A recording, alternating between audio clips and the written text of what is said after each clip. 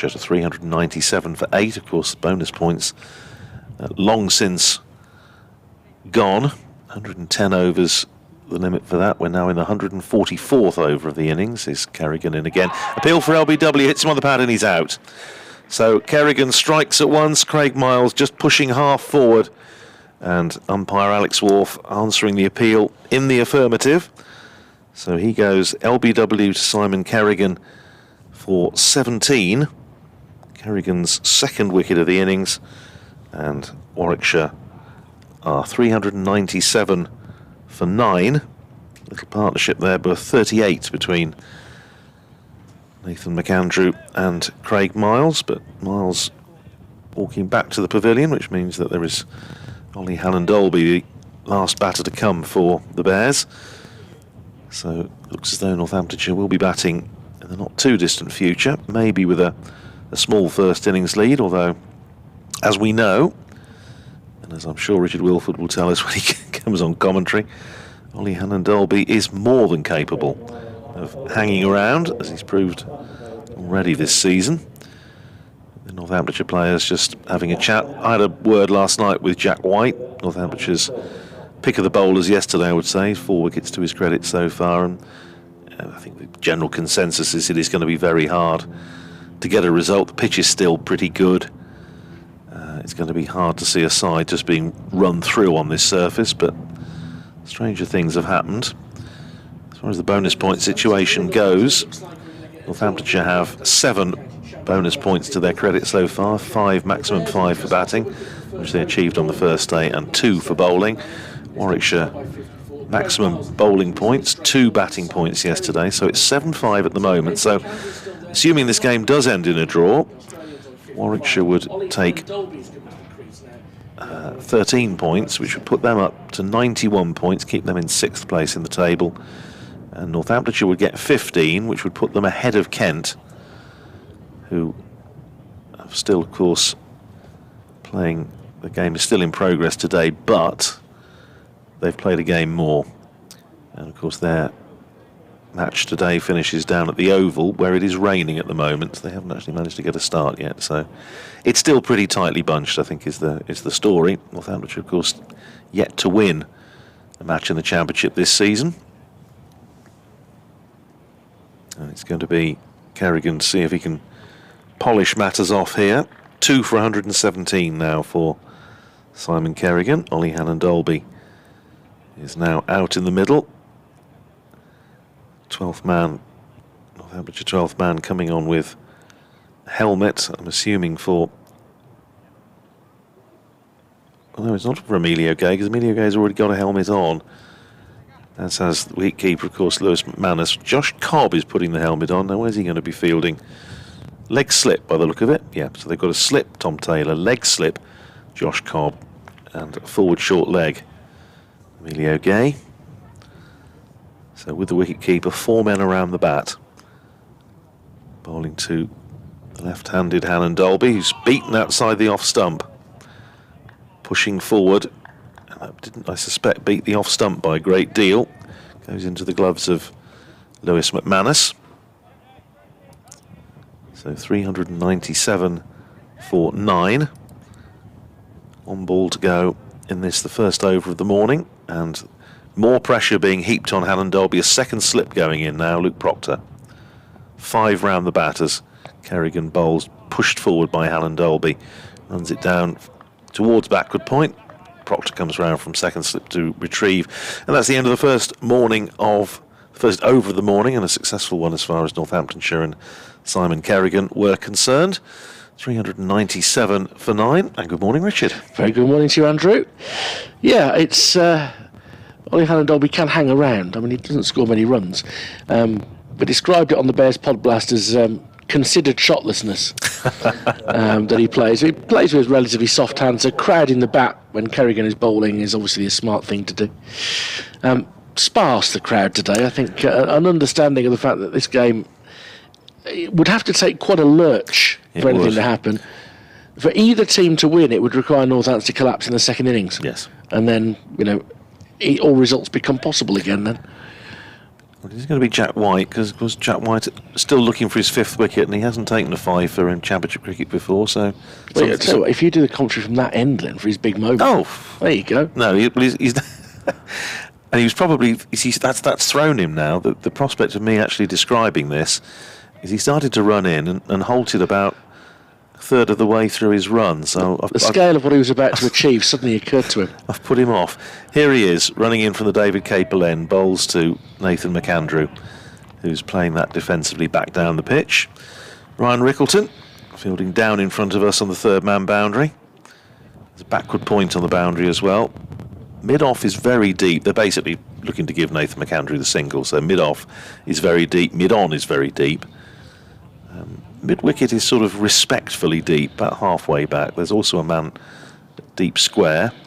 Just one slip in place, fine leg. As White comes in, bowls to McAndrew, who's pushing that out to the man on the drive and extra cover, Luke Proctor. Pleasant enough morning. The forecast is okay for today. I think there's a possibility of some showers. I was hearing on the local BBC forecast this morning. And they said if you catch one, it could be heavy and thundery, but just having a look at the radar, there's nothing in this vicinity at all. Such rain as there is seems to be rather over more to the east. Here's White in again, bowls to McAndrew, plays it up to mid-wicket, and there's no run. Taylor Fields. There will potentially come a point today where we'd be quite grateful for a shower. Well, we have, but you see, the trouble is, Richard, you and I were both on duty when these two sides met at Edgbaston back in May on the last day, and we had not dissimilar situation. And it did rain in the afternoon, and we thought, that's marvellous, you know, we can sort of start and write everything up, and the game's going to be abandoned as a draw. And then, of course, it stopped raining, and despite the fact that there was hardly anybody in the ground and nothing to play for, they still had to go back for another half an hour. Now, the field is now clustered. Under the lights. Yes, the field is now clustered as they try to stop the single. And Ryan Rickleton has come into the gully from 3rd man. There's a backward point as well, basically a ring. 3 saving 1 on the offside and 3 on the onside. Here's White in bowls to McAndrew, who's nicely in behind that, pushing it up to Proctor again at extra cover, and there's no run. Yeah, and a nice chat with Jack White last night, and he was saying that I think what you said yesterday, Richard, you're absolutely right. I don't think Northamptonshire could have done a lot more than they did yesterday. They just plugged away on a surface that really isn't offering a lot of help to anyone now. They just worked as hard as they possibly could. You know, there's not a lot of joy to be had. It's quite a slow surface. Here's White in again, bowls to McAndrew, turns that away down towards long legs. A bit of a chase round there for the fielder and Ben Sanderson, and in fact they just, in the end, it runs away for 4. So 400 up for the Bears.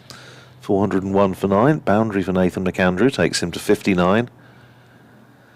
There was a rather strange moment this morning, Richard, when I was got to the ground about 9 o'clock as usual, and took my little picture for social media to let people know obviously what the commentary details are and so on. And I realised looking out over the ground that I couldn't see another human being anywhere on the ground.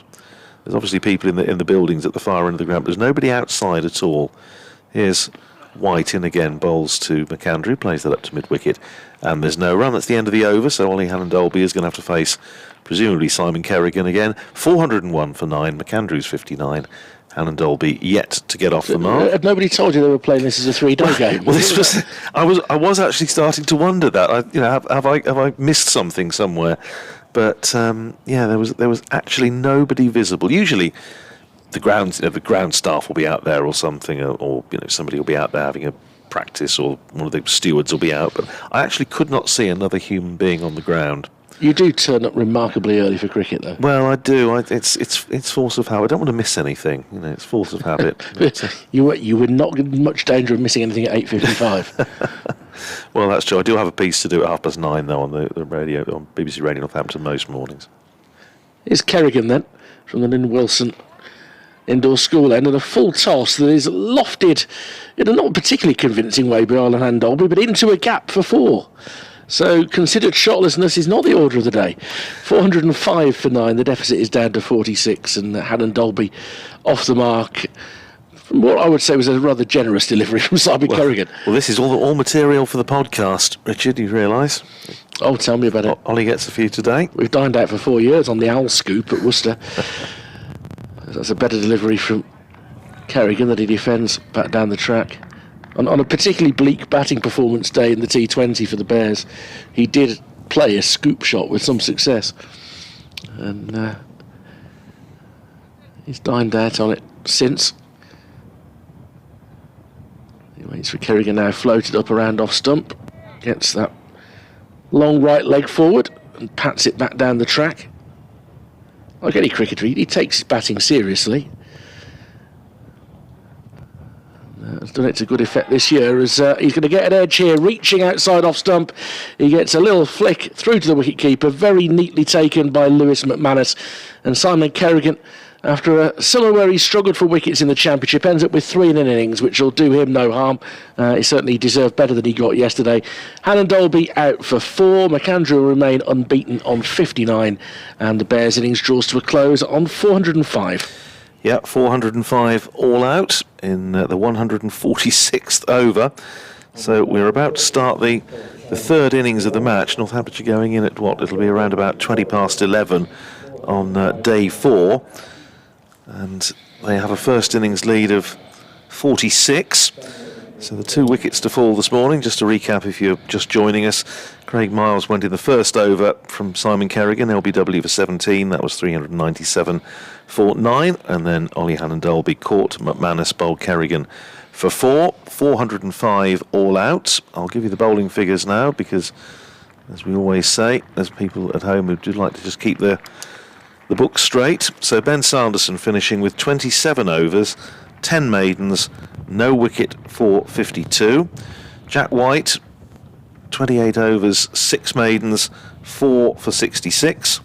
Tom Taylor, 20 overs, 7 maidens, 1 for 46.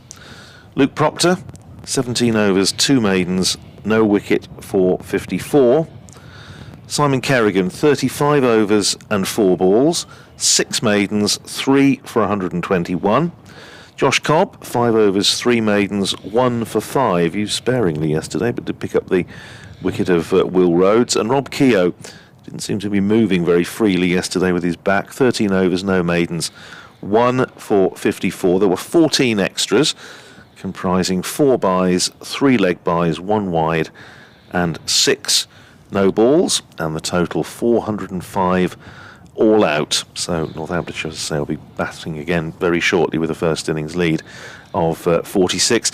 I was talking to Jack White last night, as I mentioned, put up for interview at the end, and saying about the fact that we discussed on commentary yesterday, that he tends to be, in terms of the Northamptonshire squad, the man who comes in when either Berg or Sanderson isn't playing.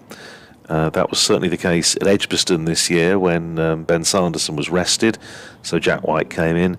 Here, of course, Gareth Berg has been absent on international duty with Italy out in Uganda in the Cricket World Cup Challenge League Group B, playing for Italy. So again, Jack White comes in, and I was saying, he's making it very difficult for Northamptonshire, I would say, to drop him now for the next championship match, which is against Kent at Canterbury. And I said, fancy a trip down to Canterbury? And he said, it's a bit too far south for me.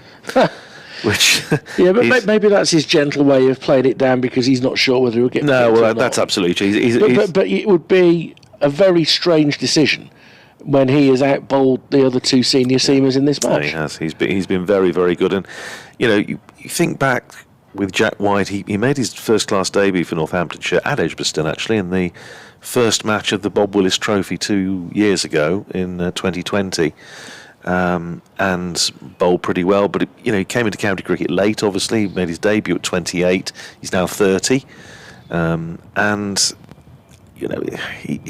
for me, day in, day out. I know Chris Little, the bowling coach, has made this clear as well. Day in, day out, you can't fault his effort or his return.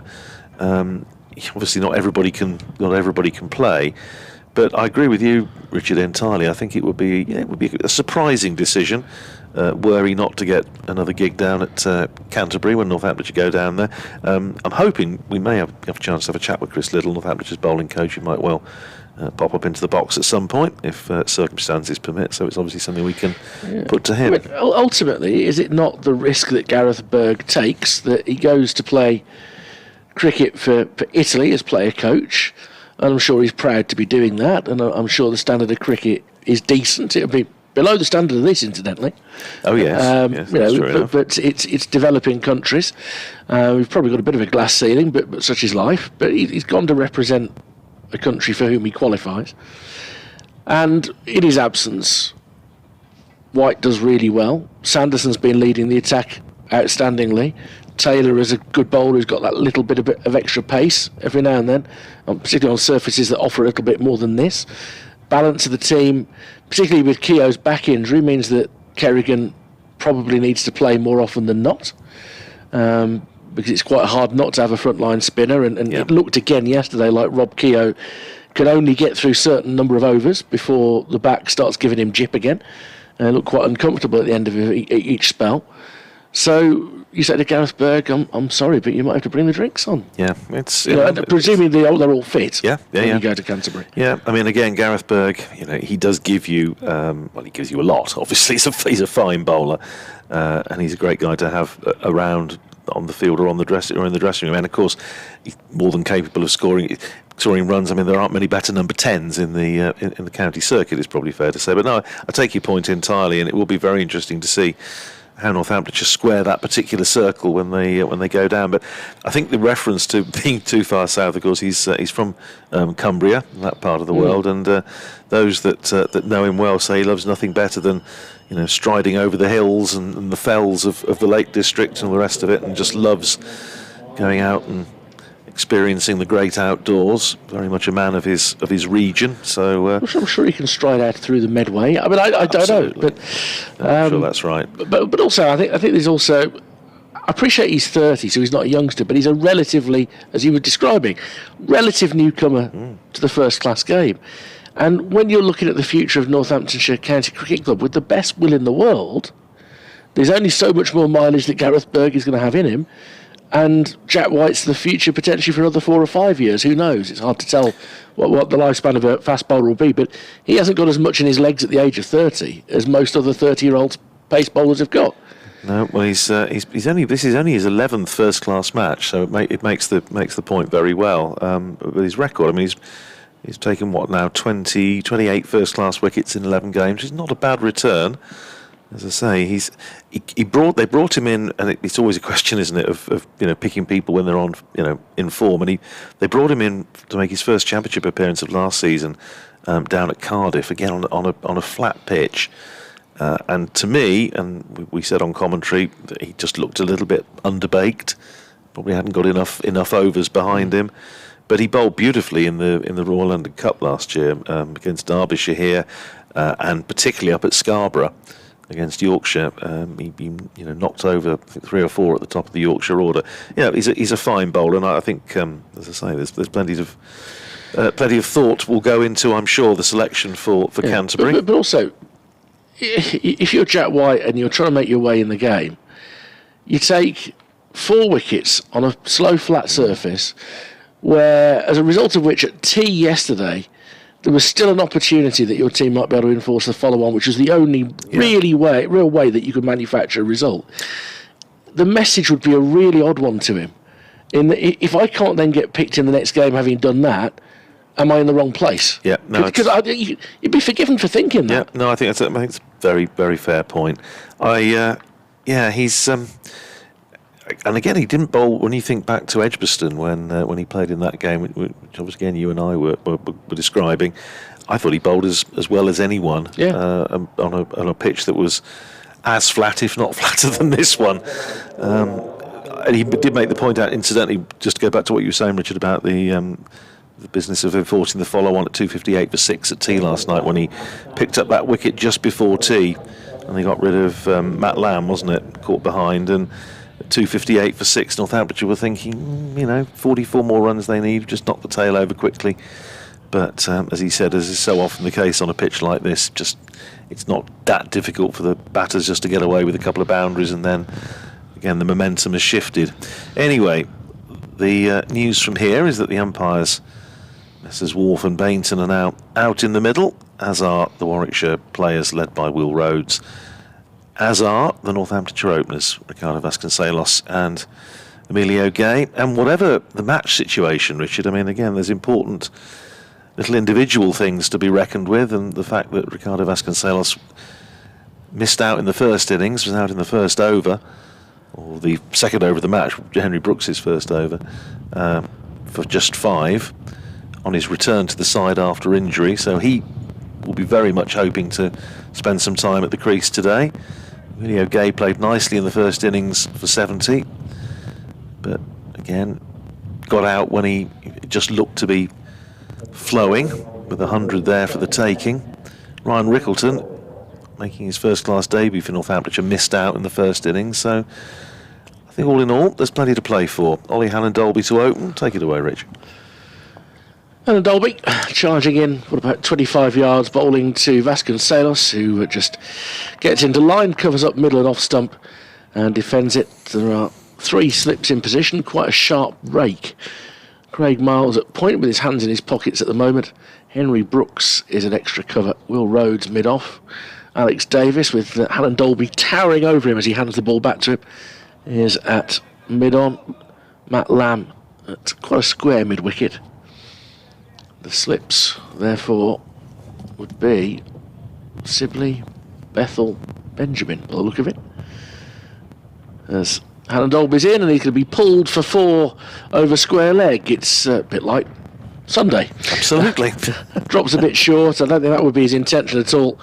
Vasconcelos helps himself to the first runs of the innings. 4 without loss, and the lead is 50. You don't think this is Groundhog Day, do you? And the whole thing is just going to replay again from Sunday. It's almost identical, the shot that Ricardo Vasconcelos got off the mark with on Sunday off the same bowler. Well, Warwickshire attack need to hit their straps better in the second innings than they did in the first. I think that's a fair point to make.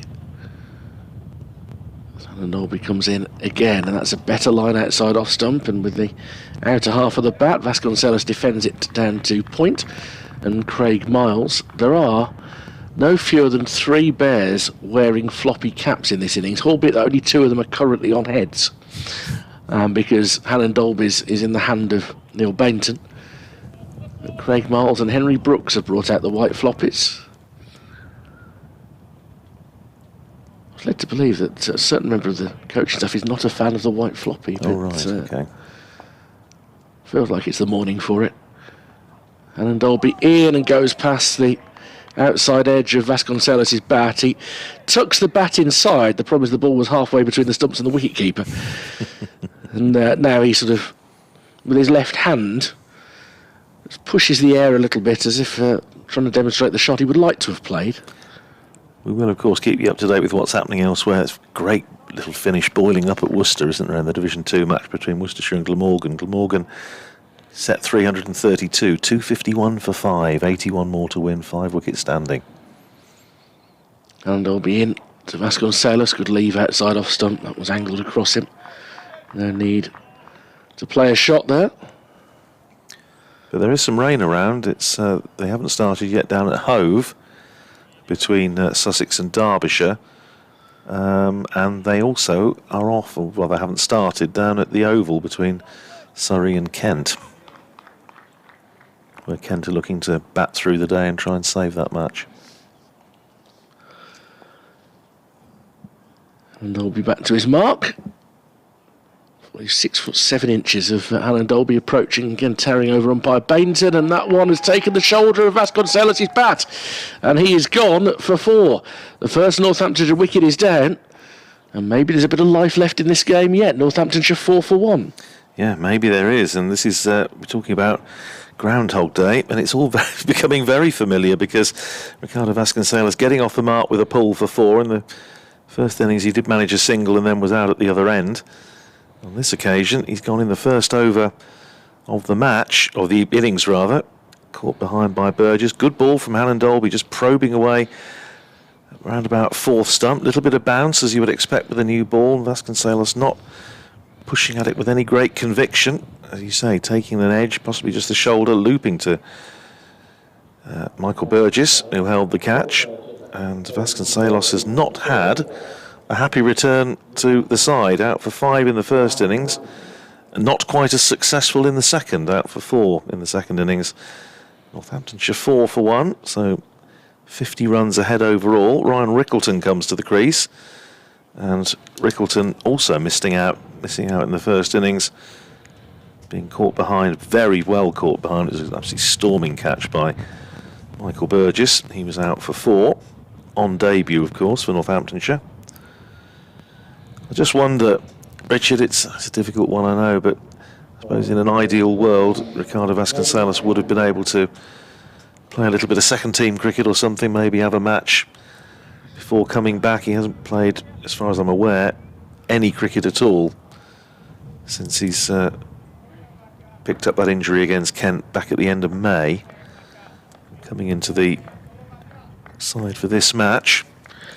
It's difficult against a good Warwickshire attack. It's not a particularly easy thing to play yourself back into form. Interesting in the second innings that Nathan McAndrew was the 5th seamer used in the first innings. He's opening the bowling this time. So, well, it's interesting because, of course, in the first innings with Emilio Gay, he did get him out, and he got him out with a short ball, having bounced him a couple of times and conceded boundaries. Tried him again. Tends to be his method. Well, indeed, as we saw. And immediately, and to the surprise of no one at all, we have a long leg on the boundary. Ollie Hannon-Dolby is directly below our commentary position, and also a deep backward square on the boundary. So I wonder how they're going to go about this. It is going to be Nathan McAndrew bowling round the wicket to the left-handed Gay. 2 slips in place, and that's outside the off stump and beats Gay's defensive push. Not really forward or back. So if you can bowl that line and length more consistently when he's playing for Warwickshire, McAndrew will take wickets, because that's a beauty to start with. It was just the perfect delivery. Well, the only thing that was wrong with it from bowler's point of view is he didn't get the edge, but it was mightily close to doing so. Gave himself every chance. 2 slips in a gully. An extra cover. Mid-on. A fairly short mid-wicket. Just 4 or 5 strips over as McAndrew's in, bowls just back of a length, and Gay is playing that up towards mid-on. And there's no run, fielded there by Alex Davis.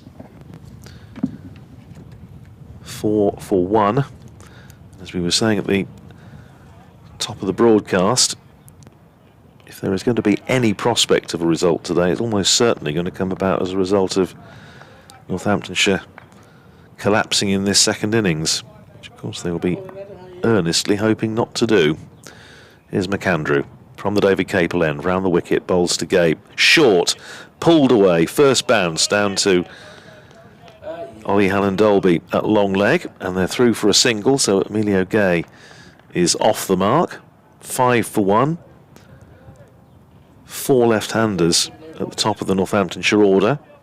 Vasconcelos, Gay, Rickleton and Proctor. Ryan Rickleton just doing a bit of bending and stretching, preparing to face his first ball. As I say, fell to a magnificent diving catch away to his left by Michael Burgess in the first innings. Some behind a cloud as McAndrew comes in, bowls to Rickleton, plays it defensively back down the pitch. Rickleton continuing to do his bending and stretching exercises. He'll have just one more opportunity, at least of this current spell, in Northamptonshire colours, and that will be in the next championship match that Northamptonshire play down at Canterbury, which starts on July the 11th, which will also be Ryan Rickleton's birthday. Made his test debut earlier this year against Bangladesh. McAndrew in, bowls to him down the leg side. He's gone for a little flick. Now, has he got anything on that? Don't think he has. No, leg buys. Just flicked the pad on the way through. But McAndrew generating a decent head of steam. That one rattled really into the boundary boards down below us. 4 more onto the total. 9 for 1. Northamptonshire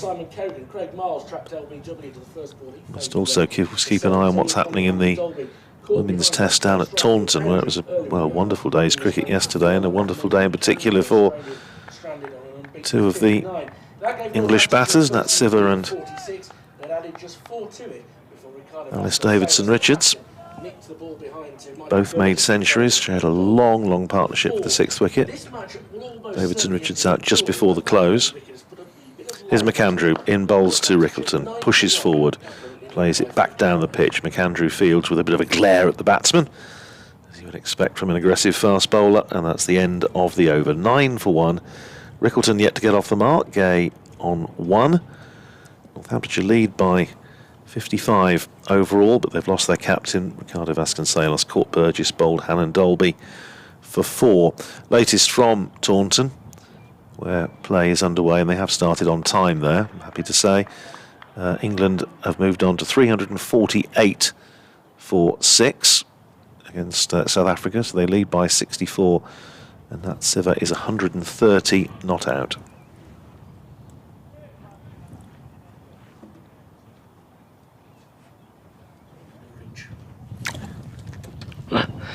So we had a slight issue there with the distance I have to get to. I was trying to mic back on there. I was trying to gag you. Well, in fairness, I'd have been quite complicit in that, to be honest. The man they couldn't gag. Nobody needs to hear from me. And Dolby to begin his second over. It's a very left-handed top of the order, isn't it, for Northampton, as he bowls to Gay, who plays with a straight bat back down the surface. 4 of them, yes, 4 left-handers at the top of the order. Who was it, the man? It was the columnist, Peter Wilson, wasn't it, going way back? Father of Julian Wilson, the horse man. What a great description that is. Horse racing aficionado. He had the head of a foal. Yes. No, Peter Wilson, wasn't it, the columnist, the man they couldn't gag, or the man they can't gag.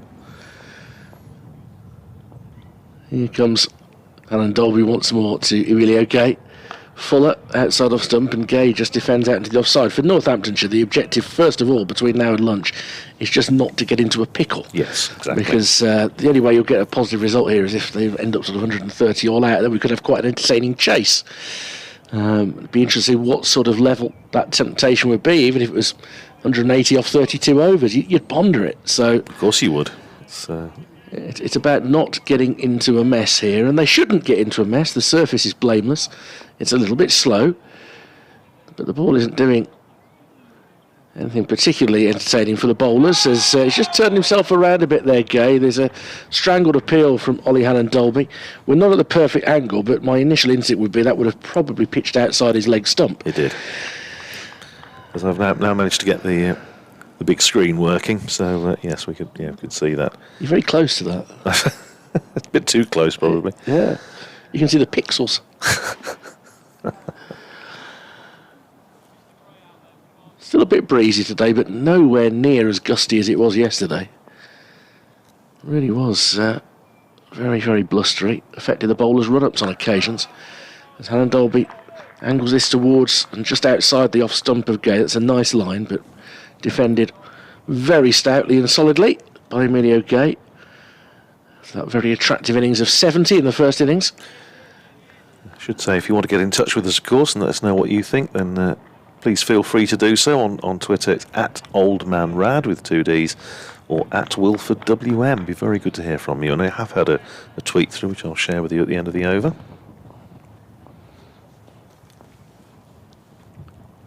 And Dolby in once more. And Gay steers this down towards the slip cordon. Diving to his left is Benjamin. Captures it two-handed. And there's no run. Bethel at second slip is in quite an aggressive position. He's a long way ahead of Dominic Sibley. And between Burgess and Bethel, not a lot is going to come through to Sibley, you would have thought, looking at those angles. But then there is a significant gap to Bethel's left before you arrive at Benjamin. And I think they believe they can cover quite a lot of that ground. They were doing catching practice together earlier, and Bethel was very impressive.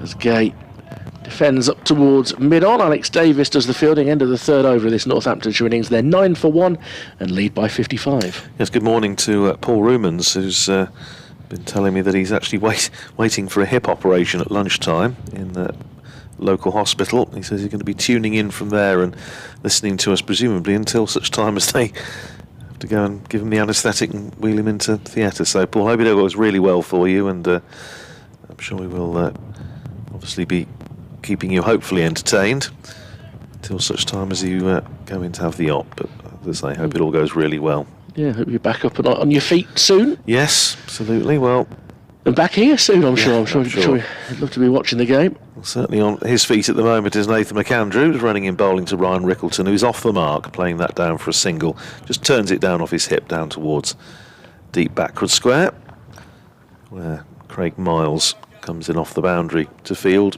and Rickleton is away with 1, 10 for 1, Northamptonshire. You're saying about the Wilsons, it's a remarkable journalistic dynasty, wasn't it? Julian Wilson, of course, his father Peter Wilson, and I think his grandfather was Freddie Wilson, F.B. Wilson, who was also a noted journalist sort of around about either side of the First World War.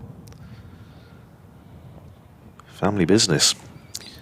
Here's McAndrew round the wicket bowling to Gay. Short, and Gay thought about going for the pull, but he's mindful, I'm sure, of the fact that there are two fielders, as I mentioned, down below us. One at deep backward square on the boundary, Craig Miles, one long leg on the boundary immediately down below our commentary position, Ollie Hannon Dolby. So he pulled out of the stroke, but obviously that is the way Nathan McAndrew is going to go about trying to get him out, at least you can see that it triggers Gay. He wants to play the hook shot. He wants to take it on, yeah. McAndrew this time, he's caught behind with an absolute jaffer.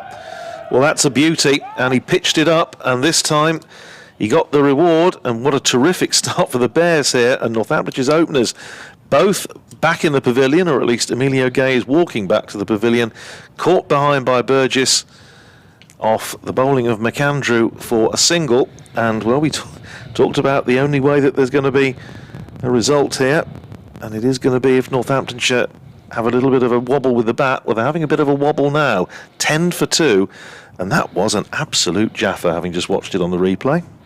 It's a really good ball, very full, angled in. Might have offered to hold up a bit on the seam by the look of it, and that was enough to get the edge of Gay's bat.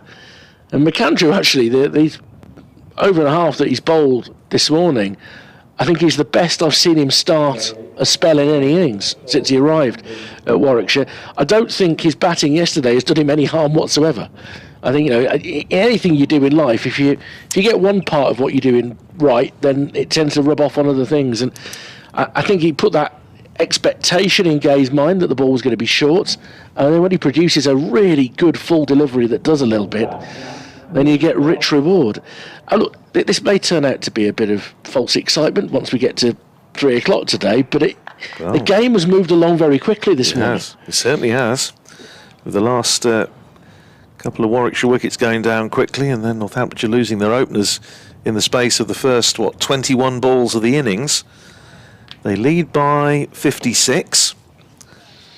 I tell you what, you never know, do you? All this talk about it being boring and dull today, it might not be. And if you get to Keogh and Cobb before 12:30, yeah, then we've got a game of cricket on. It's an interesting one, isn't it? I mean, Warwickshire haven't got an experienced frontline spinner in their team. No, and I was thinking about that driving in this morning, and you just wonder if they might possibly just regret that, but. It's not a right regret. The frontline spinner wasn't available. Well, so. No. But it'd be a different situation for Jacob Bethel, because he'd be bowling to attack rather than bowling to try and keep the run rate down, as Warwickshire singularly failed to do on Sunday.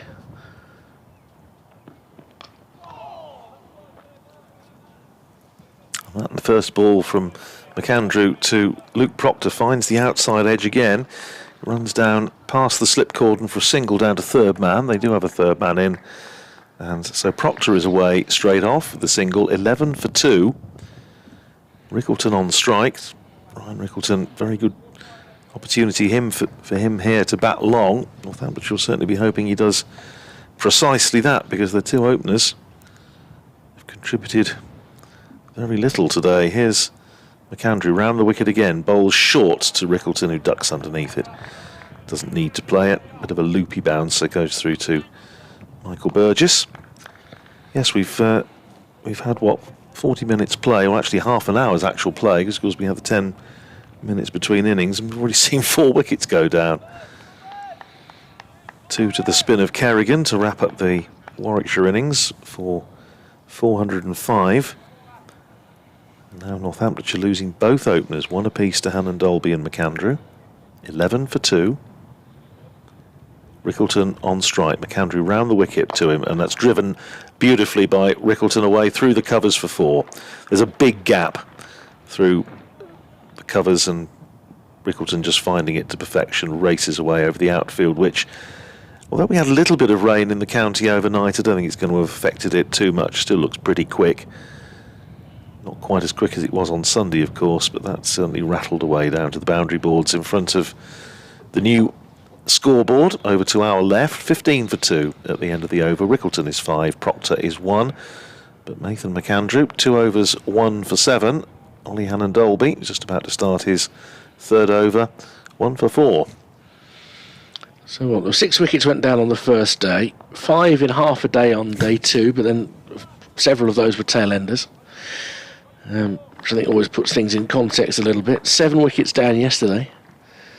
So and 4 in 40 minutes here. 4 in half an hour's play, and again, though, that does include a couple of tail-enders. Luke Proctor on strike. Interesting little ring on the leg side for him. A square leg, a mid-wicket and a mid-on. 3 slips and a point. As Hannon Dolby will continue to angle it across the left-hander. He's sent that out a bit wider than he would have intended. Halfway between the off stump and the return crease on the edge. Yeah, just a little bit of psychological pressure on Northamptonshire. That's all that Warwickshire could ask to do this morning. And it means the early loss of Miles and Hannon Dolby may not have been the worst thing, because it's given the game a little bit of a lifeline. Coffee shop's open. People waiting to be served. Hannon Dolby is turned towards square leg, and that's a good diving stop there from Matt Lamb. We've got that on a finger end. I think he's going to be okay. He prevents a single. Both members of the ground staff, I think, at the coffee stall at the moment. It is, I think you described the crowd earlier as sparse, Richard, and I think that's probably not overstating the case too much. It's there's another word for them: committed. Yeah, well, that absolutely. They are committed to the cause of watching good cricket. But there are not too many around. Day for the purists. And Dolby again clipped off his hip. It bounces into the arms of Lamb rather neatly this time, and as he runs, flings it towards Alex Davis at mid-on. So I think when I popped down for my cup of coffee downstairs this morning, just immediately down below us, I think I might have been the first customer of the morning, and the gentleman came up wanting a cup of tea, and it constituted a rush, I think. Well, yes, when I went down, the young woman had set everything up. Everything was ready, and she was just sitting on a chair. I said, "I think you're going to be quiet today." She said, "I reckon I am." So everybody's been ever so kind, ever so pleasant here, all the stewards. So one back of a length is left alone. I should really, I suppose, make reference to my nocturnal habits as well. It's a matter of principle when I'm on the road, in that I like to help the local economy. Radders. I mean, I think that's part of what you should do. You help the local economy. Absolutely, yes, quite right. So thank you for a very pleasant hour at the Malt Shovel Tavern, which was in smelling distance of the fire in Northampton last night, around the Network Rail Depot, wasn't it? That sort of area. Far Cotton, there's big fire. Yeah, it was. You could see it when we went to do the post-match interviews yesterday, and you could smell it for quite a distance. And I was walking towards it because the Malt Shovel is on the way between where I was staying and there. So walking into a defensive shot is Proctor, picked up at mid-wicket by, I was going to say Brooks, but it might be Miles. No, it is Brooks. The two floppy hat wearers, Brooks in short sleeves. So yes, I abided by my rule. I chose my 2 favourite pints of the night, and even had some port scratchings. Well, I'm sure the Northamptonshire economy is very, very grateful. Well, I know it's only a tiny drop. The night-time economy, as we have to call it. It's a tiny drop, but I just think it's nice to go and absolutely. Spend some money with some local businesses. In all seriousness, quite right, yeah, absolutely. And the Next ball from Alan Dolby, left alone outside off stump by Proctor. End of the over, 15 for 2. The score remains maiden over for Ollie Hannon Dolby. The landlord as well was just a really nice bloke. There was a darts match going in out the back of the pub, and with people properly in their darts shirts. There was a team in red who seemed to be doing quite well. There were 1 or 2 regulars in. He was bemoaning the fact that the road closures because of the fire meant that he was doing less business than he normally would on a Tuesday night. I do feel also for the residents living around that part of town, which is where my mum used to live when she was little, and it's they obviously had the power off and the gas off while the emergency services had to tackle what was quite a big blaze. I think they saying it brought under control sort of later last night, but disruptive for everybody. So, and then the delightful phrase, "We're now damping down." Damping down, yeah. Well, thoughts with you if you're affected by that. Here's Nathan McAndrew in outside the off stump, and Ryan Rickleton shouldering arms, letting it go through. Thanks to Alistair Marriott, who's been in touch with me this morning, also on Twitter, and says Northamptonshire having 5 left-handers in the side, the top 4 plus Jack White. Can't think of an occasion where we've ever had more left-handers in the side. Could potentially be 6 at Kent if Ben Curran plays. Do you know of us ever having more than 5? The short answer is no, I don't. But it's one of those things that would probably take quite a long time to check. But thank you very much for getting in touch, Alistair. Interesting point. Here's McAndrew in again. Bowls edged, and now that bounced just in front of second slip. Jacob Bethel, only just in front, took the edge. And again, Richard, when Nathan McAndrew pitches it up at his pace, and especially with this angle coming round the wicket to the left-handers, he looks a real handful. He does. I mean, we know he can hit the deck quite hard, and he's tended to bowl a length that's been too short since he arrived as this year's overseas. But he's found a real sweet spot lengthwise in this spell. This has been excellent stuff from him. Rickleton on strike again. McAndrew round the wicket, and he just runs that down towards third man, well wide of the slip cordon, and they come through for a single. Rickleton up to 6, and Northamptonshire to 16 for 2. Yeah, we were talking, I think, was on the second day about how difficult it can be for Australian seamers who don't have maybe a lot of experience of English conditions, if any, to find the right length to bowl. And certainly Matt Kelly, we were talking about, played for Northamptonshire at the start of the championship campaign, played 5 matches, and I think probably that was the case with him. Yeah, seemed to get it right, ironically, in his last game in the T20 at Trent Bridge, when he bowled beautifully and just did hit that length, that right length, picked up 4 wickets and looked again a real handful. Now an extra slip has gone in for Proctor, and they're also bringing up third man. Where's he going to go?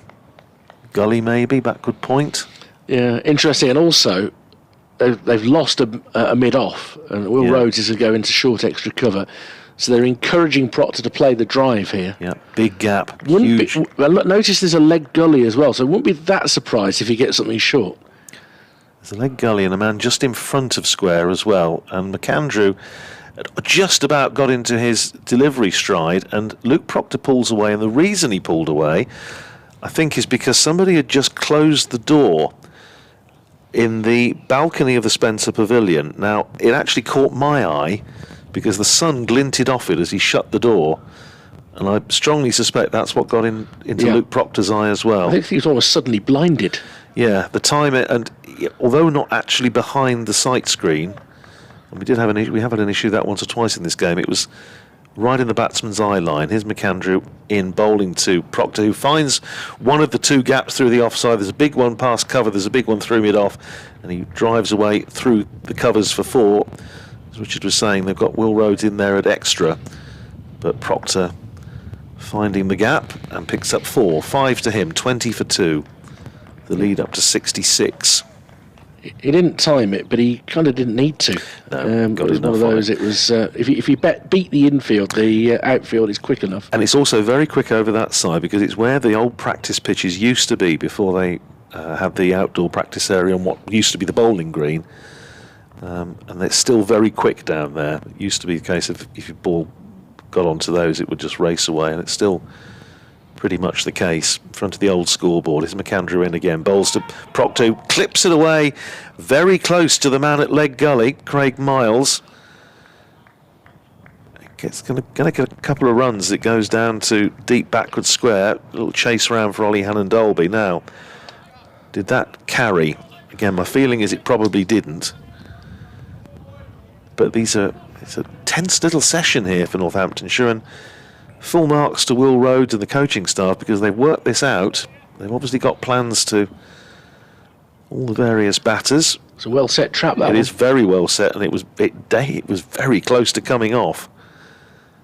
Here's McAndrew around the wicket again, bowls short, and this time Proctor is in position and pulls it away for 4 behind square, and gave neither Craig Miles at Leg Gully nor Ollie Hannon-Dolby down on the fence any chance. It raced away for 4 runs, and that takes Proctor to 11, and Northamptonshire to 26 for 2 at the end of the over. McAndrew's bowled 3 overs, 1 for 18, 26 for 2 with Proctor on 11, Rickleton on 6. Northamptonshire 72 runs ahead. We have 85 overs left in the day. Doesn't tell the full story, does it? That 3 overs, 1 for 18, because there was a nick that dropped short in that over. There was the clip round the corner that nearly fell straight into their plans, and yeah, the last ball was a poor one. That was one of those short balls on a slow surface that's just going to sit up and get hit. But he's bowled 3 good overs there, and actually the gamble is on taking quick wickets. Yeah. If they're going to force anything, it has to be quick wickets. And they've taken a couple. Ollie Hannon-Dolby will continue with his 4th over, bowling to Rickleton, who, oh dear, trying to leave the ball, has ended up playing with the full face of the bat down into the ground, and it rolls through to Bethel at second slip. That's firmly in the category of not what he intended, I think it's fair to say. Dolby bowling a challenging line.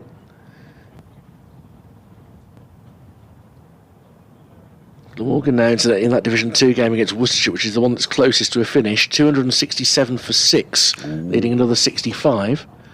And Dolby full outside off stump, defended to Henry Brooks, an extra cover. That really has been a terrific game, hasn't it? Yeah, Billy Root is still there on 70. Cullen with him has 7. A wicket for Joe Leach. He's got James Harris out there. Staying in Division 2, still not playing yet at Hove. They're due to start at 12:15, where Derbyshire already have a lead of 341, so it might actually lead to them declaring before play does start there. Wouldn't be surprised. Middlesex 86 without loss in their second innings, still trail Nottinghamshire by 89. So work to do.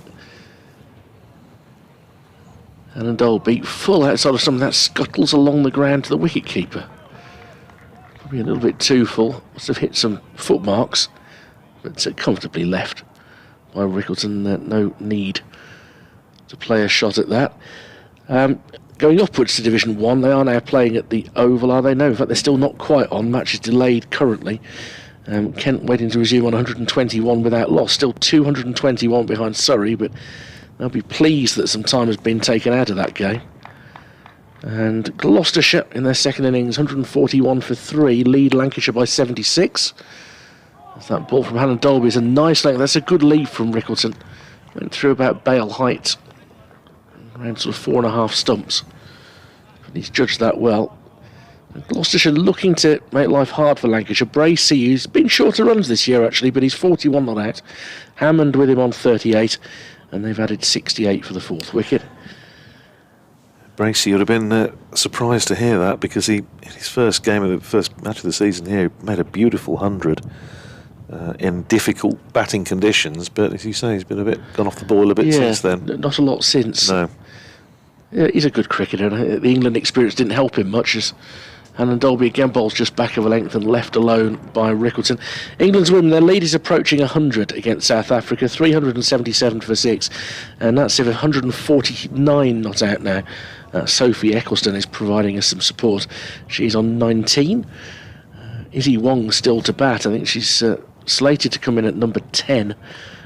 She's been opening quite a bit in T20 cricket. Did here in the game I did the Central Sparks against the Sunrisers here, and she gives it a serious whack.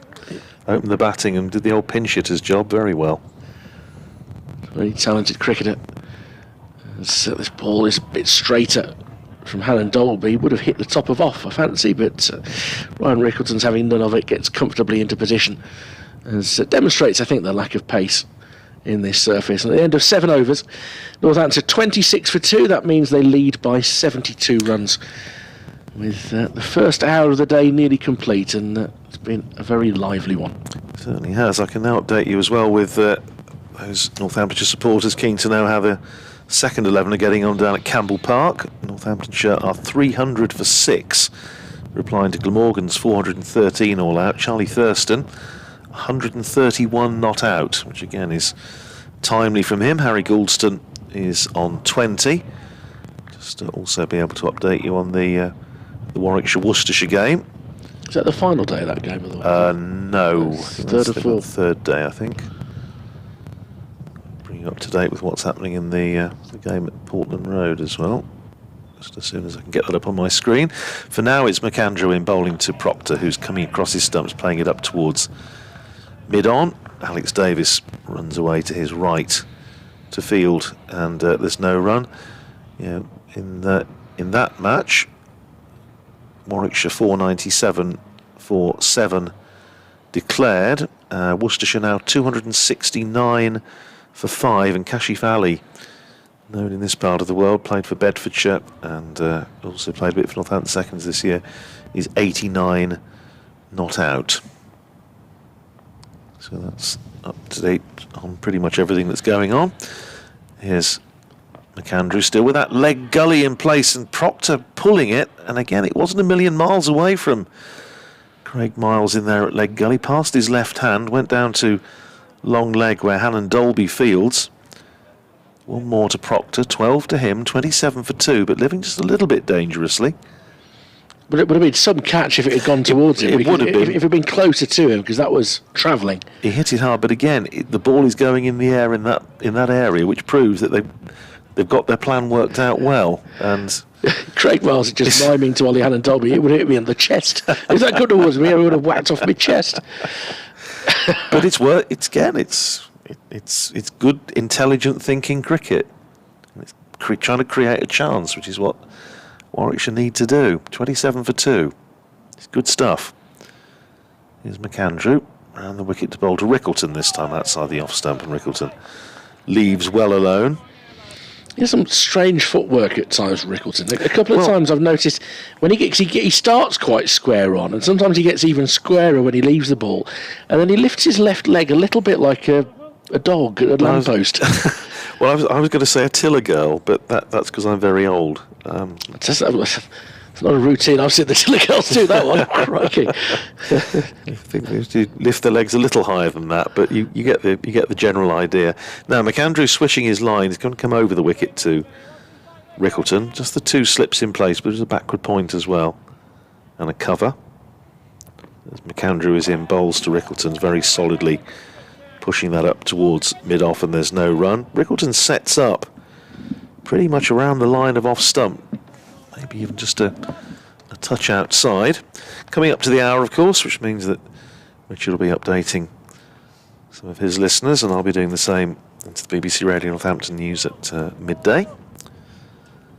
And we shall be back together again in perfect harmony at around about 12:05. 27 for 2 here. So the lead is 73. Lovely morning. Almost afternoon. As McAndrew comes in, bowls to Rickleton, who's pushing forward down the on-side of the pitch, fielded by McAndrew and his follow-through. And the umpire, Alex Wolf, just having a little look at where Nathan McAndrew is following through. He's just a little bit concerned that he's following through a little bit too straight, just on the danger area. McAndrew's just having a little bit of a scratch there to make sure where his feet are landing is okay. Alex Wolf, no formal warning at this stage, just a friendly word of advice. McAndrew into his 4th over. Already picked up the wicket of Emilio Gay. And he's in bowls to Rickleton, who drives and misses. And that goes through outside the off stump into the gloves of Michael Burgess. Rickleton wanders away in disgust at almost getting a nick. And that's the end of McAndrew's 4th over. 4 overs, no maidens, 1 for 19, 27 for 2. Rickleton is 6, Proctor is 12. Rickleton looks like one of those batters, and those of us that are old enough to remember just about Ted Dexter. Just a bit of a prowler. There's a little wander off between deliveries just to clear the mind, presumably. Now, this is interesting because I think we're going to see a little bit of spin into the tap very early. It's going to be Jacob Bethell. Now, whether this is just to enable the bowlers to switch ends or whether this is just to see if there is a little bit of turn there. They saw that Simon Kerrigan did the odd one to go. Rob Keogh also yesterday getting 1 to turn sharply, but really only 1. But here's Jacob Bethell coming into the attack from the Lynn Wilson indoor centre end. Bowl his slow left arm. A little spell in the first innings. 13 overs, no wicket for 61. And what you're going to have by way of close catches? Well, he's got a slip and a forward short leg. He's going to be bowling to Luke Proctor. They've also got a backward point, short extra cover, a mid-off, mid-on quite deep, mid-wicket, deep mid-wicket, and a man round the corner on the 45. First ball to Proctor, turned away past forward short leg, and there's no run. Bit of a wobble at the start of Northamptonshire's second innings. They're 27 for 2, which means they're 73 runs ahead overall, but they have already lost both openers. Ricardo Vasconcelos missing out for the second time in the match, caught behind off Ollie Halland-Dolby for 4 in the first over, and then Emilio Gay also caught behind off Nathan McAndrew for a single. That was 10 for 2. Earlier, Warwickshire, who resumed on 396 for 8, lost their first 2 wickets very quickly this morning, both of them to Simon Kerrigan, miles out for 17. Halland-Dolby for 4, Kerrigan finishing with 3 for 121. The only way that either side probably have a chance of winning this match is if Northamptonshire collapse in this second innings, and they have lost a couple of early wickets. It's 28 for 2 now. The lead is 74. Still likely to end in a draw, but Northamptonshire on 28 for 2 currently lead by. So that's updated BBC Radio Northampton, and just listening to their weather forecast at the end of the bulletin, suggesting that there might be some showers around this afternoon, possibly even some heavy ones. Doesn't look too much like that at the moment, but forecast I was listening to earlier did suggest that might be the case. 28 for 2. Bethell, having conceded a single to Proctor off the previous delivery, takes Proctor to 13, is now bowling to Rickleton. And for Rickleton, they have a leg slip in as well. So a slip, a leg slip, and a forward short leg. So putting a bit of pressure on Rickleton as Bethell comes over the wicket, down the leg side, and Rickleton getting into a bit of a tangle. It bounced off thigh pad. Now, whether it just clipped the glove as well, there was a bit of interest, particularly from forward short leg. It fell safely. Bethell in again, bowls to Rickleton, plays it on the bounce to forward short leg. And there's no run. I like this, getting the spinner on early. See if it's going to do anything. 28 for 2. Here's Jacob Bethell in again. Flights that one up to Ryan Rickleton, who drives up to the man at short mid-wicket, and there's no run. End of the over, 6 to Rickleton, 13 to Proctor, 28 for 2, and judging, Richard, by the noise level out, there's a bit of buzz, and Warwickshire sensing that if they could nip another one out quickly here, they're certainly in this match. Great encouragement for the youngster as well, yeah. And that he had to try and contain when he was bowling in the first innings. Now he's got an opportunity to attack, and we'll see how he does. You know, it's a big opportunity for him, this, in the absence of Danny Briggs. A couple of tweets. The infamous Lilia Loomy, who's a big Yorkshire fan, and you bump into her up at around Headingley and various outgrounds as well. Done, yes, at Scarborough. It says, morning Richard and Andrew, bad start to the day for Northamptonshire. Hannon Dolby and McAndrew bowling really well. I'm listening as my county Yorkshire aren't playing. And that's the joy of this service via the BBC Sport website. You know, you flick between games. If I was at home today, I've been listening to Worcestershire against Glamorgan right now because it's the one that's closing in on a score. They look for people approaching landmarks if your team aren't playing. McAndrew around the wicket. Oh, and Proctor tries to pull. The field is set for it, but he misses it as it goes down the leg side. Jim Crabtree, who's a Bears fan and a Bears fan. Just tell you, Proctor sort of rehearsed the shot there again, and Ollie Hannon Dolby then sort of took the catches, mimed taking the catches though it had just gone, and threw it up in the air and was jogging around. Lovely stuff. You've got to make your own entertainment sometimes on the boundary. I'll come back to Jim Crabtree in a moment. Jimmy Erdington, as he's known to us at BBC Radio WM. That's a nice length outside off stump from McAndrew, but a good leave from Proctor. Jim says those two early Northampton wickets have just opened up the possibility of Bears going for a win. Have to attack but try to restrict run scoring. Could be an interesting day after all. Well, it's been an interesting morning, and it could have been less so. The Bears' last two wickets could have batted out an hour, and that would have probably utterly put the kibosh on things. I think they have to worry less about the runs conceded and just attack, which is kind of what they're doing. And as Andrew's been saying, the fields have been inventive. They've looked like they might work as Proctor defends just outside off stump. Always a little bit square on. Rickleton hasn't looked comfortable yet.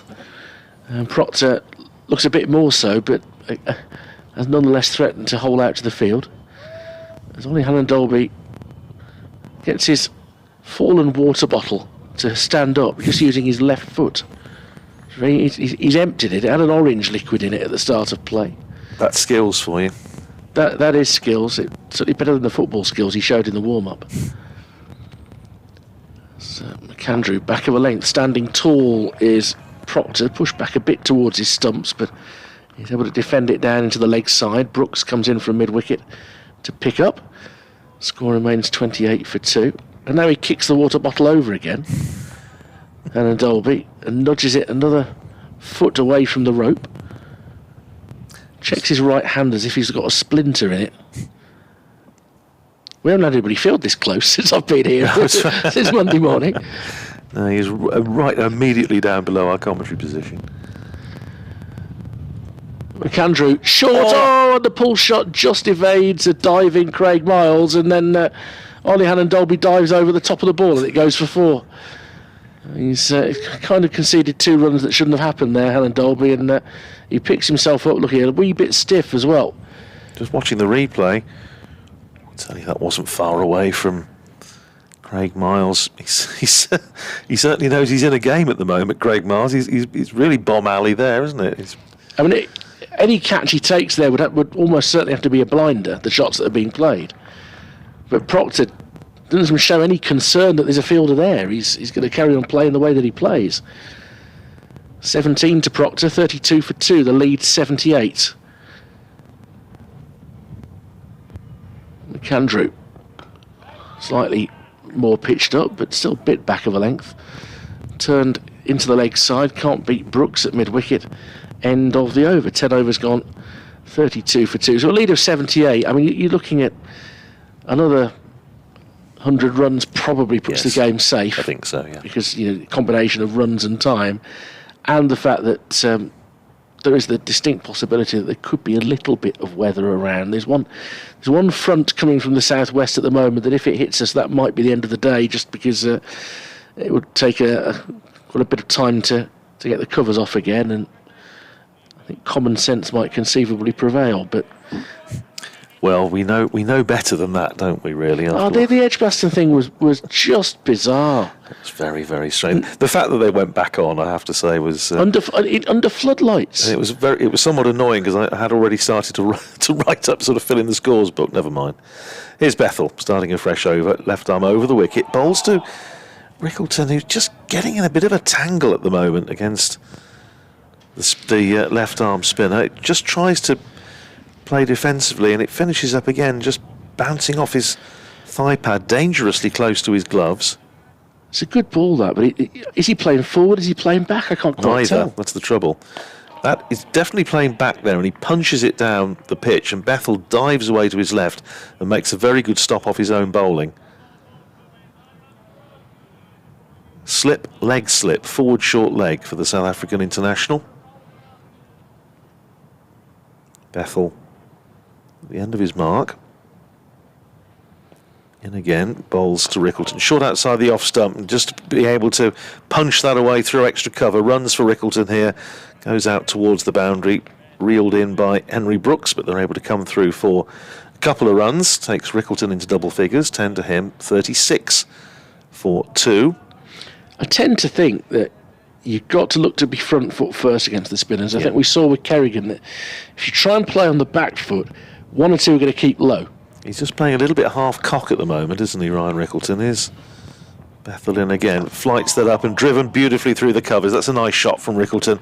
Running out towards the boundary, I think it's just going to beat the fielder in pursuit. Indeed it is. But well done, Craig Miles, because he managed to get a boot to it before it went under the covers.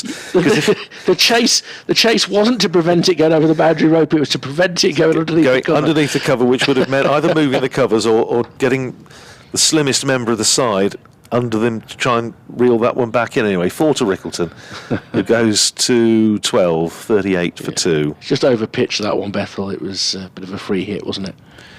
Here's Bethel in again.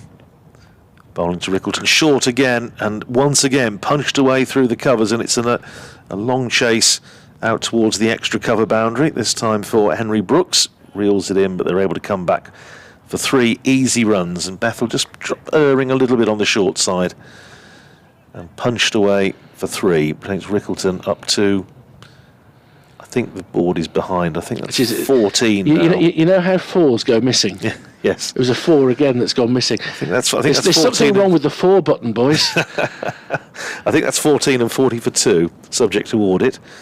Here's Bethel in again, bowls to Proctor down the pitch, on drives, but only as far as mid-on.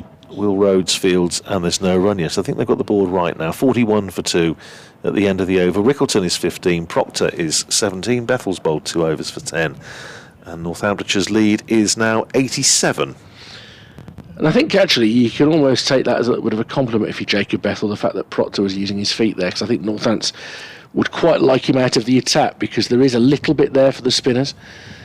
Kerrigan ended up with 3 for, took the 2 tail enders this morning, bowled well, just got that irritating innings out of the way by removing Craig Miles and Ollie Hannon-Dolby in smart fashion. Well, he had just got Hannon-Dolby. It was like a testimonial game. He got him off the mark with a full toss and then got him out. It was, yes, the old benefit game, one off the mark. Yeah. McAndrew shining the ball on his right leg. Bowling coach Matt Mason looks like he's on his way round at the moment. And as he bowls on a sort of middle and leg line. Kept a bit low there, actually, defended by Rickleton, and then with his right hand just pushes down as if to say, yeah, that's kept down, that's stayed down there. I just mentioned the down at Taunton in the women's test, Nat Siver's past 150 now. In fact, she's past 160, 163 not out now, and England are past 400, 404 for 6, so leading by 120. It's not bad, is it? They were about 140 for 5 at one point. That's right. McAndrew in. Good length outside off stump, but left alone by Rickleton. And there's no run. Got back to the hotel with having visited a local supermarket, a well-known chain founded in Bradford, and got back in time to see most of the last set of Serena Williams' game against Harmony Tan. Does sound like a brand of tights. And it did feel like you were watching the end of an era a bit. Yes. I didn't see any of the match, but I was watching bits of it this morning. Short of a length, pulled round the corner by Rickleton, gets over the top of that nicely. Miles is down at long leg to do the fielding. It's the mid of the single, 42 for 2. The stat that blows your mind about Serena Williams, who clearly, she and Martina Navratilova are the discussion as to who the greatest female tennis player has been of all time, and I'm always in the category. They're both up there. You you don't need to compare and contrast too much. They're just both up there. But she made her singles debut at Wimbledon in 1998.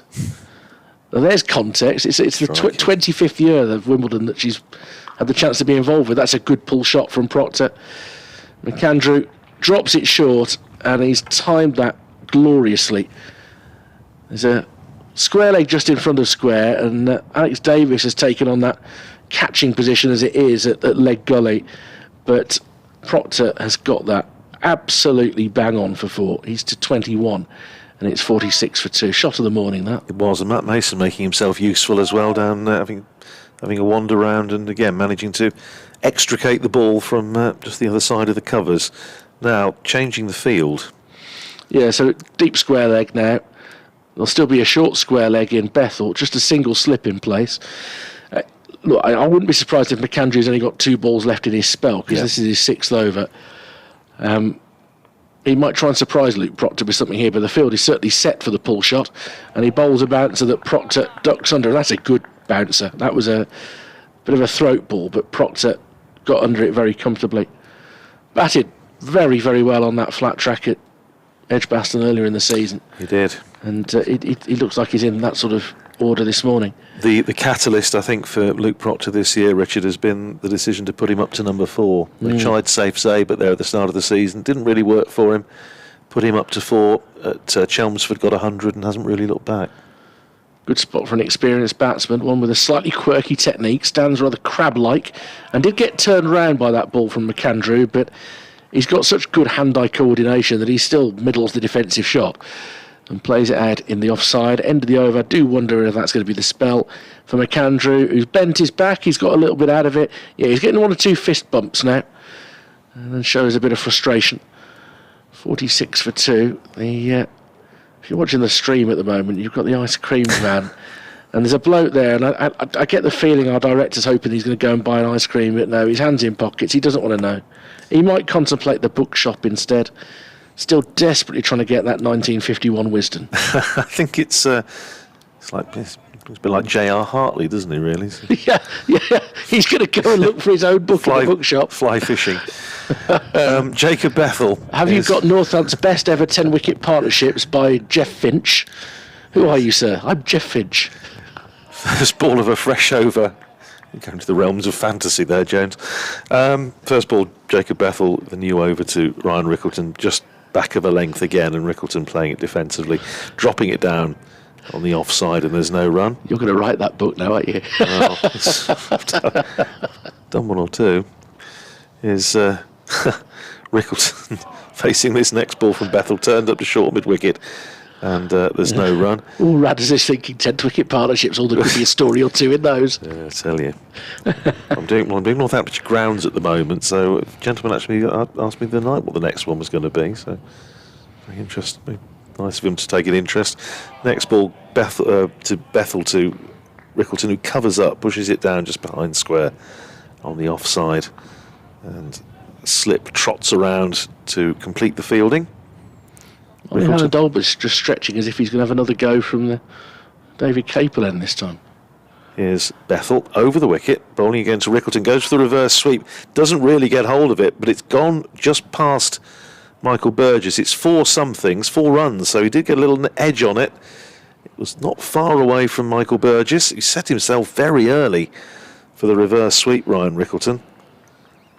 Paddled it away and almost hit it at Michael Burgess and just went past his left glove and ran away almost directly behind him for 4. 50 up for Northamptonshire, 50 for 2, Rickleton to 20. Had Will Rhodes at slip stayed where he was, He might have been straight to his midriff. I think it would have been to his right hand side, but he would certainly have had a chance of stopping it. Here's Bethel in again, bowls to Rickleton, who gets across right into line, turns it down just behind square, where it's stopped by the man at forward short leg. Chris Benjamin is under the lid. 50 for 2 it stays. Yes, a gentleman I think was a Warwickshire supporter. Here's Bethel in again, bowls to Rickleton, playing it up to man at short mid-on, and that's the end of the over. McAndrew fields 50 for 2, Rickleton 20, Proctor 21. Was asking me what the next one was, and He wasn't terribly enthused about the prospect of Northamptonshire grounds, but he did come Wasn't up with he? No, he wasn't, but he did come up with some very interesting suggestions about player biographies and people that might be worth writing about. They're all very good suggestions, and Is your father and son biography Sales of the Century? oh, yes. Well, I tell you what, there's another. There may be more than that, because Ben Sales, who's James's younger brother, is also starting to make a bit of a name for himself certainly in local cricket and in the age group setup. So there may be a bit of a Sales dynasty. There you go, see? Head of Sales. 3 sails to the wind. And you call that one right, because it is going to be Hannon Dolby from the David Capel end. I know the fella's body language now. His ability to go to the loo if it's his round. Things like that. These are the things you get used to. Actually, he's not like that at all. He's a good man. He's going to bowl now from the David Capel end for the first time in this morning's session. And that goes past Proctor, who tries to keep the bat inside the line of the ball. The lead is 96. Northamptonshire gradually pushing their way out of dangerous territory. Proctor's batted well for his 21. Rickleton, it's been a scratchy 20, but having got to 20, a lot of players then will settle into it a little bit more. His footwork is indifferent so far. It's a bit idiosyncratic, I think. Yeah, that would be good. That's a good leave from Proctor. Doesn't need to play that well outside off stump from Hannon Dolby. The leave still the most underrated shot in red ball cricket. Well, as we were talking to Ben Smith yesterday, of course, Northamptonshire's batting coach, and that's one of his great mantras in red ball cricket: is know when to leave and trust your defence. Henry Brooks is either slightly warming up or he was doing a frog impression there for a moment. It's quite a convincing one. And Dolby tears in once more.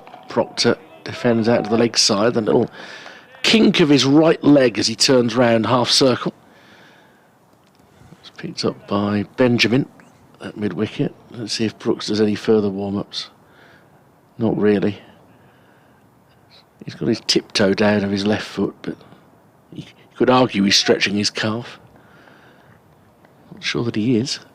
Slightly grey cloud coming over. Direction of the wind is a little bit straighter from sort of far end of the ground to us today.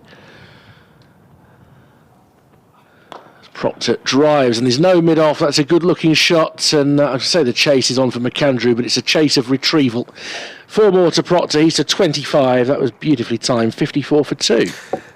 Yeah, lovely shot by Proctor, picking the gap. Again, there's a couple of, as there were earlier when McAndrew was bowling from that end, there are a couple of big gaps on the offside. There's one through mid-off, there's one between backward point and extra cover. And Proctor has now managed to find both of them in the course of this innings. He's up to 25. It's raining in Bristol, so they're off there, Gloucestershire and Lancashire. Lancashire will be frustrated, as they have been by the batsmen as well. So Hannon Dolby goes past the outside edge of Proctor's bat. That's a beautiful line from Hannon Dolby. 2 quick wickets for Surrey against Kent since they finally got on 129 for 2, Kent. They've lost Denley for 69 and Compton for 48.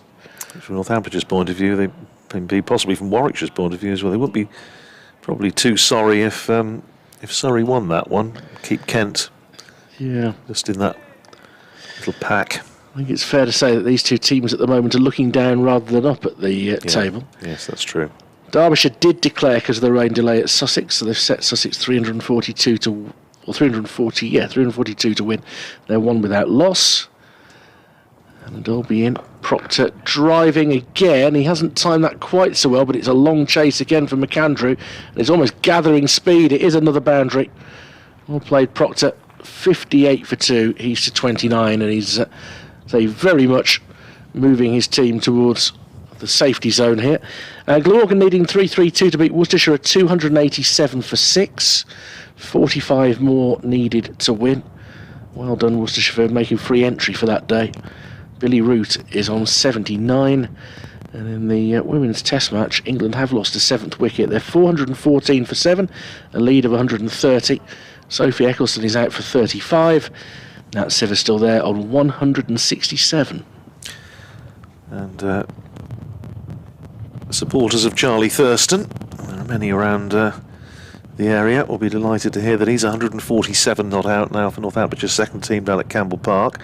3:35 for 6 in reply to Glamorgan's 4:13 all out. Harry Goulston also going nicely on 39. It's going to be Bethel to continue from the Slim Wilson Indoor Centre end to bowl his 4th over the wicket, bowling to Rickleton, who straight drives, but he's not going to beat Don Sibley rather at mid-on, and there's no run. Yeah, it is a bit more overcast now, a bit more cloud around. Just looking at the radar, and there are a few showers not a million miles away. Hopefully they'll miss us. Here's Bethel in again, flights that one up, full toss, and Rickleton isn't going to miss out on that, and he smashed that into the seats down below us for 6. Well, that was just a bit of a loopy full toss, and Rickleton is not going to miss out on that. It goes to 26, and Northamptonshire to 64 for 2, so the lead is 110. Not sure there are many people sitting in the seats down immediately below us, but it went straight to where 3 were, though, rather fortunately. But I think Rickleton was already of a mind that he wanted to use his feet there, and then it just happened to be one that got away from Bethel. 64 for 2. Bethel in again, bowls to Rickleton, just short of a length, but it turned a little bit again out of those footholds.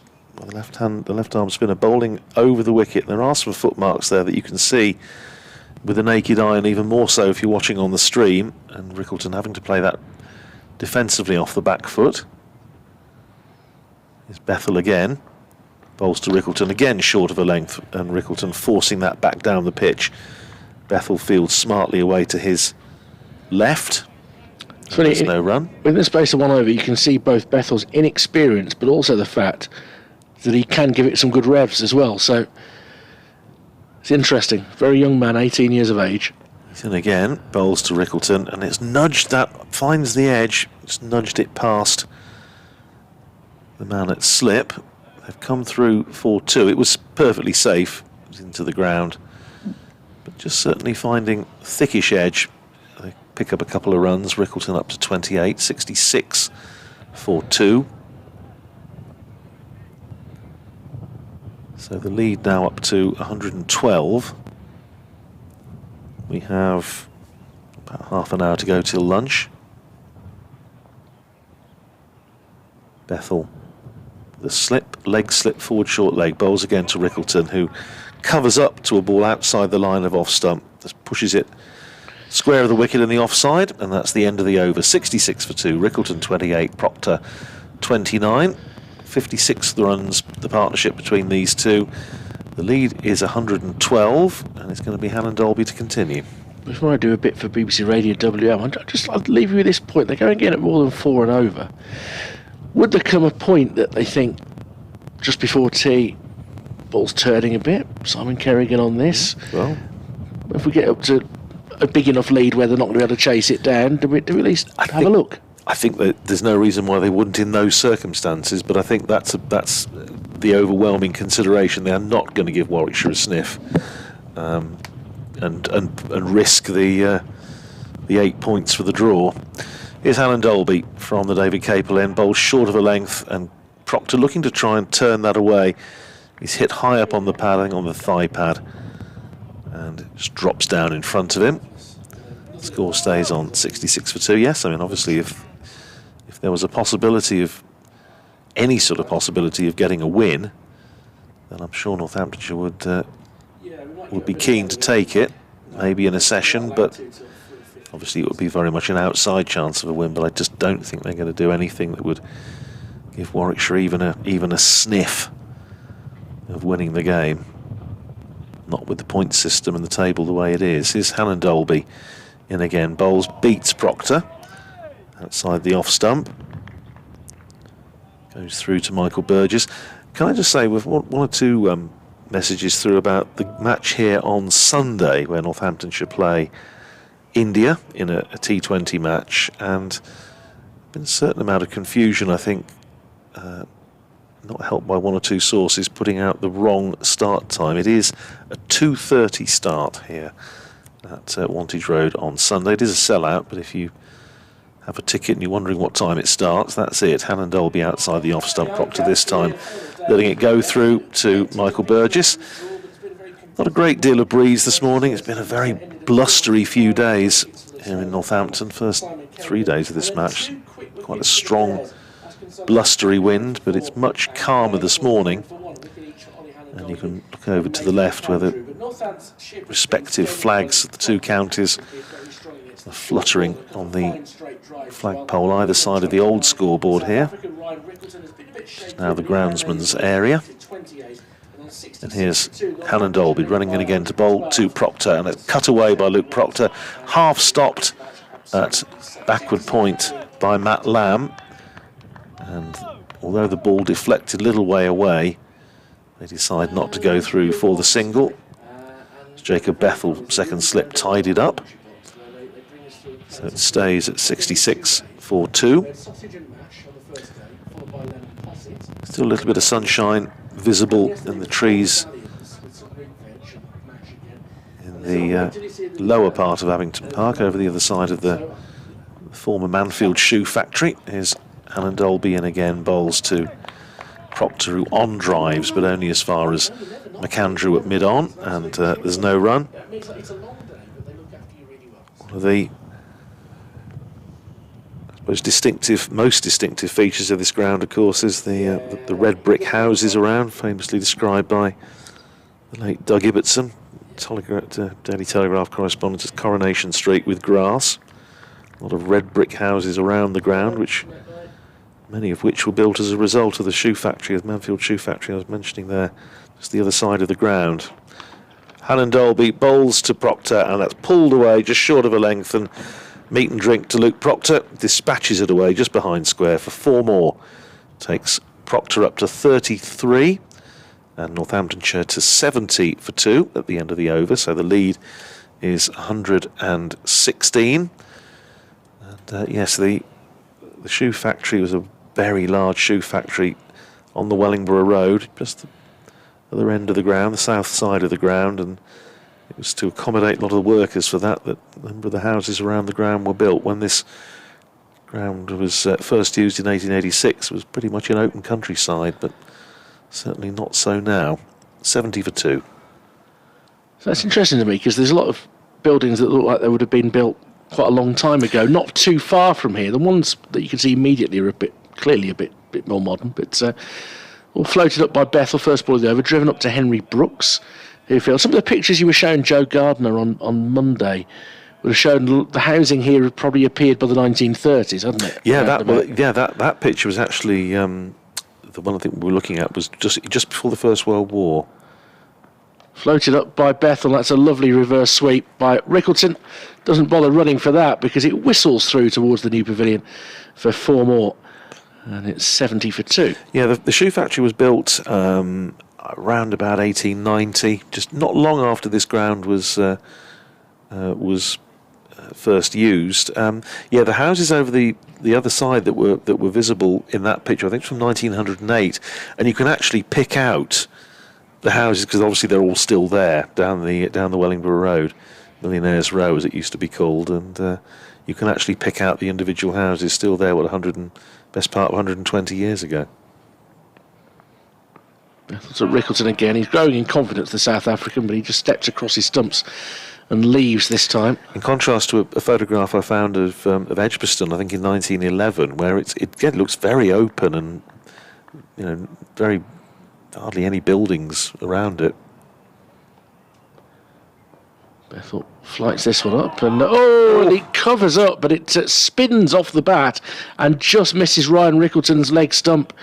And that does demonstrate the revolutions that I said Bethel gets on the ball. That span a lot off the bat. Hence the yelps from around the stumps. That will put an element of doubt in Ryan Rickleton's mind. Bethel comes in again, and that one's onto the leg stump, and he slightly awkwardly guides it away for a single. Has to run the last few yards because Alex Davis throws at the non-striker's end. It's an optimistic throw, 75 for 2, 121 the lead. It's a method that obviously works for Ryan Rickleton. His first-class average is just over 50, and he's made 10 first-class hundreds in South Africa, including a double. it's his own style, isn't it? His own technique. Certainly is, as Proctor pushes the final ball of the over into the leg side, and there'll be no run. Of course, Edgbaston's still surrounded by a lot of greenery. On the one side, you've got the small Calthorpe Park, where often they have a lot of parking for big events. Then to the other side, you've got the huge expanse of Cannon Hill Park, which leads onto some more playing fields as well. Still within very short order, you've got the police playing fields, where there's a cricket pitch and some football and rugby pitches. The Nature Centre, or I think Birmingham Zoo it's called these days. The King Edward School playing fields are very nearby. So you've got a remarkable amount of greenery in the area. Not that far away from Moseley Park, which will have its music festivals later in the year, both the Folk Festival and the Funk, Jazz and Soul, which is the first one. Here's Hannon Dolby starting a fresh over, bowling to Rickleton, plays it out into the covers, and there's no run. Yeah, it is remarkable, and especially the wonderful commentary position that we have at Edgbaston, where you can just see, or you've got that high up, and you do see so much green around, and it's lovely. As I've said before, I think one of the great joys of covering county cricket is just that have a cup of coffee before you start at Edgbaston, and you can just look over the park, the back of the ground, and it's very, very pleasant. Nice way to get your mind attuned. Here's Hannon Dolby in again, hangs that outside the off stump. Rickleton lets it go through to Michael Burgess. Sun back out again here at Wantage Road. Of course, Cannon Hill Park also home to Midland Arts Centre, where they have some theatre, comedy nights, cinema shows, some more arty, more obscure releases, and some foreign language films. So we did park in we were saying about the wildlife area. I think we parked there for one of the T20 games. So you had to drive in through that gate. That's right, yeah. Here's Hannon Dolby, and again bowls to Rickleton, who stands up tall, just drops it down on the onside out towards mid-wicket. Henry Brooks fields, and there's no run. The most famous inhabitant of the Nature Centre, stroke Birmingham Zoo, is a red panda. And red pandas are little creatures, relatively little creatures, who live in trees. And every few months or so he escapes. And when he escapes, he always ends up in the same back garden in Moseley, and nobody can quite know why. I don't know whether he still does that, but that used to be the habit of the red panda. It's a wonderful story. In bright sunshine, Ollie Hannon Dolby from David Capel End runs in, bowls again to Rickleton, and as the previous delivery, just stands tall, plays defensively off the back foot, pushes it up this time in the general direction of mid-off. Will Rhodes comes round to field. They're very cute red pandas, but by all accounts, absolute devils. A bit like your meerkat. Your meerkat is all very cute, but you keep one meerkat on its own, it will be an absolute devil, and it won't do it any good, because they like other meerkats. They like company. Well, I'll make a note of that if I'm ever tempted. If you're tempted. I don't think I will be somehow. Here's Hannon Dolby in, bowls again, just back of a length to Rickleton, plays it out in the onside. Brooks fields at mid-wicket, and there's no run. When Northamptonshire changed their T20 Blast nickname to Meerkats as part of a sponsorship deal. Yes. Yeah, well, I think that'll be an interesting one. I'm not a huge fan of the nicknames, because most of them are pretty useless, pretty pointless. But at least the Northamptonshire one does actually have Steelbacks does have a bit of historical relevance, obviously being the nickname of the former Northamptonshire regiment. Here's Hannon Dolby in again, short of a length, turned on the bounce to mid-wicket. Brooks fields, and that's the end of the over. Rickleton stays on 33, Proctor also on 33, 75 for 2. So these two have certainly steadied the ship after the loss of Northamptonshire's 2 openers with just 10 runs on the board. Vasconcelos out for 4, Gay for 1, wicket apiece for Hannon Dolby, and McAndrew was 10 for 2. It's now 75 for 2, and the lead is 121. So on nicknames, I trust you allow us ours. Oh, absolutely, yeah. Well, everybody knows. I mean, the Bear and Ragged staff, and I mean, they've been the Bears forever. Yeah, which is nice. Again, everybody knows Warwickshire as stroke Birmingham as the Bears, and so that's absolutely fine. Just some of them just smack of being rather more marketing orientated than anything else. Here's Bethel to bowl to Proctor, a bit too full. He'll clip him off his toes out towards the mid-wicket boundary fielder for a single. I think Warwickshire are going to have to gradually go a little bit more defensive now. I don't think the bowl out scenario is going to be in play much longer now that these two have added 66 for the third wicket. They've done it at a pretty brisk rate as well. It's a good challenge for Bethel to try and get some control, maybe get some maidens as the day goes on, as he bowls that very full outside off stump, not that far away from being a wide. Anyone else in the side can bowl a bit of twirl, Richard? Well, Matt Lamb bowls his leg breaks. Yep. Wouldn't be surprised to see him. No Rob Yates in this lineup, so otherwise he would undoubtedly have had a bowl. Dan Mosley could have done if he'd been playing. My word, now that's very full, but it's hit the footholes, and it turned quite a lot. It turned too far outside off stump to really worry Ryan Rickleton, but bounced as well. Yeah, he just got it into a really awkward spot there, but it would have to have turned in a Warne-like manner to trouble the woodwork. Let's see. Gets this one rather straighter, and it does grip a little bit from outside off towards off stump, but with that turn he just steers it into the leg side to Matt Lamb, and there's no run. Did Matt Lamb not have a little over on Sunday? I think he might have done. As Bethel bowls again outside off stump, and it does turn a bit, but again from a position that's quite wide. Rickleton just makes sure he's covering it up and allows it to pass outside off stump. Let's see if he can finish this over without conceding a boundary. I know that's more something you think about in T20 cricket, but for a young bowler growing into his role, it's quite important. It's dabbed one bounce into the hands of short leg, and there is no run. End of the over. That was a better one from Bethel. 6 overs for 28, and Northampton lead by 122 with 8 wickets standing and 18 minutes to go to the interval. Yes, I'm sure Northamptonshire's listeners will be aware of this, but maybe Warwickshire supporters may not be. That the reason that the Northamptonshire regiment was called the Steelbacks, I mean, it sounds rather a splendid, heroic sort of nickname. It was supposedly because they were flogged so often by their officers that they had backs of steel, literally, and needed it. They had a reputation for being lively, I think, as we were saying about the pub the other night. But some notable battle honours, notably the Battle of Talavera, I think, during the Peninsular War.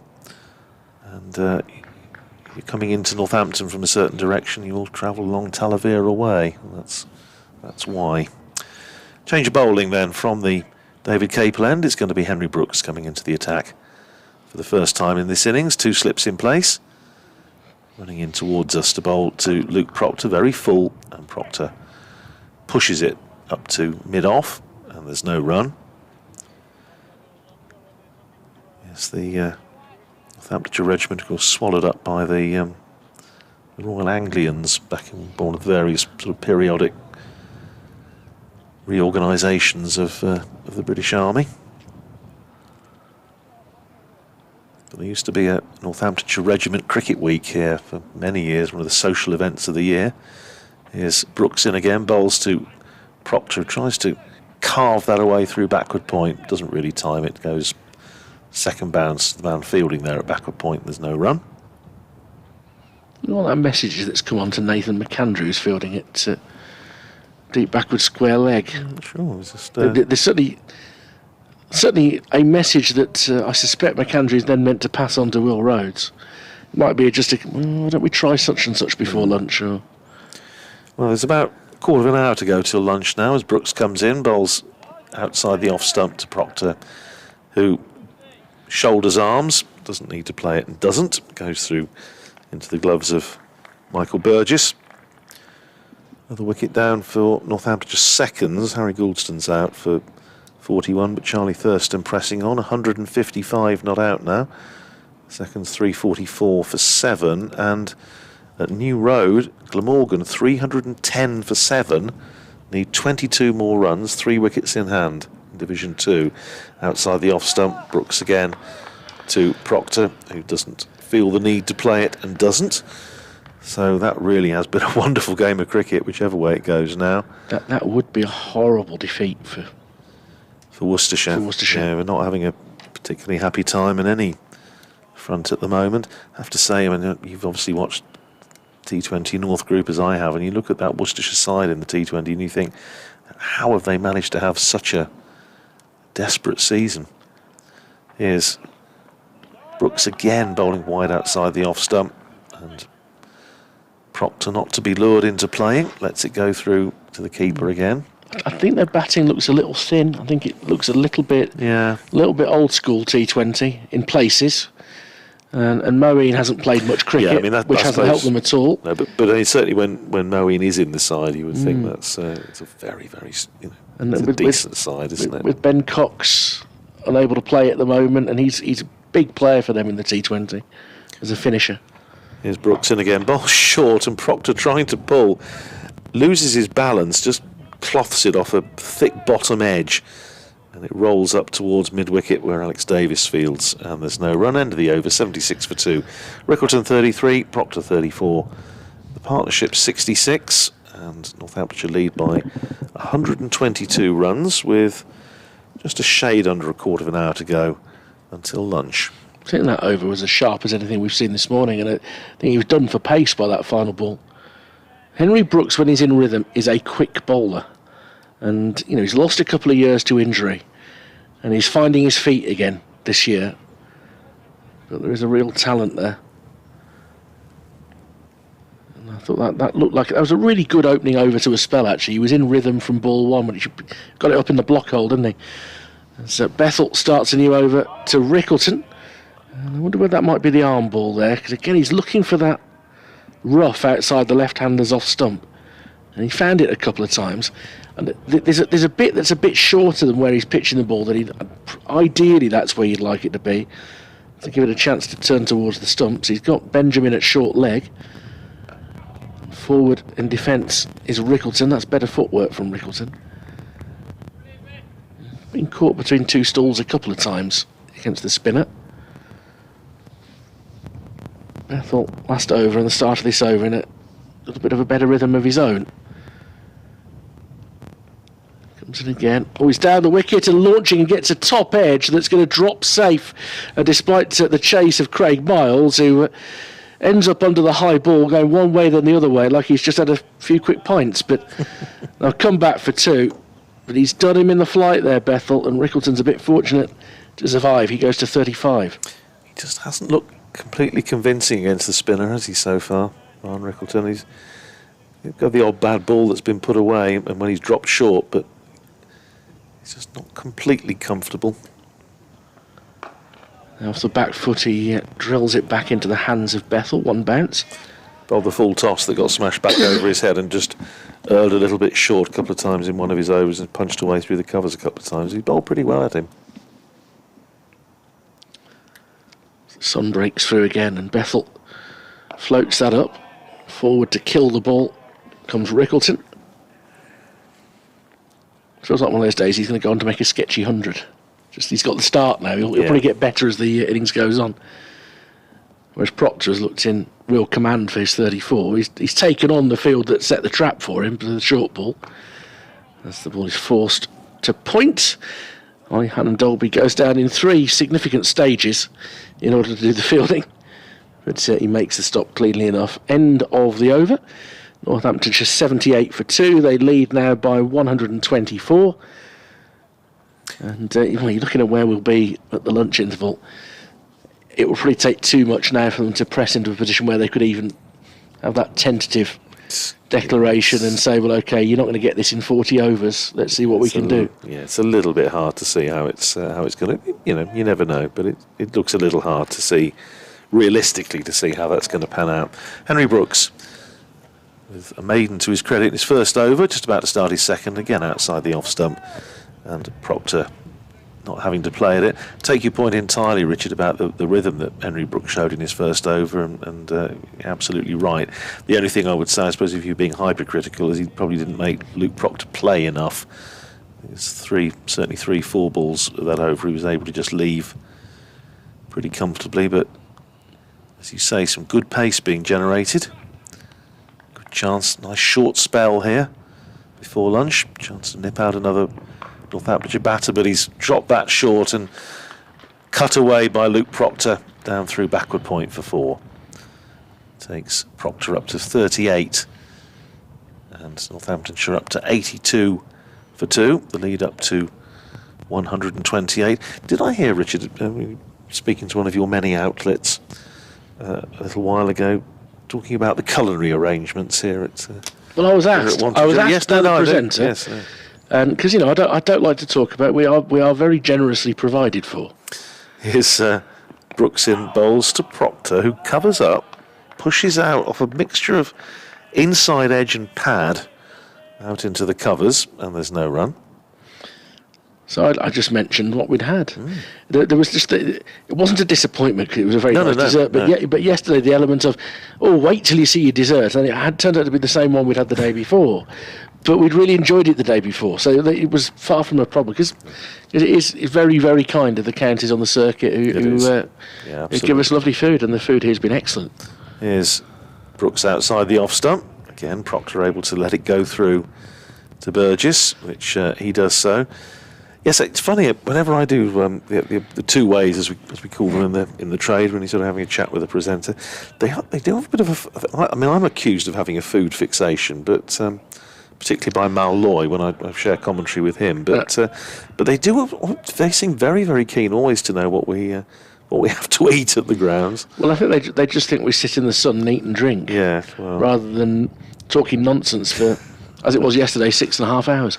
Here's Brooks switching to round the wicket to Proctor, and immediately that just change of line, forcing Proctor to play at that ball, touch outside off stump. Just runs it down safely enough to backward point, and there's no run. Stays at 78 for 2. Proctor come down and having a little prod of the pitch. Which isn't to say that we don't have a tremendous and great job, because we do. We do, but yes, they Mal has more than once suggested that I tend to describe shots as to which food outlet they've gone close to. Short of a length goes Brooks, and Proctor playing that well, just getting on top of it and dabbing it down on the onside for a single. Alex Davis having to trot round back to a backward square to field. So one more to Proctor, who pinches the bowling. He goes to 39, and Northamptonshire to 83 for 2 at the end of the over. So the lead is 129, probably 2, maybe 3 overs. Jacob Bethel gets through his overs fairly quickly, so ought to get 3 in before lunch. Still have 69 left in the day. Yeah, that over had one of those missing 4s in it, but it went up just when the final ball came in. There's definitely an issue with the 4 button. It's like with the old typewriters, when you almost invariably every typewriter you had one key that used to stick. Can you write me a letter? Yeah, I can, but I can't use the letter T. Oh, okay. All floated up by Bethel, clipped square towards the deep fielder. For a single by Proctor. Takes the partnership to 74, 84 for 2. Proctor to 40. It's one of those things, isn't it? People ask, those of us that have been doing this job for quite a long time, what the difference between the sort of press boxes of 40 years ago and today. The two main differences, I always say. Bethel outside of stump. Oh, and that bounced. And in the end, Rickleton withdraws from playing a cut. That would have put him in trouble. And it's taken smartly by Burgess. Well bowled by Bethel, who again is just finding those footmarks with so many left-handers at the top of the order. Approaches once more. Oh, that one kept a bit low, and it was hit aerially, and I think for a moment Bethel thought he might be in the market for a caught and bowled, but the angle carried it up to mid-off, and Brooks testing Rickleton. Hit the footmarks and turned again. Ball kind of stopped on Rickleton. That's a bit too full. He pushes it up to Sibley at mid-on. And again, no run. None for 31, Bethel. He's coming towards the end of his 8th over. He's unlucky that he hasn't had Rickleton. He's caused him some difficulties. He just jabs down on this one and steers it to short leg. Picked up by Benjamin. Filling a position that's normally occupied by Sam Hain. Absent from this match with a sore back. Bears will be hoping he's available for Headingley on Friday. Bethel in to complete the over to Rickleton, who pushes outside off stump, defends, and there's no run. So there's two differences then between press bots of 40 years ago. I can guess one of them. Yeah, well, one of them is the fact that they used to be full of smoke. Oh, I like that. which happily they're not now. Yep. But when I first started, certainly you would those of us that don't smoke, you'd be sort of trying to open the window frantically and give yourself a chance to catch your breath. The other one was obviously typewriters. You were saying the noise, especially at writing up time, around about sort of 5:30 when the correspondents started to do their pieces for the following morning's paper. The cacophony of clattering of typewriters. Here's Brooks starting a fresh over, driven by Proctor, who's trying to find that gap again through extra cover. Doesn't find it on this occasion. Doesn't really time it. Caught it, I think, a little bit low on the bat. And it's a dot ball. Proctor stays on 40, 84 for 2. The lead is 130. You're going to come up with a different one there, Richard? They're emptier. And that's true. That's an issue for cricket generally, I It's think. very, very true, yes.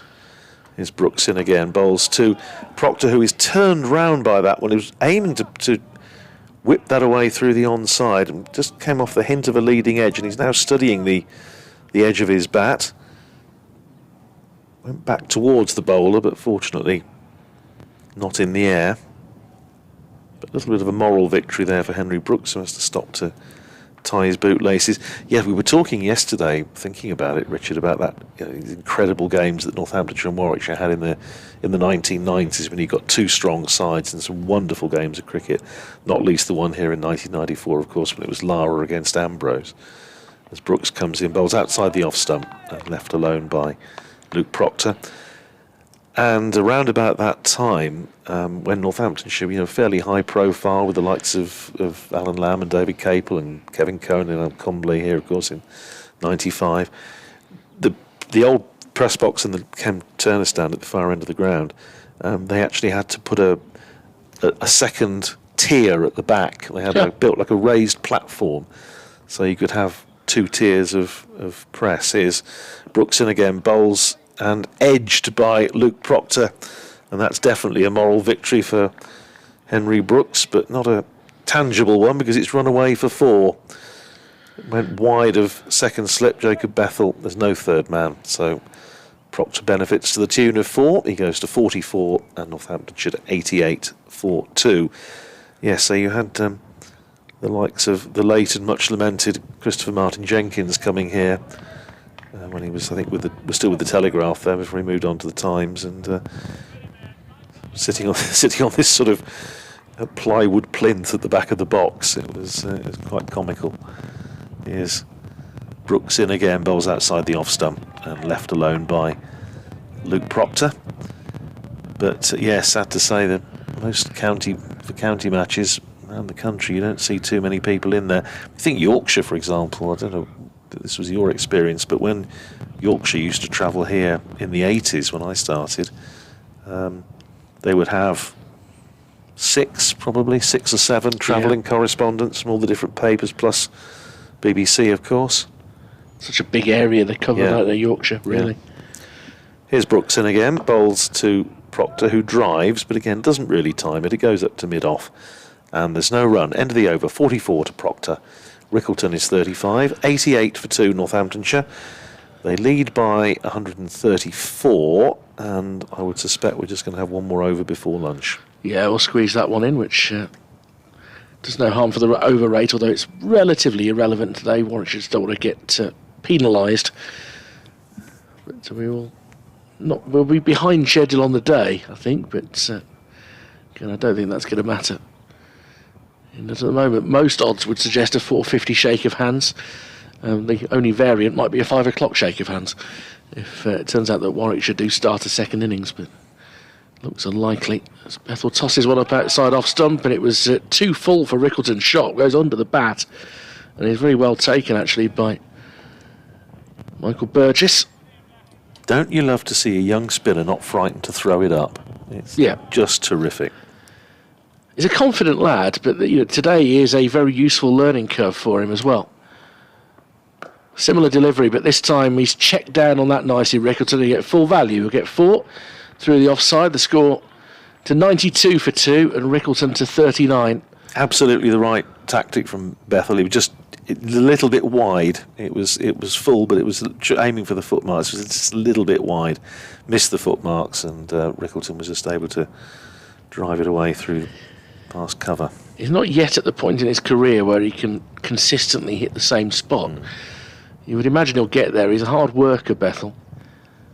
He's a bit of a cricket badger. He floats this one up, outside off stump, defended back down the wicket.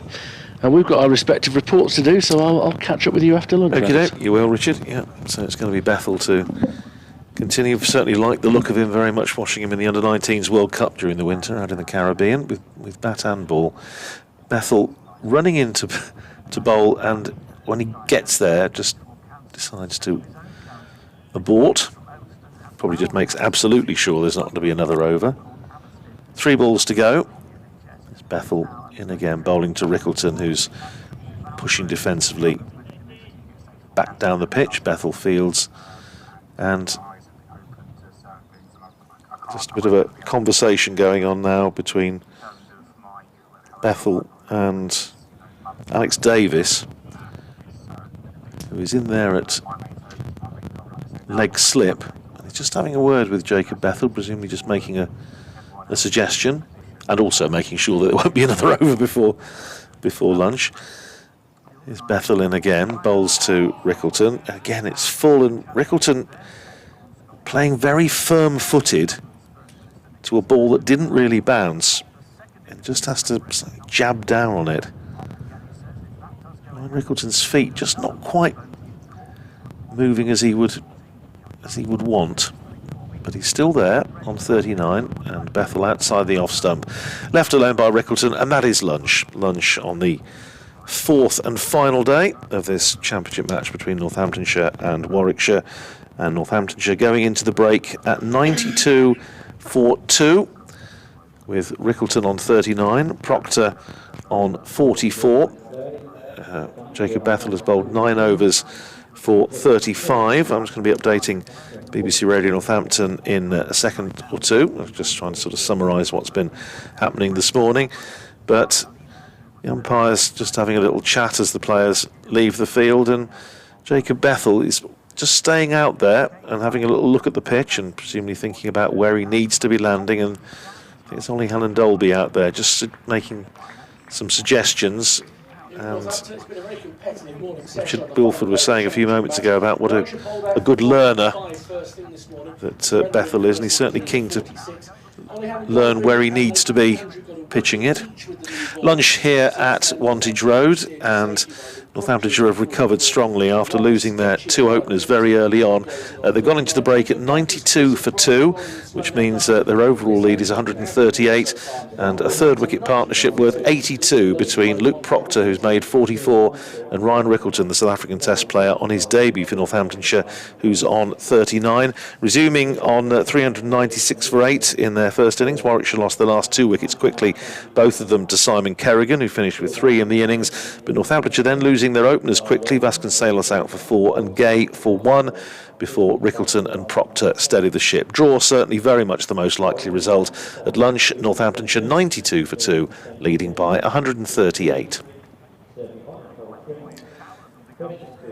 So that's the situation here at lunch. Northamptonshire 92 for 2. The lead is 138. Richard and I will go off in search of some lunch. Trust you'll do the same, and we'll be back with you when play resumes here in around about half an hour's time.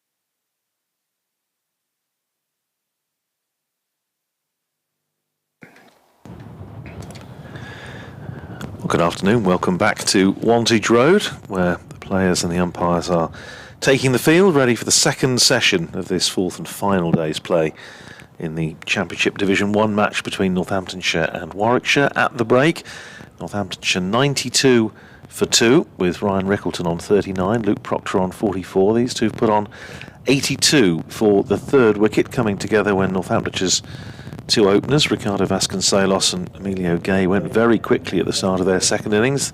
They were 10 for 2 at that stage, now 92 for 2. So the lead is 138 with a minimum of 66 overs to go in the day. The draw still very much the most likely outcome. I'm Andrew Round from BBC Radio Northampton. Joining me on commentary today, as we have done for the last couple of days, Richard Wilford from BBC Radio WN. Afternoon, Richard. Afternoon. Yeah. What are we going to see this afternoon? Will we see Northampton look to push on, or are we going to see it peter out? What do you reckon? Well, I was just trying, doing a few back of an envelope calculations, and I suppose, right, let's say if Northamptonshire were able to up it to say 5 and over, which is probably a little bit generous, but okay, let's say they managed to do it.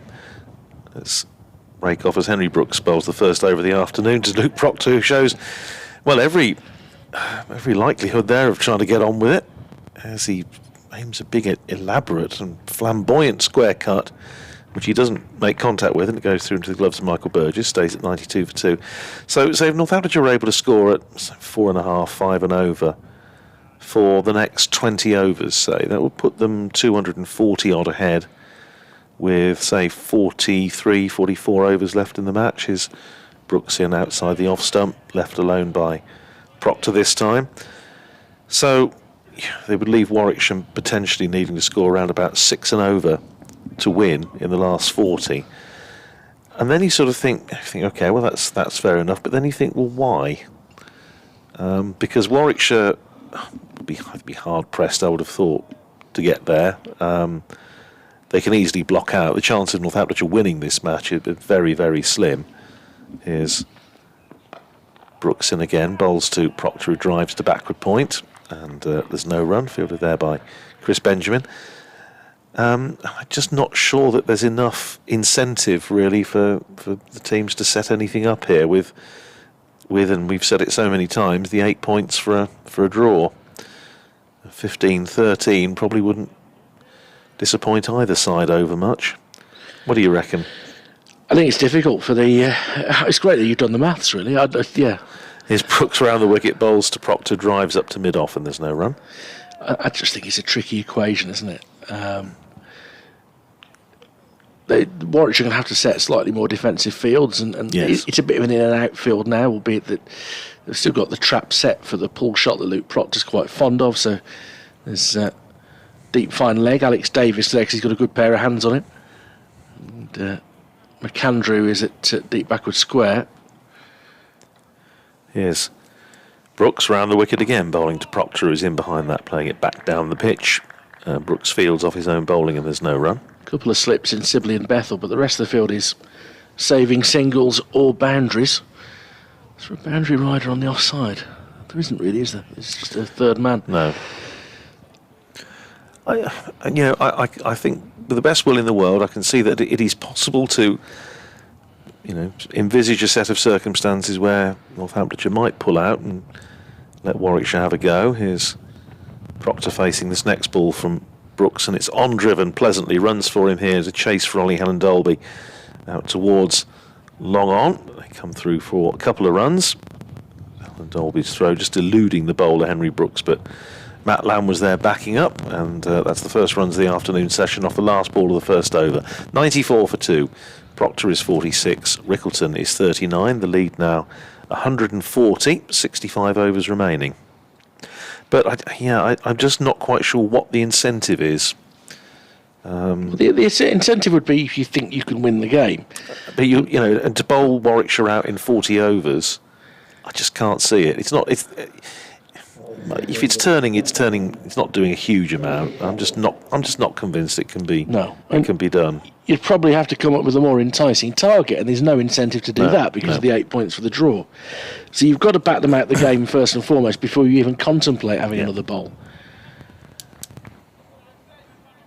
If we had a rain shower, it might put it all out of question, but actually the radar's looking fairly clean last time I looked. Yeah, it is. Most of the bad weather is passing a fair distance either side to the west in this afternoon session. And so Bethel really floats a ball up outside off stump there. It pitches on the batting crease. And Burgess has to take quite a large step to his left to capture the ball. Mr. Bainton, the umpire, may have been pondering whether that was actually wide. Bethel in again to Rickleton, who pushes forward. Ryan Rickleton hasn't been 100% comfortable against Bethel. He hasn't, no, and his footwork has been just a little bit scrappy by his own standards. I think the other issue, which I'll come on to after this ball. Bethel once more, off the back foot, Rickleton looking to force it past extra cover, but it's picked up by Miles. Is how chuffed Ben Sanderson, Tom Taylor, others that are going to have to bowl in the T20 on Friday night would be to have to go out again. Yeah, Bethel approaches, and that's a short ball that bounces a bit more than Rickleton expected. He was preparing to play the cut, but it's gone up at him a bit. Did well actually to pull out of the shot altogether and got the bat well out of the way. Sensed the danger. Bethel back to his mark and in, and he's turned round the corner for a single. He's got a deep square leg fielder, Matt Lamb. 95 for 2. And I accept they wouldn't have to bowl very much, even if at all. But again, I'm just not convinced there's enough incentive for either side really to do it. Well, we shall see. If these two press on at a good rate, then maybe they might think about it, and if they've got a few more overs to play with. Bethel now to Proctor. Turns it off the pads of Benjamin at short leg, and it ricochets out for the fielding to be completed by McAndrew. End of the over, just a single from it. Decent enough that from Bethel. 95 for 2.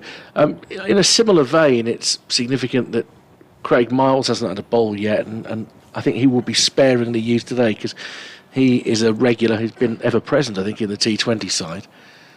There's a relatively small number of players playing today who'll be in that. Alex Davis will be, and Chris Benjamin. Yeah, I suppose from Northamptonshire's point of view, probably Cobb, Keogh, McManus, Taylor, Sanderson. So five of the side I would imagine would be maybe Vasconcelos, but not entirely sure that they'll look to put him in ahead of Ben Curran, who's actually done quite well in the T20s, formed a useful opening partnership with Chris Lynn. 95 for 2. Brooks round the wicket, bowls to Rickleton, who runs that away down wide of second slip for 4.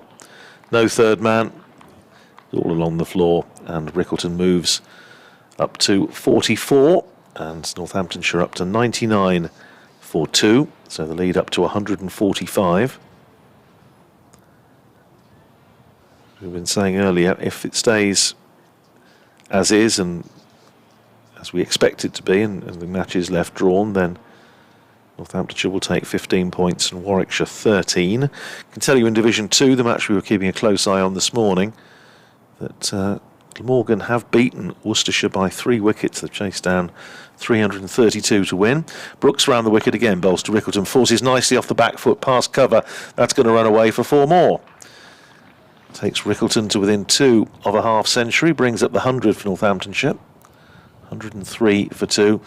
That was much more like the Ryan Rickleton that his record suggests, and indeed, as we saw when he made his first couple of test appearances against Bangladesh earlier this year, and looked a very purposeful, positive and accomplished player.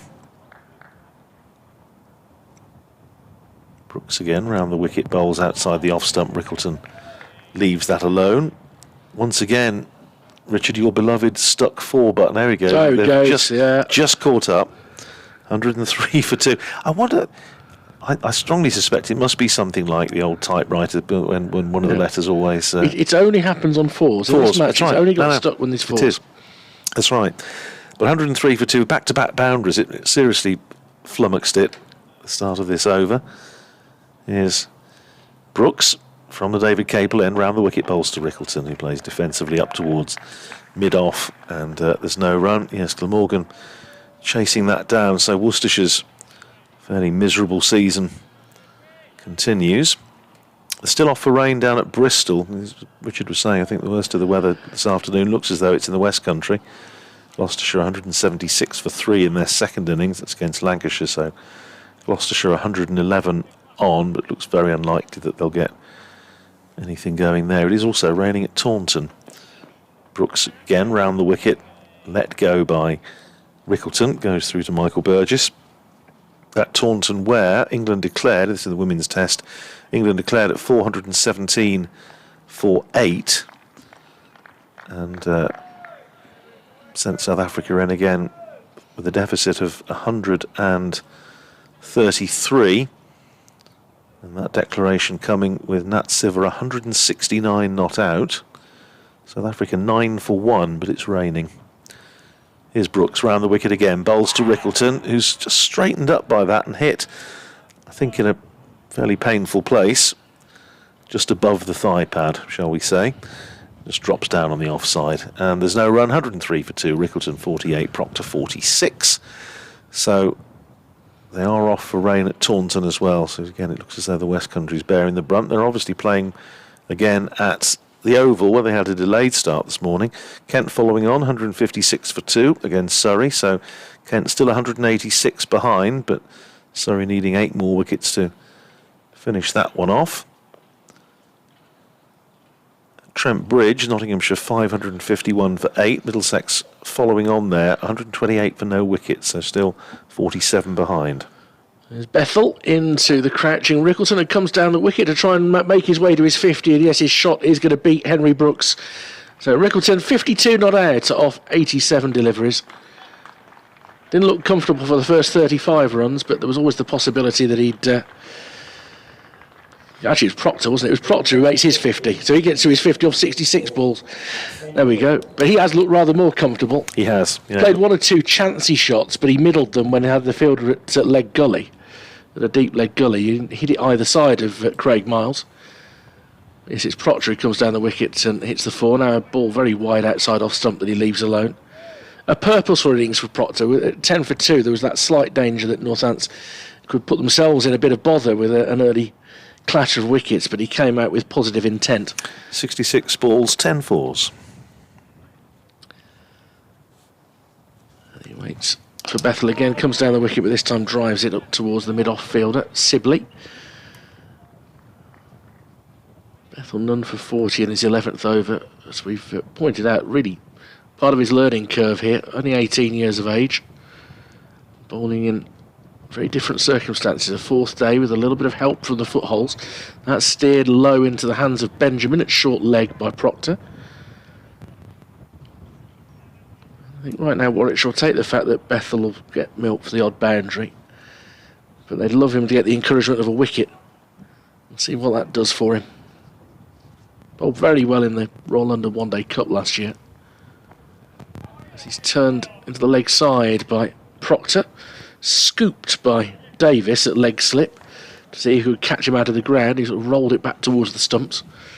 Proctor was watching it all happen, knew what was unfolding, and is back in his stance on 50, and he leaves that alone outside off stump. So just the early boundary off it, and in the next over maybe Rickleton will be the one who goes to his half century. 107 for 2 at the end of the over. The lead is 153. Any listeners thinking about the match here on Sunday, the match between Northamptonshire and India, the T20 game, which is a 2:30 start. There's been a certain amount of confusion with 1 or 2 outlets suggesting it's something other than that, but it is a 2:30 start. And Northamptonshire have just put out a little thing on the social media at lunchtime to say there are definitely now no general admission tickets left, so it is sold out from that point of view. There's a few hospitality places remaining, but actually general admission, they are now sold out. Brooks in again, bowls, and that's a lovely straight drive, on drive by Ryan Rickleton, racing out to the boundary, and that is his half century. He goes to 52, and I would say, Richard, that's probably the best shot he's played. That was an absolutely gorgeous on drive, pretty straight, races away to the boundary, and it takes Rickleton to his half century off 87 balls with a 6 and 8 fours. I told you he'd get it off 87 balls. I predicted that probably was his most commanding shot. That was a lovely shot, and next ball is driven back on the bounce to Henry Brooks, and there's no run. That was also the 100 partnership as well between these two. Yeah, so these two have done it, as you say, there was just a little bit of a wobble, which we were saying was really the best chance of a result in the game, unless Northamptonshire, feeling in particularly quixotic mood, decide to set up some sort of declaration. As I say, personally I can't see it, but we'll see. 111 for 2. Brooks round the wicket, bowls to Rickleton, who stands tall, punches that into the covers, and then stands there rather flamingo-like on one leg. As the ball goes out into the covers, well fielded there by Matt Lamb. Rickleton stays on 52, 111 for 2. So the lead, 157. 61 overs to go after this one. And here's Brooks again, round the wicket, bowls to Rickleton outside the off stump, left alone by Rickleton and taken by Michael Burgess. Sunshine now, lovely afternoon. A little bit, it seems to me, Richard, I don't know, I just went out a little breath of fresh air at lunchtime, and it just seems as though it's a little bit breezier than it was first thing. It was quite still first thing this morning, but it just feels as though the breeze has got up a little bit, which hopefully means if we do catch a shower, it'll blow through. But as you say, I think most of the weather is to the west and the east of us. Here's Brooks in again, bowls to Rickleton, who drives, and it beats the diving Hannon Dolby at mid-on. It's running out towards the boundary. It's a little T-zone. It's just about going to dribble over the rope, I think. Yes, it does. There's Will Rhodes was after it. Hannon Dolby, having got up after his dive, was also after it, and it just dribbled over the rope for 4. Takes Rickleton to 56, and Northamptonshire to 115 for 2. It's the third full-length dive of the day from Hannon Dolby. Yes, and he hasn't made contact with anything. Well, you can say that. I wouldn't possibly comment. I'm merely saying it's factually accurate. It is factually accurate, but people get touchy about these things. Here's Brooks round the wicket again. Bowls to Rickleton. That's a lovely square drive, and that's, I think, going to be 4 more. Chased down towards the boundary by Matt Lamb, but it crosses the rope. So 3rd boundary of the over, and Rickleton just starting to look, especially against the seamer, he looks an awful lot happier than he does against the spin of Jacob Bethel. But he goes to 60, 119 for 2, Northamptonshire. So the partnership worth 109, and the lead is 165 as we run up towards 2 o'clock. Those interested in Northamptonshire's second 11 game, in particular Charlie Thurston's ongoing innings. This is day 3 of 4, and Northamptonshire are now 378 for 7, replying to Glamorgan's 413, and Charlie Thurston 165 not out. Here's Jacob Bethel, about to start his 12th over, bowling over the wicket again. An attempted sweep by Proctor, appeal for stumping, as Michael Burgess has the bails off. Not out, says umpire Wharf. Proctor going for a sweep to a ball outside the off stump. He didn't make contact. Michael Burgess having the bails off and sort of overbalancing as he did so, but Proctor keeping his back foot grounded in the crease, so not out, says umpire Wharf. Bethel in again, bowls to Proctor, works it round the corner, fielded there by Hannon Dolby on the 45, saving 1, which is exactly what he does. I should just be updating BBC Radio Northampton as their 2 o'clock news in a moment or two. Here's Bethel in again, played on the bounce to forward short leg, and there's no run. There's a slip, leg slip, forward short leg for Proctor. Bethel still bowling over the wicket, looking to land the ball in the footholds. Here he is again, bowls very full to Proctor, who works it away past McAndrew at mid-wicket. And he comes through for a single. There is a man sweeping out there on the boundary. Matt Lamb in front of one of the floodlight pylons. 120 for 2. Proctor to 51. Brings Rickleton on strike. Field changing over. Well, they're both left-handers. There's a little bit of a change in the field with the backward point going in for Rickleton, who's facing this ball from Bethel outside the off-stump. And Rickleton's shouldering arms, although it was aimed into the foothold, the footmarks outside the left-hander's off-stump. Rickleton was confident enough just to shoulder arms and let that go through to Burgess. Is Bethel in again, bowls a little bit quicker. Worked away into the onside by Rickleton, and that's another dot ball. End of the over. 120 for 2. Rickleton is 60. Proctor is 51. Bethel's bowled 12 overs. No wicket for 41. And it's going to be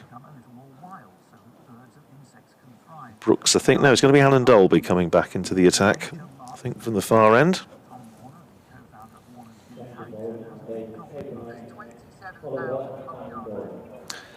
And Alan Dolby it is, who's going to be replacing Henry Brooks from the David Capel end. So Northamptonshire leading by 166.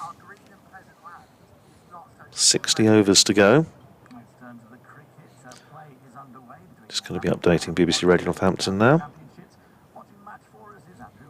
Play underway again after lunch here at Wantage Road, and Northamptonshire have moved on to 120 for 2 in their second innings, and we're seeing an excellent third wicket partnership between Ryan Rickleton, the South African international making his first-class debut for Northamptonshire, and Luke Proctor. Rickleton is on 60. Proctor is on 51. The lead for Northamptonshire has now gone up to 166, and well, there's some discussion as to whether Northamptonshire might possibly consider some sort of declaration and leaving Warwickshire a target later in the afternoon. I have to say, personally, I can't see it. I don't think there's enough of an incentive for either side to risk losing the 8 points for a draw plus bonus points that they would get otherwise. But we'll see how it unfolds this afternoon. 121 for 2, Northamptonshire leading by 167. So that's updated BBC Radio Northampton as that next ball from Ollie Hannon-Dolby is wide outside the off-stump, left alone by Ryan Rickleton. Goes into the gloves of Michael Burgess. And there's no run. Bright sunshine now. Clouds, just a few darker looking clouds over to our right, but not actually sure that that's where it's coming from. I think it's coming more from the southwest. Here's Hannon Dolby in again, bowls to Rickleton, and that's a drive away through backward point all along the floor, and it's gone for another 4 runs. Takes Ryan Rickleton up to 64, the total to 125 for 2. I'll let Richard just complete this over if he wouldn't mind, while I just have to make a call to BBC Radio Northampton to ask them to knock the programme off our headphones, because otherwise it's a little difficult to concentrate. 125 for 2, the lead 171. They are going along at the sort of lick since the lunch interval, Northamptonshire. If they did want to pull out and try and give themselves 40-45 overs at Warwickshire to bowl them out, there is the possibility of doing that, as Rickleton is forward in defence, drives the ball up towards mid-off. A little bit of a fumble up there from Will Rhodes. He looks down at the ball in annoyance, like he's looking at an errant child. And now he'll shine it on his shirt. Rickleton has gone through the gears a touch in the last few minutes. It's funny, there are things that you know have happened at radio stations, and something has just happened that is quite amusing. Is Alan Dolby bowls just back of a length. It's defended out in the offside, in that Andrew was ringing BBC Radio Northampton so we wouldn't be able to hear things that we don't need to be hearing at the moment. And they've seen who's ringing and they've switched it off without speaking to him. That's all I'm saying. Yes, I'm predicting that is exactly what happened. That is exactly what happened, yes. Yeah. Yes. Still, they did their job. Nothing if not... They know me, nothing if not predictable. And I enjoyed the presenter's opening song.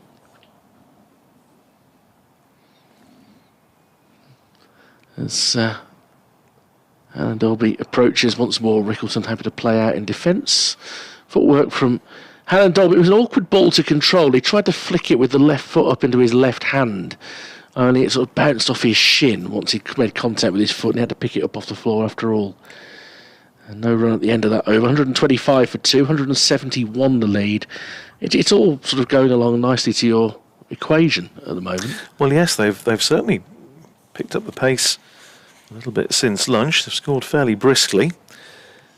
Was that the Jacksons, by the way, that we were listening to? Yeah, it was the Jacksons. Used to be Birmingham City's coming out song sort of thing, Oh, or just right. before they came out. And the applause, there's sort of very almost robotic applause that you would get. That would be quite intimidating, actually, for the away team. Here's Bethel ready to start another over from the indoor centre end, bowling over the wicket again to Proctor, who's pushing that out into the offside, fielded there by Craig Miles, and there's no run. It would have been "Can You Feel It?" I think it's the It song. was, yes, I think that But was it's the just one. prior to that, the presenter has his own little song that he sings to open up the programme, which Indeed, is indeed he does, yes. it was interesting. Here's Bethel bowling again to Proctor, who's working that just across his front pad, taking that, just watching it on the replay, from outside the off stump, working it up to mid-wicket. And there's no run, stays on 125 for 2, Proctor on 52. And Bethel in again, bowls to Proctor, who just squeezes it round the corner, fielded by Hannon Dolby on the 45. And there's no run. So in the course of this innings, Luke Proctor's gone past 500 championship runs this season, 465 going into this innings, so 517 at the moment. I mean, good season. Flighted up by Bethel, worked into the onside again by Proctor. This time he is going to get a single as it goes down to Matt Lamb, who's out there on the deep mid-wicket boundary. That more deep square, really, just in front of the old scoreboard. And the beer tent, which is not currently in use, of course.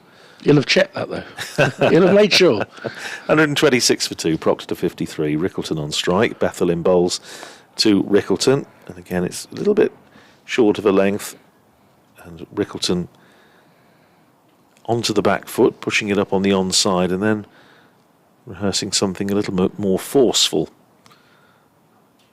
There's Bethel in again, and Rickleton again just dropping it down in the crease next to him. Rolls out into the onside, fielded by the man with the lid at forward short leg, Chris Benjamin, and that's the end of another over. 64 to Rickleton, 53 to Proctor, 126 for 2, with Bethel 13 overs, 0 for 42 so far. I had a question here, which I've lost, but you carry. Have I got to answer it? No. I don't know. Oh. You carry on. I just saw it come up on my. Is the answer 37?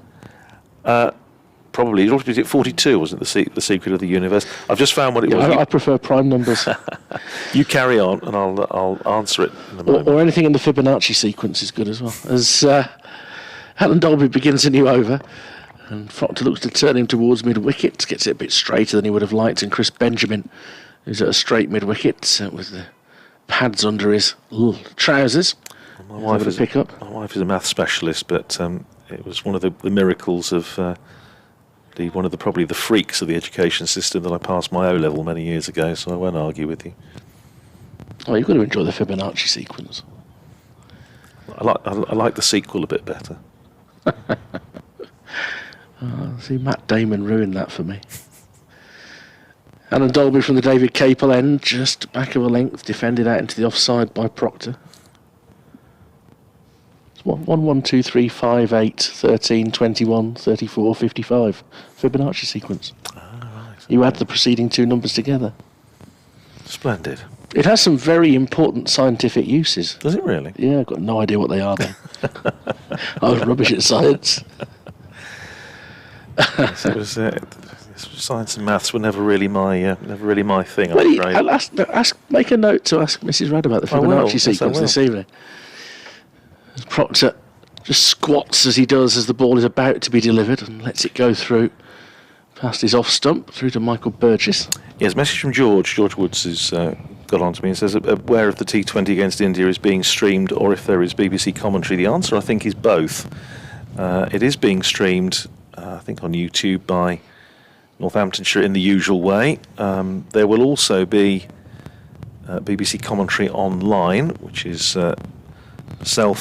and could decide Joe Gardner and Graham McKechnie. And Dolby in, forward comes Proctor, plays it back down the track. It almost hits the stumps at the other end.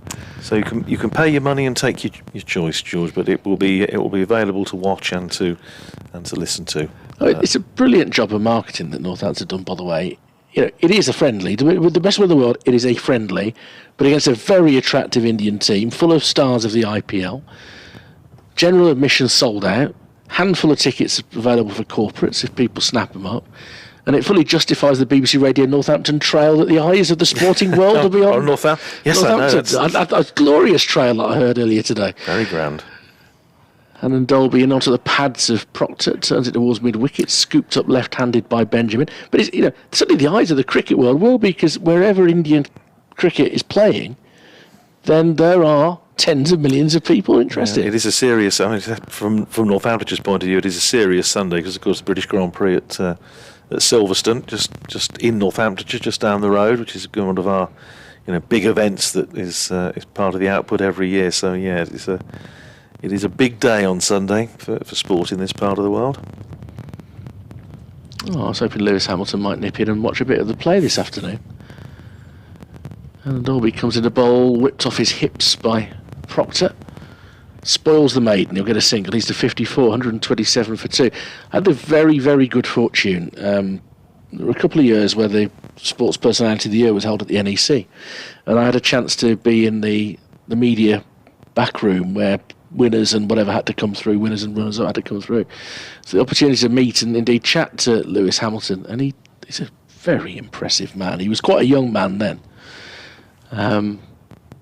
But just always very dignified, always very measured in his responses, and to sustain the quality and consistency that he has. Yeah, and people say, oh well, he always has the best car. It takes more than just that. It does help, of course. It's a huge step in the right direction, but he's still going to be a fine driver. Right, is Bethel starting a fresh over, and square drive by Proctor runs for him here as it's going just behind square down towards the boundary at backward point. Long chase for Craig Miles, who reels it in about 5 yards in from the boundary, but they're able to come through for 3 runs, takes Proctor up to 57 and Northamptonshire to 133 for 2. Yeah, well, of course, we've been lucky to see. This is very much motorsport part of the world, as you would appreciate, not just Silverstone, because a lot of the teams based in or around Northamptonshire, and the Mercedes team that Lewis Hamilton's driving for, all based at Brackley, of course, down quite close to Silverstone. Is Bethel flighted that one up. Now, attempted drive by Proctor. Did he get a nick on that? By Rickleton, rather. Did he get a nick on it? There's a certain amount of disappointment around the stumps. Maybe it was just the fact that it was very full and it beat the bat. Look, I don't think he did. He was very close too. And then, Bethel's putting it in the right area there. Bethel in again, a little bit quicker, and that's an inside edge that's just rolled back past the stumps to Burgess. And again, at the risk of sounding like a cracked record, Bethel really is causing Rickleton some problems. Rickleton looks altogether more comfortable against the seamers. Bethel in again, this time Rickleton just pushing out to the offside, where it's fielded by Hannon Dolby at backward point, and there's no run.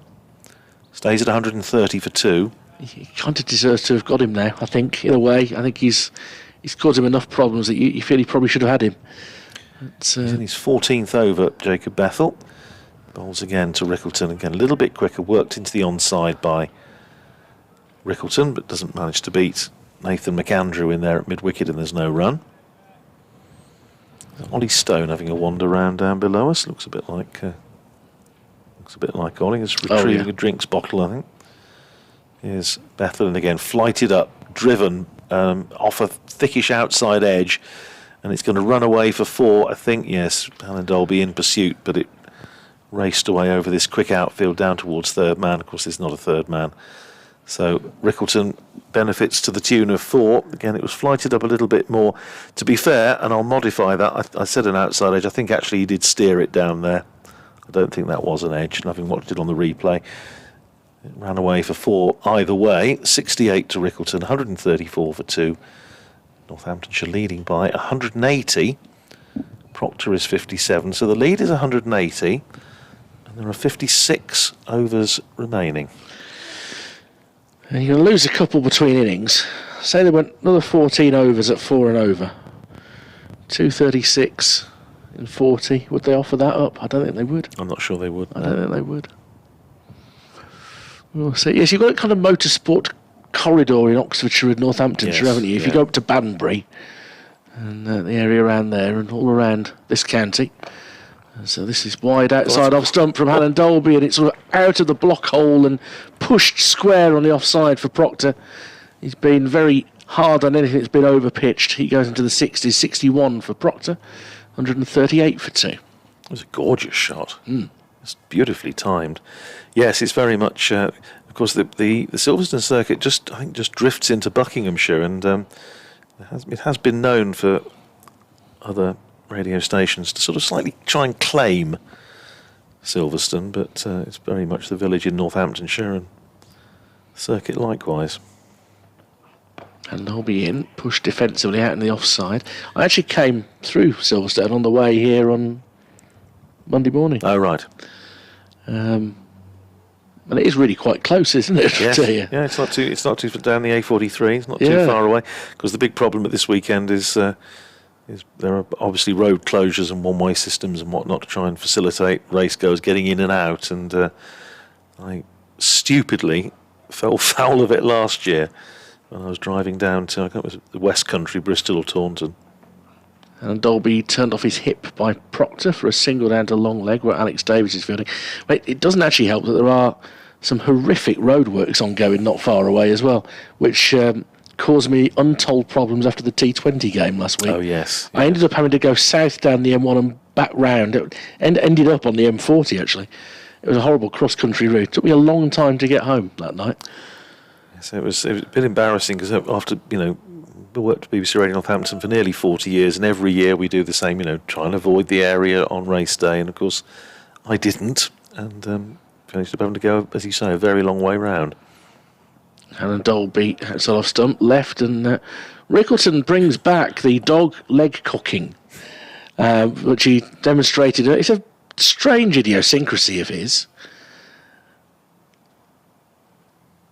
I want to give the stumps a wipe down just in case later when they take it out back to the groundsman's hut. What's he do that for? I know he's got a background in ballroom dancing. He used to do the Charleston. Hasn't quite got the swivel for that, has he? Oh, well, no.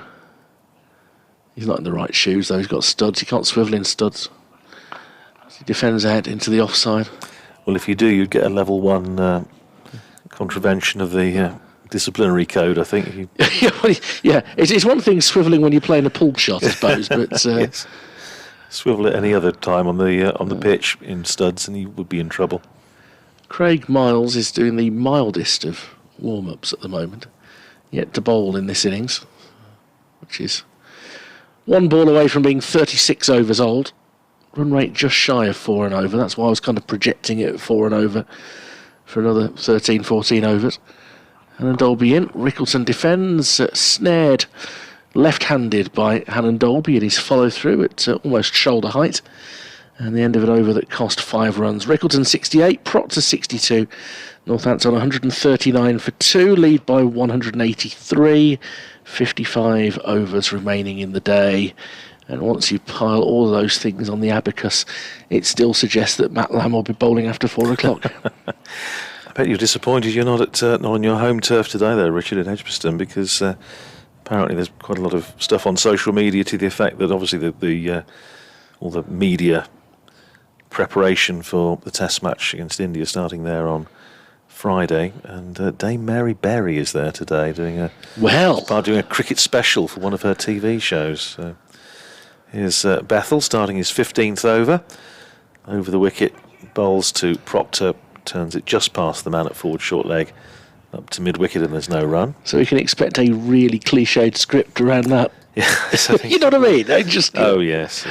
It'll be. I think we were talking to Johnny Bairstow and Ollie Pope. I think were the two that were mentioned. Here's Bethel in, and Proctor going back and it turned and bounced, and it's beaten, I think, everyone. Running down towards the boundary in front of the Spencer Pavilion. It's not going to go for 4, and it has indeed beaten everybody because it's gone for buys. So 2 onto the total, 141 for 2. Michael Burgess looking a tad quizzical, as though he thought, and keepers always think this in those circumstances, it must just have flicked something of the bat, just have flicked the shirt or the shoulder, or. But the odd ball has really bounced. The odd one has, and Bethel in again, bowls to Proctor, plays it on the bounce to forward short leg, and there's no run. So I'm imagining a really awkward segue for Mary Berry. She talks to Johnny Bairstow and Ollie Pope, and then makes ginger cake. I'm just putting it out there. Here's Bethel in again, bowls to Proctor, who again plays it on the bounce, just past forward short leg, and there's no run. Just got to get the captain into the discussion as well.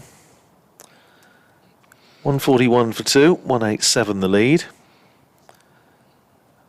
And here's Bethel in again, bowling to Proctor down the pitch on drives, and he's going to get a single as it goes up to Brooks at mid-on, who's fairly deep, about halfway back to the boundary, and they're able to come through for a single. Takes Proctor up to 63, and Northamptonshire to 142 for 2. The partnership worth 132. She's a national treasure, though, to be fair. Absolutely, certainly is. Much like yourself. No. Here's Bethel in bowling to Rickleton this time, who again is just. It's not pretty to watch Ryan Rickleton playing Bethel at the moment, but well, he survived. Again, he just drops back into his crease and plays it almost like French cricket down in front of him.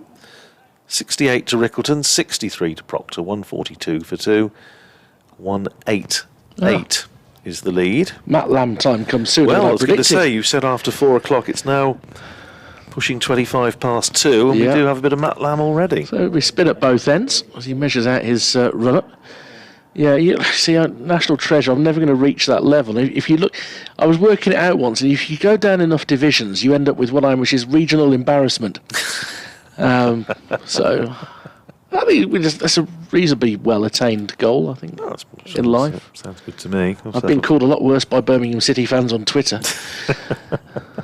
Yes, there are times I'm very, very glad I don't do football.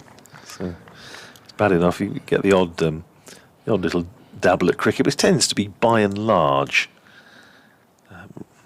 reasonably well mannered. Although sadly, Northamptonshire had to put out a message last week after a couple of the T20 games, suggesting that in no uncertain terms that abusing players on social media is not on, and indeed it isn't. So, Matt Lamb bowling his leg spin. It's a bowl round the wicket to Proctor, who will get a single. I think Sibley was on his heels a little bit at square leg. There probably always was a run there. I think Rickleton was also not exactly alive to the prospect, but they come through for 1. 142 for 2. Rickleton will be on strike. You may not be familiar with Matt Lamb's stop halfway through his run-up, and then into a walk. And then he bowls, and Rickleton defends him back down the track. I think his second full season attempting leg breaks, and he used to be a seamer, Matt Lamb, but that put a lot of strain on his back. Wouldn't be the first Warwickshire player to have gone through that particular switch either, as he bowls a full toss, which is turned round the corner on the sweep for 4, nice and fine. It'll hit the hoardings just in front of us. I was pausing for a thud there, and the thud never came, which bit disappointing. It was very sort of polite thud. It was a mild thud. Yeah. It was like somebody just putting the final card down in a game of Uno when I wanted something that was a bit more vigorous, really. 143 for 2. Or was it 147 for 2? This could be a tale of another missing boundary. It is. It's 147. Up in the scorer's box, that 4 button hit it hard. Rickleton waits again, turns it towards mid-wicket, and again he finds that gap between Sibley and Benjamin, so there'll be another single. 6 off the over so far, the 4's reappeared now, very good. Rickleton to 73. Both of these two will be eyeing up 3 figures now. Only a couple of centuries in this match. Lamb starts, stops, starts, goes, bowls, and it's left alone outside off stump by Proctor. Yeah, Ashley Giles was a seamer when he was a young cricketer at Surrey. Yeah. And then converted to being a very good slow left armer. Probably underrated his career for England, actually. Proctor steers the ball into the leg side, half a dozen off the over. Runs continue to come fairly briskly, 56 in 13 overs since the lunch interval. Yeah, we were talking about 5 and over, weren't we? And that's what, 20, yeah, it's about, not quite there, but not far off. So, yeah, it is all very interesting, but I still remain to be convinced. 53 overs to go, the lead is now 194. But again, I remain to be convinced that there is really any reason for Northamptonshire to give Warwickshire even a sniff. If they were thinking of pulling out, I think with 8 wickets remaining, they'd be looking at going 7s and 8s now, if they really intended to pull out. I don't know. I think you're probably right. Bethel starting a fresh over anyway outside the off stump to Rickleton, who's moved on to 73, and he lets that one go outside the off stump. But then 18 overs apiece of Kerrigan and Keogh. Who knows? Well, who knows? Who knows? Here's Bethel, flights that one up, but driven by Rickleton. It was inviting the drive, and Rickleton readily obliged and drove it away through extra cover for 4. Long trot back for Matt Lamb. Fortunately for him, the ball again just stopped short of the covers, which saved him having to do the undignified get down on the tummy, slide under the cover and try and scoop it out with your arm. 152 for 2 again. The 4 has gone up. 152 for 2. Rickleton to 77. Here's Bethel in again. Bowls to Rickleton, who's beaten outside the off stump. Well bowled, Jacob Bethel. That again landed very close to one of those footmarks and just went straight on. Actually, it didn't. I think Rickleton was playing just inside it, expecting it to turn in. In the end, it didn't. It just went straight on. I think that may have been a genuine arm ball, looking at Bethel's reaction. Very nearly took the outside edges. Bethel in again, and that's turned up to mid-wicket by Rickleton, and there's no run. Stays at 152 for 2. That there was his standard left arm off break, and they are just biting a bit now, aren't they? And the previous one, I don't think he had that rotation on it. There's Bethel in again. Rickleton again right across his stumps. The ball was on around about the line of off stump, maybe just a tad outside. And Rickleton playing it on the bounce to Chris Benjamin at forward short leg. Bethel to finish the over, in again to Rickleton, who again is forward, getting right over that ball, smothering what spin there is. It runs up towards mid-wicket, and that's the end of the over. 152 for 2. Rickleton is 77, Proctor is 64. The lead is now 198, and there are 52 overs remaining. And it's all fairly sort of quiet and placid out there at the moment. Yeah, the one loose ball in the over, there was the one half volley which Rickleton rightly punished. That's a good over actually from Bethel again.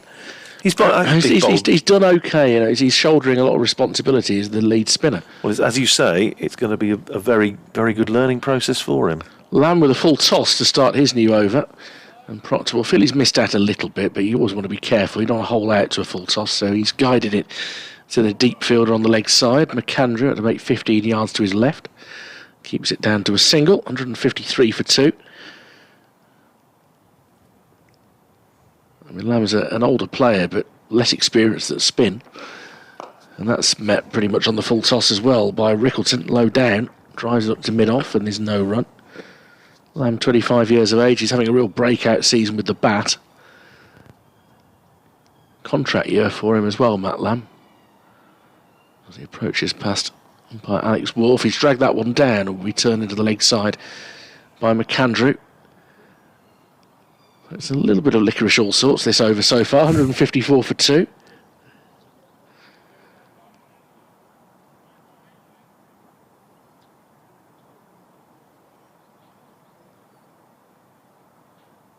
Approaches again, Proctor this time on strike, clipped off his hit behind square. Brooks won't be able to prevent another single. 155 for 2, it continues to tick over. So if, with the lead now just over 200, it's gone above 200 in this over. If they were to pull out now, it'd be 49 overs. Well, you're not going to set that. No. This is forced off the back foot by Rickleton up towards mid-off. Picked up by Sibley and no run. Sibley appears to have dark cuffs on the end of his sleeves, which makes him rather stand out in the field. So the next delivery is left alone outside off stump. End of the over, 155 for 2. The lead is 201. So Richard will go off and update one of his many organisations, hanging on his every word today, as they always do. So 155 for 2. The lead is 201. And certainly Warwickshire's over rate is going to be commendable, with Bethel having bowled 16 overs so far, and he gets through his overs pretty sharpish, and now Matt Lamb into the attack as well. We have 51 overs remaining, minimum of 51 overs. And Bethel starting another over, leg slip, forward short leg, and down the pitch comes Luke Proctor and clubs that away through mid-on for 4. Takes Proctor into the 70s. 70 to him, 159 for 2. Partnership goes up to 149. Just looking at the second 11 match that we've been keeping half an eye on. Northamptonshire supporters will be interested to know how Charlie Thurston is faring. He's 186 not out, with Northamptonshire 411 for 9. So just handful of runs behind Glamorgan's first innings total. Bethel in bowls flights that one up a little bit more to Proctor, so he's not afraid to toss it up. Proctor on this occasion just pushing it down the offside of the pitch, and it's Bethel coming across to field off his own bowling. Here's Bethel in again, short, and that's a bit of a gimme, and it's pulled away, and you probably heard the crack as it hit the boundary board in front of the old scoreboard. And that was one of the very, very few really rank bad balls that Jacob Bethel's bowled. He's bowled very few, he's been excellent, but that was a little bit of a gift, and Luke Proctor pulling it away for 4. He goes to 74, total to 163 for 2. Here's Bethel in again, bowling to Proctor, who just worked that round the corner past the man at leg slip, Alex Davis. Goes down to the man on the 45, Ollie Hannon-Dolby. And there's no run. 163 for 2. The board still hasn't caught up because, of course, it was a boundary, so it's taking a while for it to register. There it is, 163 for 2. Flighted up by Bethel, played just past the right hand of Chris Benjamin under the helmet at forward short leg, but there's no run. There is a mid-wicket immediately behind him. Words of encouragement from the close catchers for Jacob Bethel, bowling the last ball of his 17th over, and dropped down at his feet by Luke Proctor. That's the end of the over. Bethel 17 overs, no wicket for 62. Proctor is 74. Rickleton is 78. 163 for 2, Northamptonshire. So the lead is 209 and 50 overs remaining. So Northamptonshire have actually drawn level in the second 11 game. 413 for 9 now, replying to Glamorgan's 413 all out. Thurston 187 not out. Nathan Buck, the last man, is in there with him. So a question, I suppose, of whether Buck can hang in there long enough and possibly give Charlie Thurston the chance to get a second 11 double 100. I'll update the Warwickshire second score in a minute as well, so I'll just get for you as Lamb starts another over to Rickleton, very full, and Rickleton just opening the face, guiding it down to deep backward point for a single. Rickleton up to 79 and Northamptonshire to 164 for 2. In the match at Portland Road in Birmingham, High scoring game there so far. Warwickshire made 497 for 7 and Worcestershire 398 for 9. That's the update from there. Here's Lamb round the wicket, bowling to Proctor, turns it round the corner to Henry Brooks, a backward square, and they're saving one, and there's no run. Cloud just building a little bit over to our right. Sun disappeared for the time being. Lamb in again, bowls to Proctor, who's stretching right forward, plays that defensively back down the pitch for Lamb to field off his own bowling, and there's no run. Stays at 164 for 2. A couple of the Warwickshire players, I think, having a wander around, thinking about having a net. Cut away by Proctor, clever stroke, just using the pace of the ball, running it down wide of the slip cord, and it's going down towards third man, out of our sight, but it has been pulled in just inside the rope, and Alex Davis sends in the return. It was Craig Miles who had to do the hard yards there to chase round the boundary. Managed just to pull it in inside the rope, and Alex Davis threw it in. Judicious use of the right boot. Yes, in the spirit of John Dye of this parish. 167 for 2, Proctor up to 77, Rickleton on strike. And this ball, Rickleton is driving up to mid-off, and there's no run. Two batsmen are keeping pace, pretty level pegging. Certainly, remember they were both on 33, and now just a couple of runs of each other.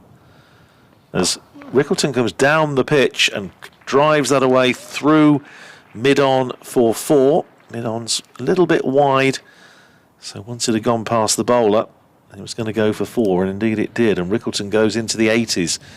83 to him now, and Northamptonshire 171 for 2. So they've certainly got on with it after lunch. 171 for 2, the lead now up to 217. Overs remaining 49. Yeah, so take 2 off. If they were to pull out now, 47 overs to score 218. 218. It's not going to happen yet. Not going to happen yet, but it could. It could potentially happen. I don't think the ball is exactly ragging for Bethel. I don't think Lamb's getting a lot out of it. I think Warwickshire, I mean, it's admirable they've kept 3 close catches in for Bethel, but I wonder whether they perhaps should have gone a bit more defensive. Yeah, we had this, you mentioned that before lunch, and I think it's a very fair point. As Bethel comes in to bowl to Proctor, leaves that alone outside off stump. Again, that's gone on with the arm. That delivery from Bethel, it was very full. What to me it keeps coming down to in my own mind is, are Northamptonshire going to bowl Warwickshire out in 40 overs? Even though it's turning a bit. There's only one way to find out. Well, but why would you? Yeah, exactly. Bethel again, fairly full outside off stump, and once more that tends to go on with the arm. 171 for 2. They put themselves in a position where they could have a quick blast here for 20 minutes and turn it into 270 and 40 that you're not going to even be able to think about going for. It's turned around the corner by Proctor, but he's picked out Benjamin at short leg. No run. And again, there's the element of resting the bowlers that you think are going to be playing in the key T20 match on Friday. Must win. Results elsewhere need to help them out as well, Northants. He comes down the wicket here, Proctor. He steered that not far from the right hand of Benjamin. They'll come through for a single, but there are hands on heads there. That was a rare loose shot from Proctor. There's one miscued pull earlier that dropped safe.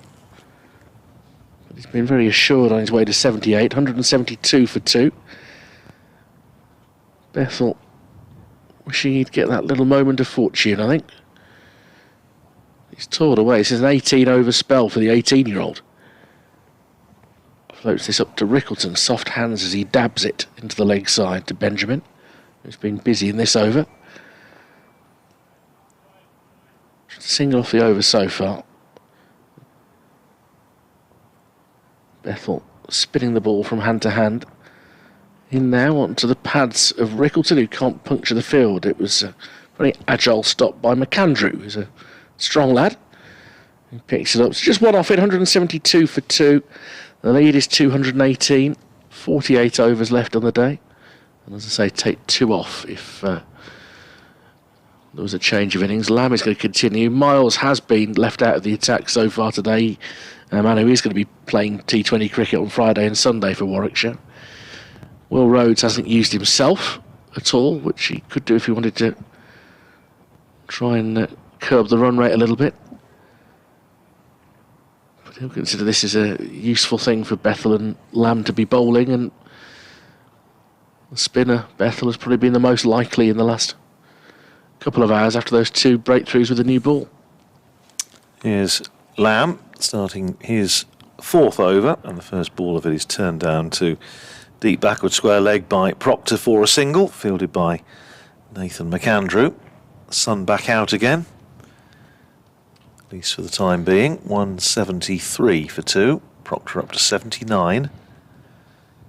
Just a slip in now, slip and a backward point. Close catches as Reckleton drives the next ball from Matt Lamb, but Lamb sticks down a left hand and prevents any possibility of a single. In fact, Luke Proctor, sensing the possibility that Lamb might just have flicked that onto the stumps, made sure he got his bat down at the non-striker's end. Quicker ball from Lamb, fired in at Rickleton. Again, plays this sort of slightly half-cocked defensive stroke back down the wicket for Lamb to field off his own bowling. Man out at deep square, and a man out at deep backward point. As Lamb is in round the wicket again, cut away by Rickleton, and that man down at deep backward point is in the game. Sent in his return, and they're through for a single. Rickleton to 84, and Northamptonshire up to 174 for 2, so the partnership worth 164 for the 3rd wicket. Here's Lamb, round the wicket again, bowls this time to Proctor, who just dead bats that away into the onside. Fielded there by Chris Benjamin, who at the other end, of course, is under the lid at forward short leg. Now he's fielding there at mid-wicket. Lamb in again, bowling to Proctor, who works that away just behind square. Neil Bainton takes a step to his right to get out of the way. It's fielded by McAndrew again at deep backward square, and Proctor picks up a single, moves into the 80s and keeps the bowling. 80 to Proctor, 84 to Rickleton, 175 for 2. The lead now 221, 47 overs remaining, and I think they're going to have a little bit of a drinks break. I have to say, Richard, I was just looking at, out of idle curiosity, as you do, about Northamptonshire's record 3rd wicket partnership against Warwickshire in Championship cricket. Goes back a long way. 225, so still quite a long way away from it, but 225 by Claude Woolley, Dick Woolley, brother of Frank, and Dick Wright, R.L. Wright, one of the many Wrights to play for Northamptonshire just after the First World War, and it was at Kettering on the town ground there in 1925. You could see it from the top of the slides at Wicksteed Park. Well, you could certainly see it from the railway line, because of course the railway line goes past the ground at Kettering, and there's a wonderful photograph that we used in the official history of Northamptonshire, which Matthew Engel and I did a few years ago now, and a wonderful picture of Worcestershire playing there, Fred Root bowling with his leg trap, and you can see the train going past with the sort of the goods wagons up on the railway embankment just above the ground. And there'll be stories of people hitting the ball onto the train. Absolutely. There will be stories. Yeah. Oh, yeah. And it probably never happened, but there will be stories. In terms of today, by the way, there is no surer sign of Northampton's intentions for the day than the fact that we've had a drinks break for the first time in 3 days. Is that? I mean, to be honest, it's in front of our eyes here. There are a nice lingering drinks break. Now, unless there's a message coming on saying slam it all over the place for half an hour, which I don't think there is, I think this is a sign of, well, this is 5 minutes less cricket we have to play today. I'll be very surprised. A couple of the academy lads out there at the moment. It's nice to see Luke Proctor having a chat with them. So yeah, they'll have enjoyed the occasion. Yeah, it's so difficult because we all want to be describing an exciting finish, but as we were saying earlier on, this match and any number of other matches this season are basically victims of the system, the point system, 2 divisions. Yeah, and I'm not being critical of Northamptonshire choice. I'm merely observing that to me is because on the final day at Edgbaston we had some distinctly lingering drinks breaks. Yes. I mean, they were bringing out. Oh yeah, they were bringing out snacks in the jukebox. A game of couple of board games. Yeah. No, it's certainly the whole thing just doesn't smack of an imminent declaration. And all we learnt is that Emilio Gay's very good at Kaplunk. I tell you what, he loved that, didn't he? New ball, he did, bowling under lights. He was in his element. He looked quite graceful coming into bowl as well. He's not the worst. No, not the worst, Emilio. With a bit of work, he'd be decent. Bethel floating up the first ball of a new over, defended by Proctor. And if we don't see a sudden surge in this next over or two, I think we know where we're headed here. I really do. Bethel, meanwhile, toiling away, looking for the first championship wicket of the season. You'd like that. Proctor coming down the wicket, meets that on the full toss and hammers it. Well, that could be intense. He's wellied that for 6. Got plenty of it. He's up to 86. That's the second time that a delivery from Bethel has been turned into a knee-high full toss by an approaching batsman. Rickleton did it earlier. And now Proctor absolutely nails that one. 181 for 2. And they can have a look at that ball. It's all right, says umpire Bainton. It's fine. I have to have a look because it's been out the ground. Just be grateful I haven't got to sanitise it, he says. Bethel comes into Proctor once more, leaves it outside off stump. That's in that area where the footholes make it a little bit uncertain. He just covers up his stumps with his pads and lets it go through. Bethel doesn't let setbacks affect him too much. Like that 6. So they sent that a long way outside off stump. Proctor was wanting to give him the charge, and then pitching quite short, it actually turned quite a bit. And Proctor just has to dab it out in the offside. That was a nice little one-on-one battle within the game as a whole.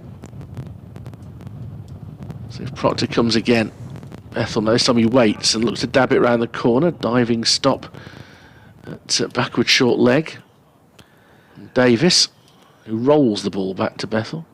I was just thinking, Richard, we'll come on to this at the end of the over, but groundsmen this year really can't win, can they, for reasons that we'll perhaps touch on in a moment. Bethel again needs to be pulled over mid-wicket this time by Proctor. The second 6 of the over, and Proctor accelerating towards 3 figures. He's up to 92, end of the over, 187 for 2. And is that the hammer down? 233 the lead. Well, it makes you wonder. Proctor closing in on what would be his 3rd championship century of the season, up into the 90s, 92 to him. Yeah, I was just thinking, people saying about, the flat pitches and all the rest of it, and it's not good for the game, blah, blah, blah. And then, of course, you got a pitch down at Chelmsford, which by all accounts turned to pit, and James Vince, obviously, with having seen his side beaten, albeit narrowly, in it was quite an exciting game down there, albeit one that finished in 3 days, and they're going to cop flack for that, I'm sure. So it really is difficult, isn't it? And it's a thankless task, and it's one I'm very glad I don't have to do. I'm full of admiration for groundsmen around the country, because by and large they prepare good surfaces. And the weather this season has been a little bit strange, much drier March than usual. Led to there being very dry tracks in April that didn't do much. You'd expect a bit more grass and a bit more moisture.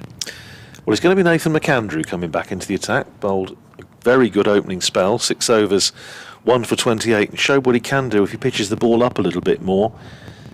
Picked up the wicket of Emilio Gay, caught behind. 187 for 2 now. So the lead now 233. With 46 overs remaining. Rickleton on strike on 84. Just the one slip, and McAndrew comes in outside the off stump, and Rickleton lets that go through. Tee today at 340 come what may. It's not a movable feast on the last day, so at least we know when we should be heading off for our cuppa. That's another 50 minutes or so. Still off for rain down at Taunton in the women's test match. Haven't been on, I think, since lunch, and it's I think they're still off at Bristol as well, so obviously the weather in the West Country not great. Here's McAndrew in again, outside the off stump, but that bounced horribly for Michael Burgess. And it's a little bit of a scramble there by Dom Sibley, because there are 3 helmets behind Michael Burgess, and it looked as though the ball was just going to run into the helmets, which of course would have been 5 penalty runs, and Dom Sibley just managing to get back and prevent that happening. Sibley at slip. Burgess is in a certain amount of discomfort. That was a horrible one to have to take. It just landed about a foot in front of him. I think just caught him on the end of the fingers. I think it was on the wrist bone. The wrist, was it? Yeah. Okay. It was nasty. 187 for 2. Rickleton on strike. Here's McAndrew in again. Rickleton playing that crisply down to backward point, where it's fielded by Chris Benjamin, and there's no run. Down at the Oval, they are playing, but it's beginning to look a bit like a draw there. Kent 218 for 2, following on. Still 124 behind, but 8 wickets still standing, and they are indeed. Is the moral of the story for all-conquering Surrey actually play a frontline spinner? I mean, rather than being so keen on batting down to 10, a frontline spinner, Amir Verdi, might have been a real difference maker there. Also, the thing is, if you bat on for that long, get nearly 700, then you're putting your eggs certainly into one basket. Yeah. And you know you're likely to be in the field for 2.5 days to try and force the... But also, this would have been forecast. There's going to be a little bit of rain around this beginning of this week. Here's McAndrew, and again bowls to Rickleton, plays it up to mid-on, and there's no run. And I see the forecast for next week looks very promising. If Northamptonshire don't qualify for the T20 quarters, they won't actually have a game.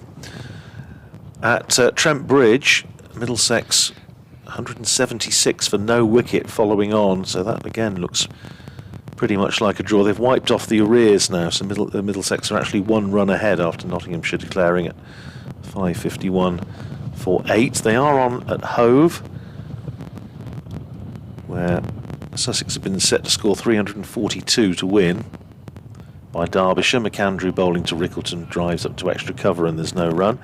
So the target for Sussex is 342. They're 114 for 1. So doing okay, but they're going to have to try and put the foot down a bit there if they're going to get anywhere close. In case you missed what we were talking about earlier, Glamorgan beat Worcestershire by 3 wickets at New Road. Target of 332, a game that Worcestershire looked to be all over. They had a first innings lead of 132 and have somehow managed to lose it. So disappointment for the pairs.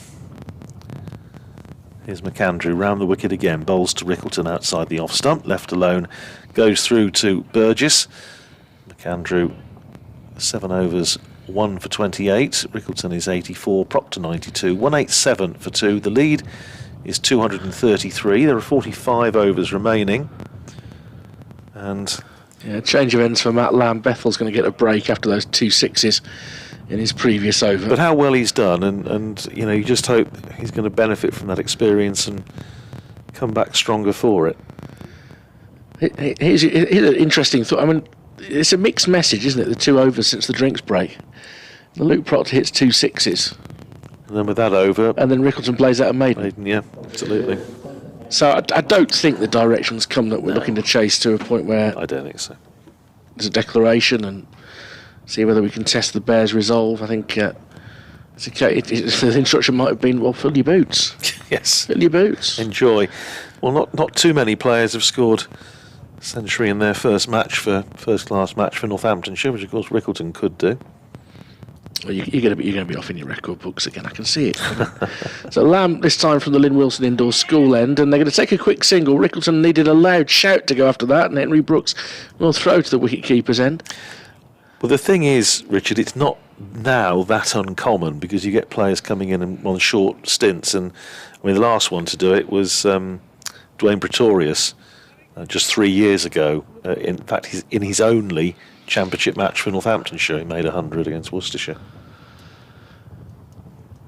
To Rickleton, who's looking to cut the ball and gets it out towards the square boundary. Davis is housed there, so another single. He was largely here for white ball, played one championship match and got 100 in it. So Lance Klusner also did it. Pom-Pom Fellow Smith did it back in 1950s, first championship match anyway. Round the wicket to Proctor, who's looking to lift him over mid-wickets. And he's got that one sweetly as well. 99 to Luke Proctor.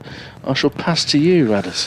Thank you very much, Richard. Well, I'm just wondering if in his long career, Luke Proctor has ever gone through the 90s into 99 with 3 sixes. It's not a style of batting that you instantly associate with Luke Proctor, fine player that he is, but he stands on the threshold here of what would be his third championship 100 of the season, what's turning out to be a very, very good season for the 34-year-old. And they're coming in now to try and save the one. Proctor on 99, facing Matt Lamb, and he's cut that away, and he's not going to get a single this time. It eludes Ollie Hannon-Dolby, but goes out to the fielder just lurking behind the umpire at point. The umpire is at point now. But they've now got 1, 2, 3, 4, 5, 6, 7 in, looking to stop the one. As Lamb comes in round the wicket, bowls to Proctor on 99, who cuts, and that's his 100. He's running down towards the boundary at third man. It's a chase down there for Ollie Hannon-Dolby. He will cut it off, but they're going to come back for 3, and applause around the ground, and particularly from the dressing room. Very popular player here, and Luke Proctor takes off his helmet and lifts his bat to the dressing room and to the spectators around the ground. And 100 for Luke Proctor, 102 not out, 198 for 2. And well played, Luke Proctor, and what a season he's having. 102 for him, 198 for 2. Fine innings from him. Came in when there was just a little bit of bother, only a bit at 10 for 2, but he sorted that out, hasn't he? And the next ball is turned away by Rickleton for another single. He goes up to 86, and the total to 199 for 2. We should have to update WM listeners at 3 o'clock. I should do the same to BBC Radio Northampton presently. End of the over, 199 for 2. Proctor is 102. Rickleton is 86. I'll just give you the figures for Proctor's innings. He reached his 100 off 126 balls, so pretty good time. In fact, his second 50 coming off just 60 balls, 100 off 126 balls with 3 sixes and 13 fours. So his third of the season. It's Rickleton on strike now with a slip in place. And he's going to be facing the pace of Nathan McAndrew round the wicket. In bowls to Rickleton, who looks to turn that away. I think it's come off the thigh pad. It's running down towards fine leg. They're going to come back for a couple as Michael Burgess had to run away to his right to retrieve, and it's signalled as leg byes by umpire Alex Wharf. So no bat on it, but brings up the 200 for Northamptonshire, whose lead is now up to 247, 201 for 2. The total. Still got a lot of cloud around this afternoon. Getting little fitful bursts of sunshine, but some behind a cloud at the moment as McAndrew comes in, bowls to Rickleton, plays that down towards third man, but there is a man down there in front of the main gate. Craig Miles down there, and they come through for a single. Rickleton to 87, and Northamptonshire up to 202 for 2. Just keeping an eye on what's happening in the second 11 game at Campbell Park, where Charlie Thurston has been closing in on a double 100. I can tell you he's got it. He's now 211 not out for the seconds, who were 449 for 9 against Glamorgan. Next ball from McAndrew, driven up to mid-on by Luke Proctor. And there's no run, fielded there by Ollie Hallen-Dolby. Yeah, not a big crowd in the ground, as we've been saying all day, but certainly they made a good deal of noise to greet the century for Luke Proctor. He's just one of those extremely handy men to have around. David Ripley always used to describe him as one of the unsung heroes. Very adaptable cricketer. Very determined, a very good one. Here's McAndrew in again. Bowls to Proctor, beats him outside the off stump with a beauty. So when McAndrew bowls that length, a little bit fuller than he was bowling in the first innings, and he really is a handful, and he proved that with the early wicket of Emilio Gay, who, like his captain, was caught behind. Vasconcelos going for 4, Gay for 1, 10 for 2. At that stage, it's now 202 for 2. McAndrew is pausing at the end of his mark from the David Capel end, running in again to bowl to Proctor. Turns it away for runs just past umpire Neil Bainton at square leg. Alex Davis comes off the boundary to retrieve it, and there's one more run to Luke Proctor, who goes up to 103, and Northamptonshire to 203 for 2. Emilio Gay was out, seems quite a long while ago, just having a wander around the boundary. Coming down in front of us. Rickleton on strike now on 87. Just update BBC Radio Northampton now.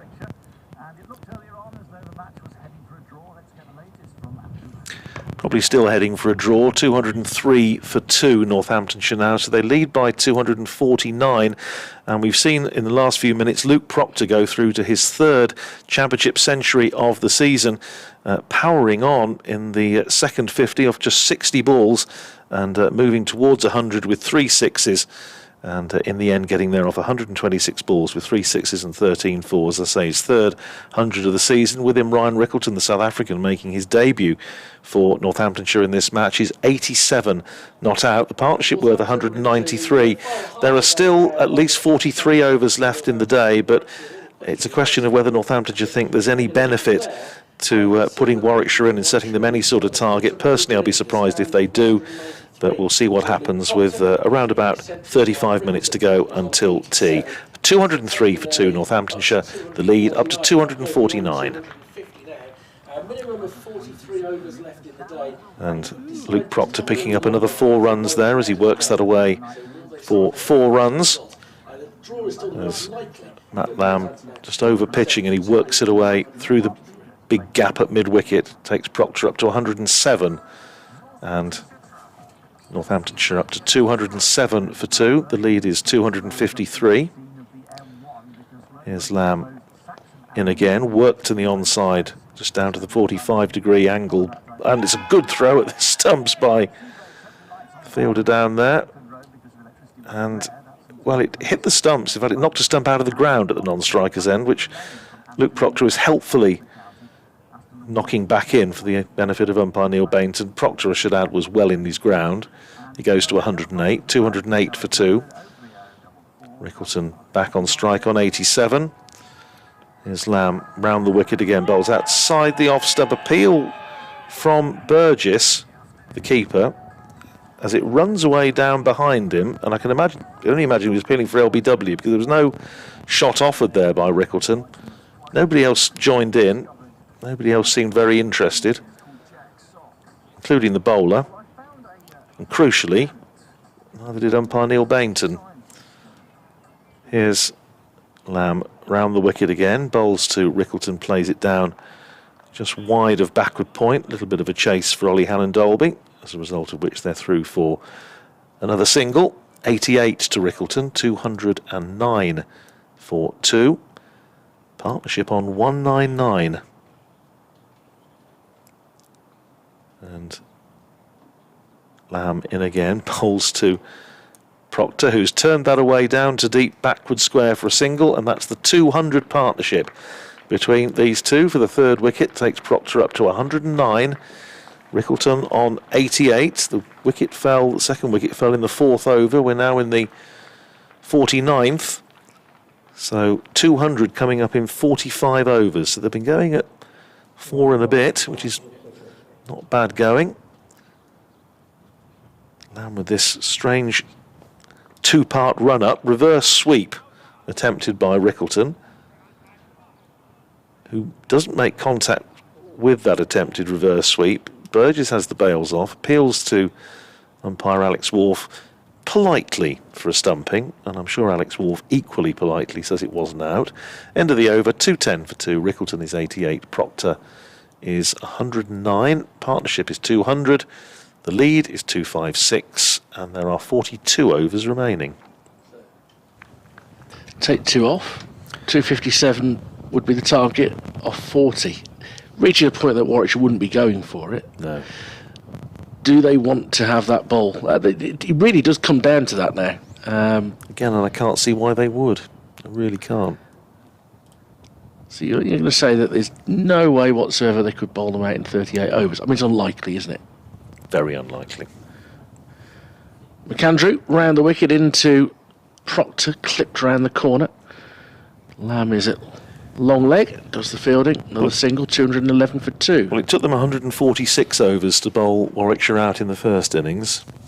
So what would make them think they could bowl them out in 38? I'm not entirely sure. The wicket would last another couple of days. Yes, exactly.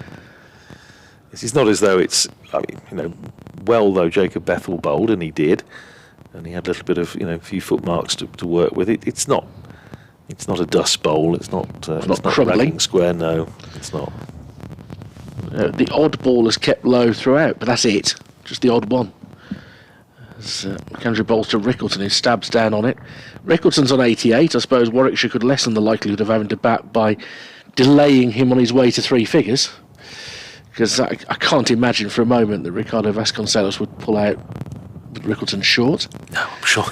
So, you know what I mean? All these factors come into mind. So, I'm sure he's like his old schoolmate from St Stithians in Johannesburg. Wouldn't be terribly pleased if he declared with him on 90 or something, 95. I thought you said Trinians for a moment. Wow. Big cricket school, St Stithians. Andrew, short ball, and that's going to be pulled so fine that it will go for 4. He's into the 90s, Ryan Rickleton. 92 not out, 215 for 2. He probably didn't catch as much of that as he intended to, because it was quite sharp, but he got plenty on it. But so fine that long leg didn't have a price. I thought the Northamptonshire connection with St Trinians, of course. I can offer you that if you want it. I've never doubted it. The theme music for the St Trinians films, which I'm sure you can bring to mind. No. Oh well, if you could bring it to mind. I mean, therein lies our age difference. Yes, indeed. Yeah, it was written. The music was written by later Sir Malcolm Arnold, great composer, born about a mile away from here. McAndrew. Oh, takes the edge of the bat of Rickleton, and it goes through for 4. He's to 96. A false shot. Little thin nick, and neither Sibley nor Burgess really moved towards that. Let's see whether it carried and whose it was. Oh, she's gone straight through the gap. Yeah, straight between keeper and slip. Rickleton on 96 now, Radders. Thank you, Richard. Yes, and a couple of players that have been having a net in the indoor centre, walking back round the ground, suddenly realised they were behind the arm, so they've put a little bit of a spurt on, carried on round. So Rickleton on 96. Threshold of what would be a century on first-class debut for Northamptonshire. McAndrew round the wicket, bowls to him, and Rickleton playing defensively up to mid-off. And there's no run. So the performance of those that have played, obviously, first-class cricket for other teams, making 100 on debut for Northamptonshire is rather less illustrious than the 2 that have done it actually on first-class debut, which was Alistair Storey. Made 100 here against Hampshire in 1985, and David Sales, who made a double century on debut, of course, 0 and 210 at Kidderminster 1996. Is McAndrew round the wicket, bowling to Rickleton, plays it out to extra cover, and there's no run. End of the over, 219 for 2. Rickleton on 96. Proctor is 110. Partnership worth 209. So that partnership record for Northamptonshire's third wicket against Warwickshire that stood for 97 years might be in jeopardy. Might be. Is in jeopardy. Yes. I think it will be surpassed. Well, we are. Well, no, we did see the false shot in that over, didn't we? Yeah. McAndrew's given absolutely everything. He has. He's been excellent. 265 is the lead, and there are 41 overs remaining. He had no luck in that over, but these two have batted. I mean, Proctor's batted extremely well. Rickleton has battled. He's hung in there, hasn't he? Here's Lamb bowling to Proctor, who turns that away, and it's going to be a single out to deep square. So one more to Proctor, who moves to the dreaded Nelson, 111 to him. And Northamptonshire up to 220 for 2, brings Rickleton back on strike. He's played some excellent shots, Rickleton, but he's also looked as uncomfortable as any batsman has today. Particularly against the spin of Jacob Bethel. Here's Lamb round the wicket, balls outside the off stump. Rickleton leaving that alone. I mentioned earlier, he does have 10 first-class hundreds to his name, including a double hundred out in South Africa. Presumably will be part of the Proteas squad for the series against England later this summer. And it's very full and squeezed away past backward point. Now more runs for him here. I don't think it's going to be 4. It's a long chase round the boundary by Alex Davis, and they settle for 2. I think they could easily have got 3. But they settle for 2. 98 to Rickleton, 222 for 2. I think he feels a bit more comfortable trying to complete his 100 against Matt Lamb. Yes. I think he probably does. Rickleton on to 98. Faced 152 balls so far, so positively sluggish compared to Luke Proctor today. Here's Lamb. Rickleton on 98, bowls to him, and he's edged that, and I think it's going to be his 100 as it runs away down to the third man boundary. It's signalled 4 by umpire Neil Bainton, and that is 100 for Ryan Rickleton. Not exactly getting there in the grand manner, but nevertheless they all count, and he again takes off his helmet, acknowledges the applause, and that's a century on Northamptonshire debut for Ryan Rickleton, who is 102, and Northamptonshire 226 for 2. Rickleton reaching the milestone of 153 balls. Perhaps befitted the innings that he got there with a nick, because he has had to battle his way through some tough times. On the back foot, Rickleton, the next ball, it just bounced a little bit more than he thought, I think, from Matt Lamb. And he just tried to punch it away through the offside, but in the end it just goes back to the bowler. He looked genuinely embarrassed. He did, actually. To reach 100 in that way. He did. Yes, he did. Sun out. Lamb in bowls to Rickleton, who's playing that back down the pitch. Matt Lamb knocking the ball up from boot into hand, and that's the end of the over. 226 for 2. I would put it to you that if they were going to pull out, they'd pull out now, because the target would be 273 in 38. Yeah, which you're not going to get, but that's 38 overs. Now, we're reaching the point that if they did pull out, actually, you wouldn't end up losing 2 overs. You'd end up with an early tee, I think. Yeah. Because I think, although it's largely a fixed point, I think there would be... Because it's half an hour. Change of innings. It's half an hour before, yeah. But it doesn't look likely that they're going to choose to do that, so the way things are at the moment. And look, they're out there batting, looking at that track, saying, well, it's still not doing anything. No. Seamers are having to bustle in and work hard for anything they get. Spinners are getting a little bit of turn, but it's certainly not ragging by any stretch of the imagination. As McAndrew bowls to Proctor, drives elegantly up towards mid-off. And again, no run. I suppose they'd be thinking, right, well, who would we want to give a bowl to? We don't really need Sanderson to bowl anymore. We don't really need Taylor to bowl anymore. The basis that I'm sure they were both going to be involved on Friday. Yeah. So you could say, well, we give Simon Kerrigan a bowl from one end. Jack White maybe have another little role, give one or two of the others a go, but then again that completely defeats the object of the exercise, because you're not going to bowl them out in all probability with those. So comes again to Proctor. Oh, that's beautiful shot through mid wicket, really elegant on drive. 4 more to Proctor. He's 115, 230 for 2, and they are now 5 runs away from equalling that third wicket record for Northants against the Bears. Yes, that's right. And R.L. Wright, Dick Wright. There were something like a dozen Wrights, 3 different families who played for Northamptonshire immediately after the First World War. Dick Wright was one of the better of them in terms of playing ability. Finished up going to Canada, but a very good player by all accounts.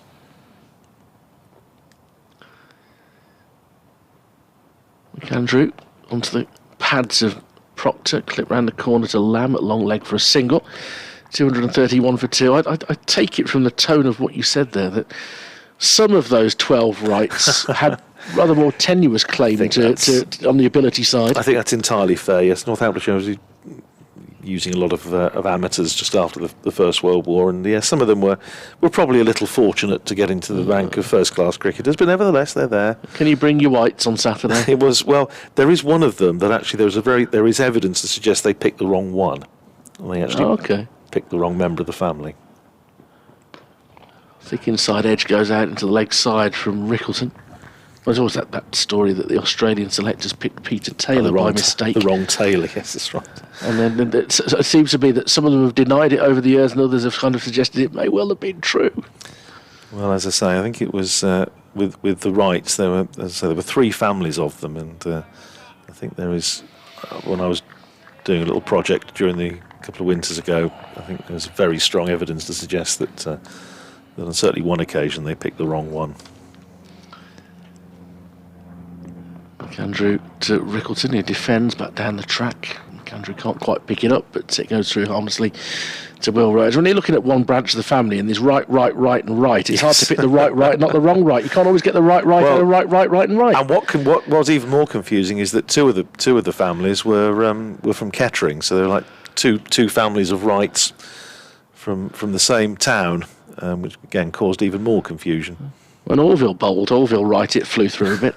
Very good. Anyway, McAndrew in. So Rickleton, who defends, and McAndrew misses it with his right boot. End of the over, 5 runs off it, 231 for 2, the lead to 277, and we are potentially reaching the relative torpor stage of the final day. And some drinks carriers are coming on again. Luke Proctor wants something. We're 23 minutes away from tea. And it's hard to think that this is anything other than taking a bit of time out of the game, although the physio's come on as well. Come out, yeah, Nick Allen's physio's come out. He's cramping a bit. I thought, well, actually, it's interesting because I thought I saw the previous over, Luke Proctor was giving a little gesture with as though he was stirring something in a cup. So whether he needed one of those drinks that help you get rid of... like salt drinks that help you get rid of cramp. Physio's misinterpreted that and come out with porridge.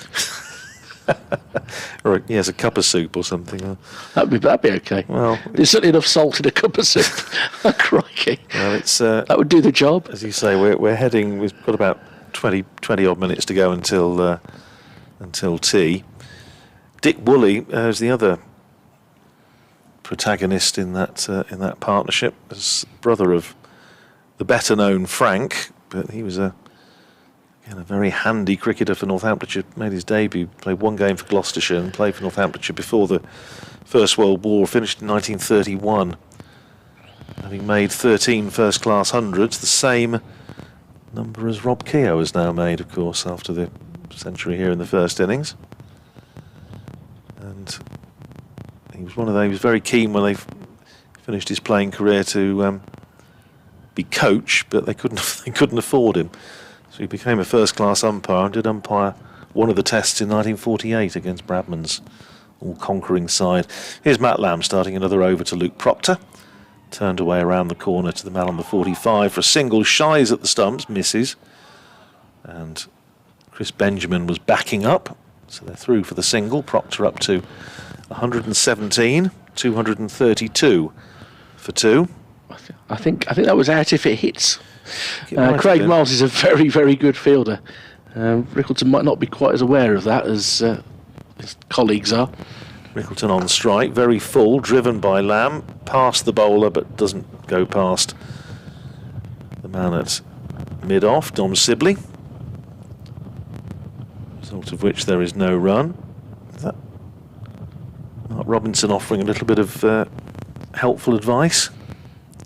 You can have a bowl, Dom. Might have been it. He's retired his leg breaks. And all that just shaped him back towards Rickleton, who was trying to give himself room to cut, and in the end got a little bit tucked up, and it just ran it down towards short third man for a single. Rickleton up to 103, 233 for 2. You see, he's still got the L plates on as a leg spinner, Matt Lamb, but he will produce the odd really good ball like that. He's got the capacity to produce the odd one. Turned round the corner by Proctor again.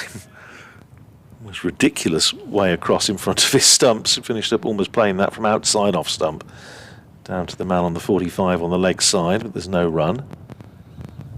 Stays at 233 for 2. I think Mark Robinson was going to go on the tractor there. He's a little wander down towards whether he's going to use it for a lean. He's leaning on it.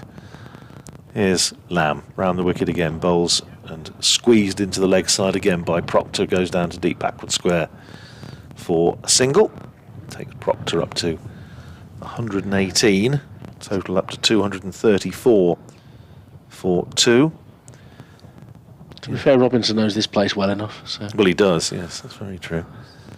Rickleton on strike, Lamb bowling to him, and Rickleton forces that up to Sibley at mid-off, and there's no run. End of the over, 234 for 2.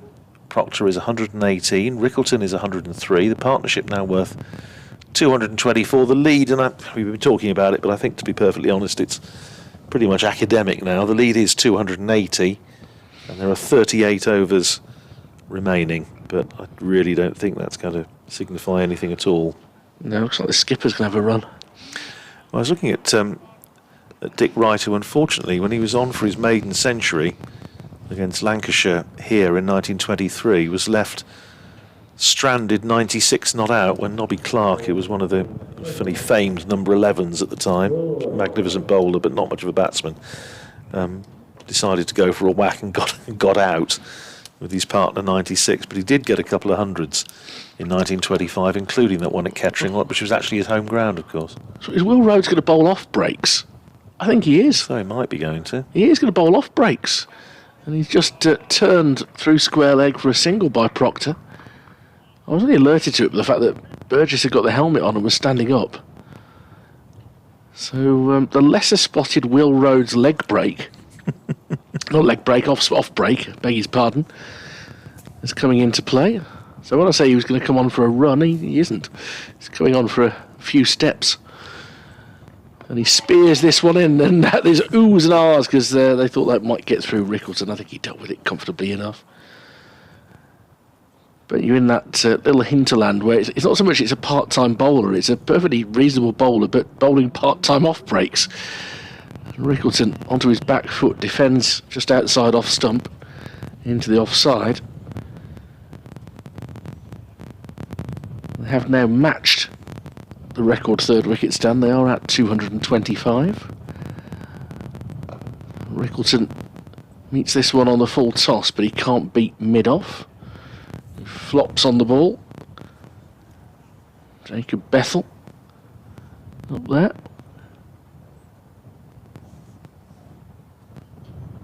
Rhodes in again, and Rickleton is forward in defence. There are all sorts. Oh yeah, not bad, Skip. There's appreciation for it. Craig Miles is whirling his arms. He hasn't bowled at all today. I think again saving him for the T20.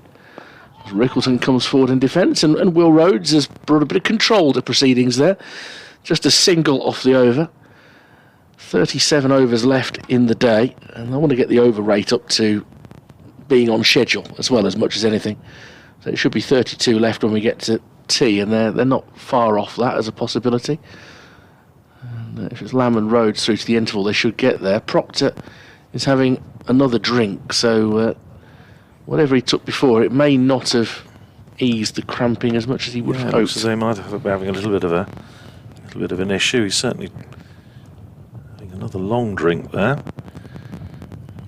Meanwhile, Ryan Rickleton's on his knees, just having a look at his. Looks to be tightening up his studs on his boots. Yeah, so Northamptonshire needing one more run to set a new Northamptonshire third wicket record against Warwickshire. It's been a great, if they get past this, it hasn't been a great game for Dick Woolley, really. His record of tally of centuries for Northamptonshire has been equalled by Rob Keogh, and he stands to lose one of his partnership records here. The fact that he passed away about 60 years ago, it's probably neither here nor there. 2:35 for 2.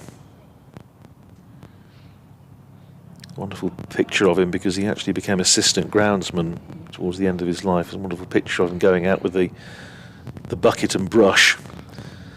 As the first ball of a new over from Lamb is played defensively by Proctor out on the onside, and there's no run.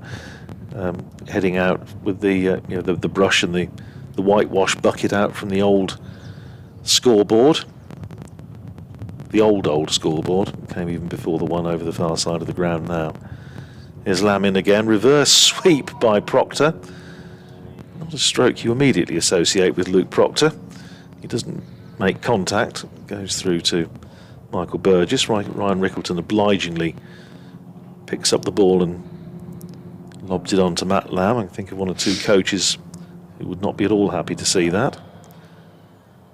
Here's Lamb round the wicket again, bowls to Proctor, who drives and is going to get a single, and well, that is it. That is now a new Northamptonshire third wicket record against Warwickshire, beating the 225 by Dick Woolley and Dick Wright at Kettering in 1925. Takes Proctor up to 120, Rickleton on strike on 103. Short, pulled away by Rickleton, and he's going to be caught, and he is caught at deep mid-wicket off the little toe end of the bat. So having broken the record, Rickleton departs, and he's caught on the deep mid-wicket boundary. So a wicket for Matt Lamb, who breaks the partnership, and Northamptonshire 236 for 3. A rare wicket for Matt Lamb, but just a case of holding out in the outfield, trying to go through the gears there, Rickleton. And he was marching off almost as soon as he struck that ball, in fairness. He knew that he was going to be in trouble, and Chris Benjamin makes no mistake with the catch out on the deep mid-wicket boundary. And a fine stand of 226 when there was just that little wobble at 10 for 2 for Northants. Proctor rather led from the front. He batted very well. Rickleton had to scrap, had moments where he was in some difficulty, but that's still a very significant century on the fourth day of a match to get through to 3 figures. He'll be delighted with that. It's, with a lead of 282 and only 36 overs left after this, and the fact that Northants are batting on is a sign that we are largely heading towards a handshake at 450.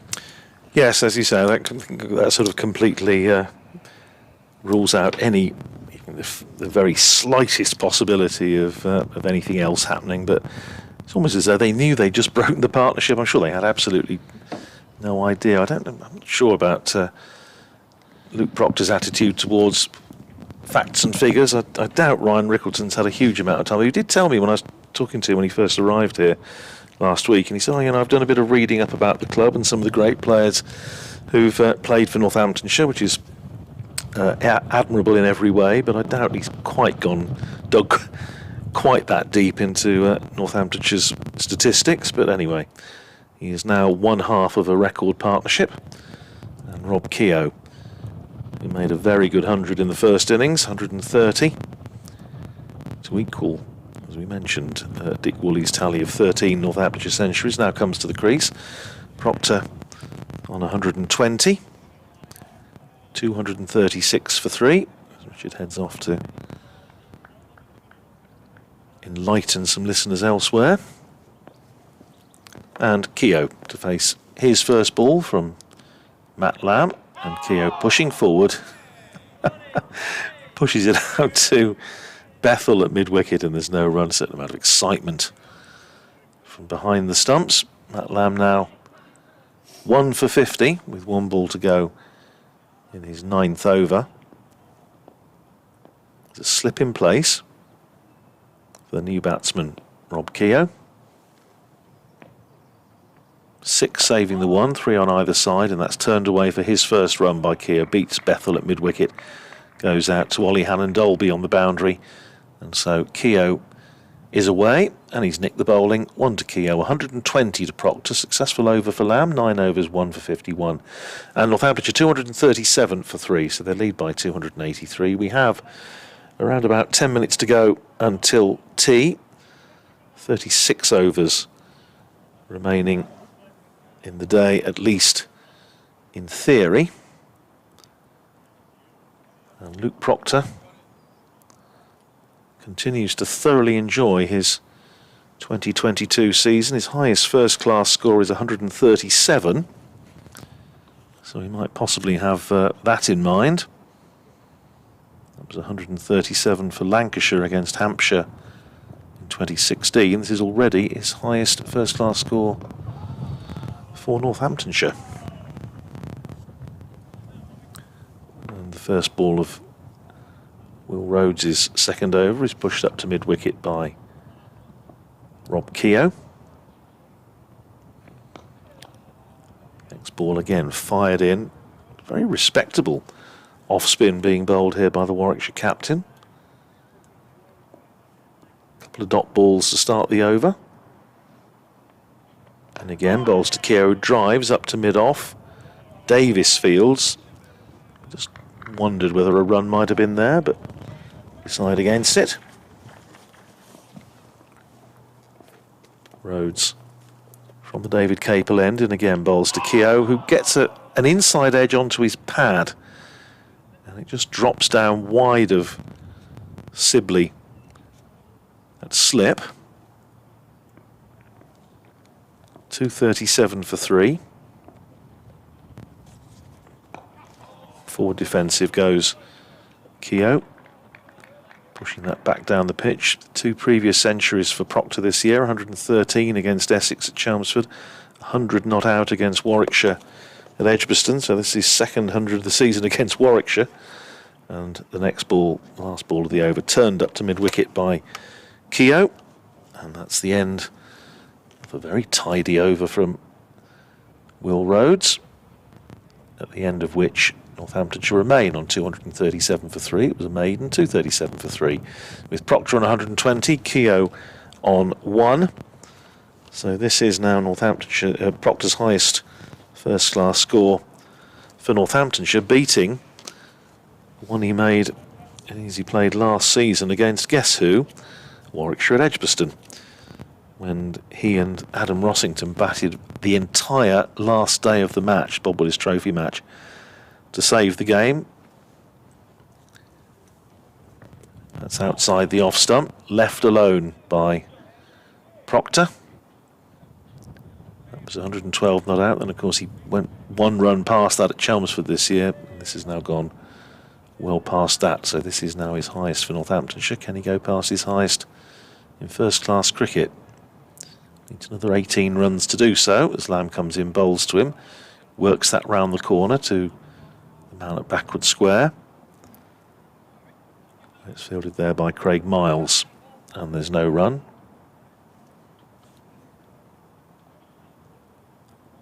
No close catches now, not surprisingly.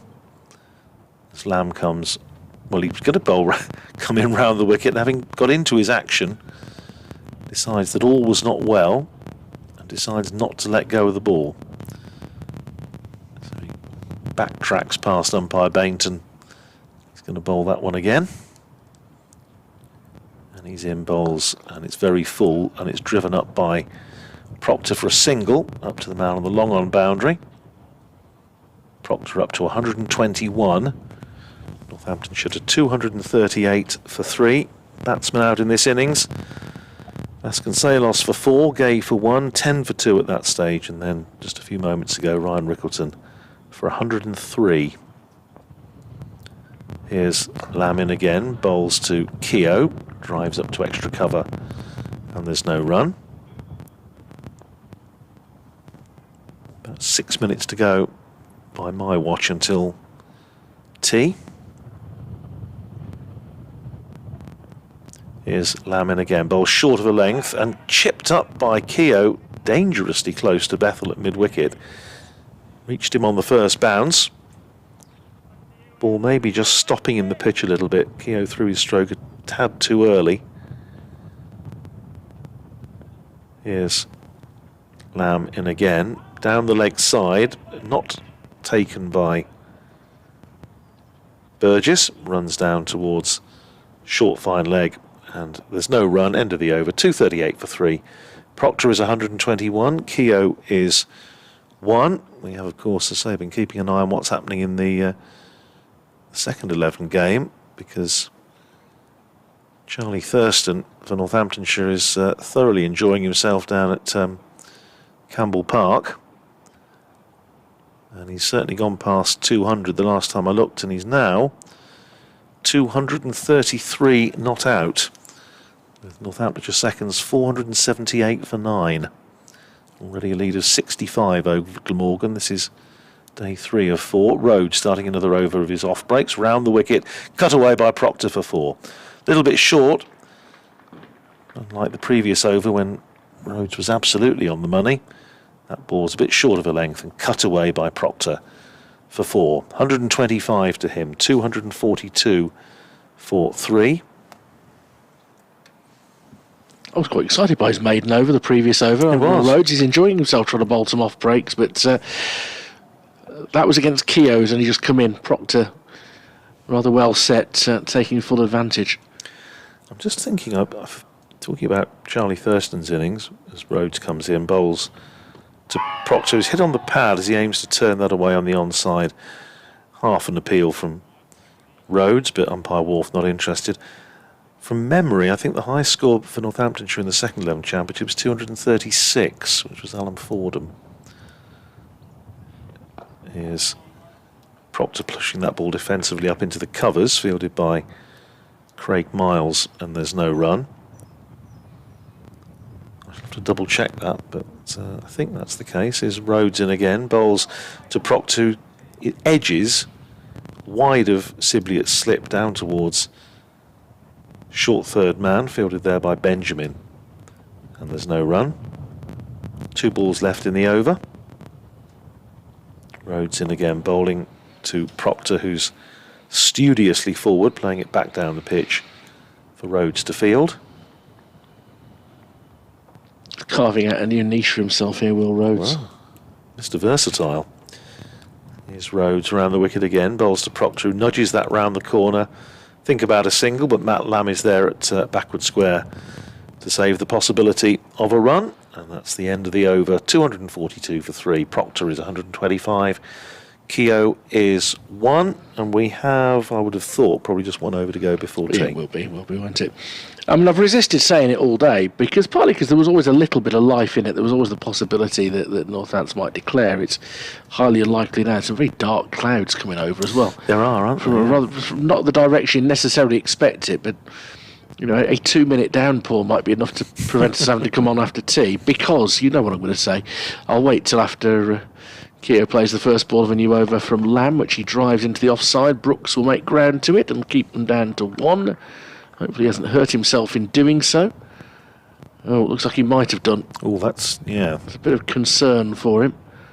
But no, he's going to be okay. It's another single, this time to Keogh. He's at 243 for 3. But given the state of the game and given that Northants aren't going to pull out, then there is no reason to play the final 50 minutes before the declaration. No, I know. After tea. I know. Short ball cut by Proctor, picked up at backward point. It's interesting, if you remember, Richard, I know we had this conversation at Edgbaston, and Northamptonshire's head coach John Sadler was very much of the view that lunch on the final day, and we, again made the point about people that may have paid, but he was certainly saying tea is too late. Lamb wraps Proctor on the pad. There's an appeal. There probably could have been a good long leg by there, but Proctor was still down on one knee. So, it's difficult with the lunch thing. And in this game today, that's not really, it wouldn't have necessarily been relevant either, because there's still potentially a little bit of life in it. But then Northants knew their own minds. I think they would have known all along they had no intention of declaring. As Lamb bowls to Proctor, he clips it in towards mid-wicket. There's no run. But, it's not proper cricket. It's free entry after tea on any day anyway. So nobody's being deprived from what they've paid to see, in my opinion. And what you're going to be seeing is not really proper cricket. I mean, it already isn't. As Proctor defends Lamb out into the offside. As unusual as it is to see Will Rhodes bowling 3 overs of off breaks, that's not what you're paid to see today, I don't think. No, absolutely not. It's a quirk, but it's a comment on where the game is. Lamb drags this one short and it's slapped into the offside by Proctor for a single, and that will be the tea interval. Proctor's batted beautifully today. He's 126 not out. Keogh has 2. 244 for 3, Northamptonshire. They lead by 290. There are notionally a minimum of 32 overs left today, but providing this very dark cloud doesn't rain on us, and it is coming, that the wind is not coming from the usual side for bad weather, but there must be a possibility that some of this will drop. But if it doesn't, then we know we're going to have 50 minutes of cricket after this, in which things will happen that aren't terribly relevant. No, well, I keep going. Mine keeps going back to the game here against Kent. Well, it's exactly the same situation, and they came out after tea the last 50 minutes, and we were saying, wouldn't it be awful if somebody got injured? And Ricardo Vasconcelos promptly stopped a stroke off a ball bowled by Ben Curran and finished up breaking his thumb and missing a month of cricket. So, yeah, there's always at the back of your mind, I suppose. Maybe the test matches have now set the precedent for actually not charging at all on the last day, and then there wouldn't be quite so much of an issue. Anyhow, there we go. But I don't think that even is the issue, is it? It's just the lawmakers need to get their heads together. If you're worried about overloading cricketers, and all ever is about workload this, workload that, who now is benefiting from these 50 minutes? Well, no one at all. Surely, even Jacob Bethel, if he bowls 3 or 4 overs and takes a wicket, he's not benefiting as much as if he'd taken a wicket earlier. I know. I think tea. But personally, I would have no problem with finishing at tea time. I think that's okay. But anyway, we're not going to finish at tea because we do have to come back afterwards. So we'll head off for a cup of tea. 244 for 3. The lead is 290, and we'll be back with you when play resumes here in around about 15 minutes' time.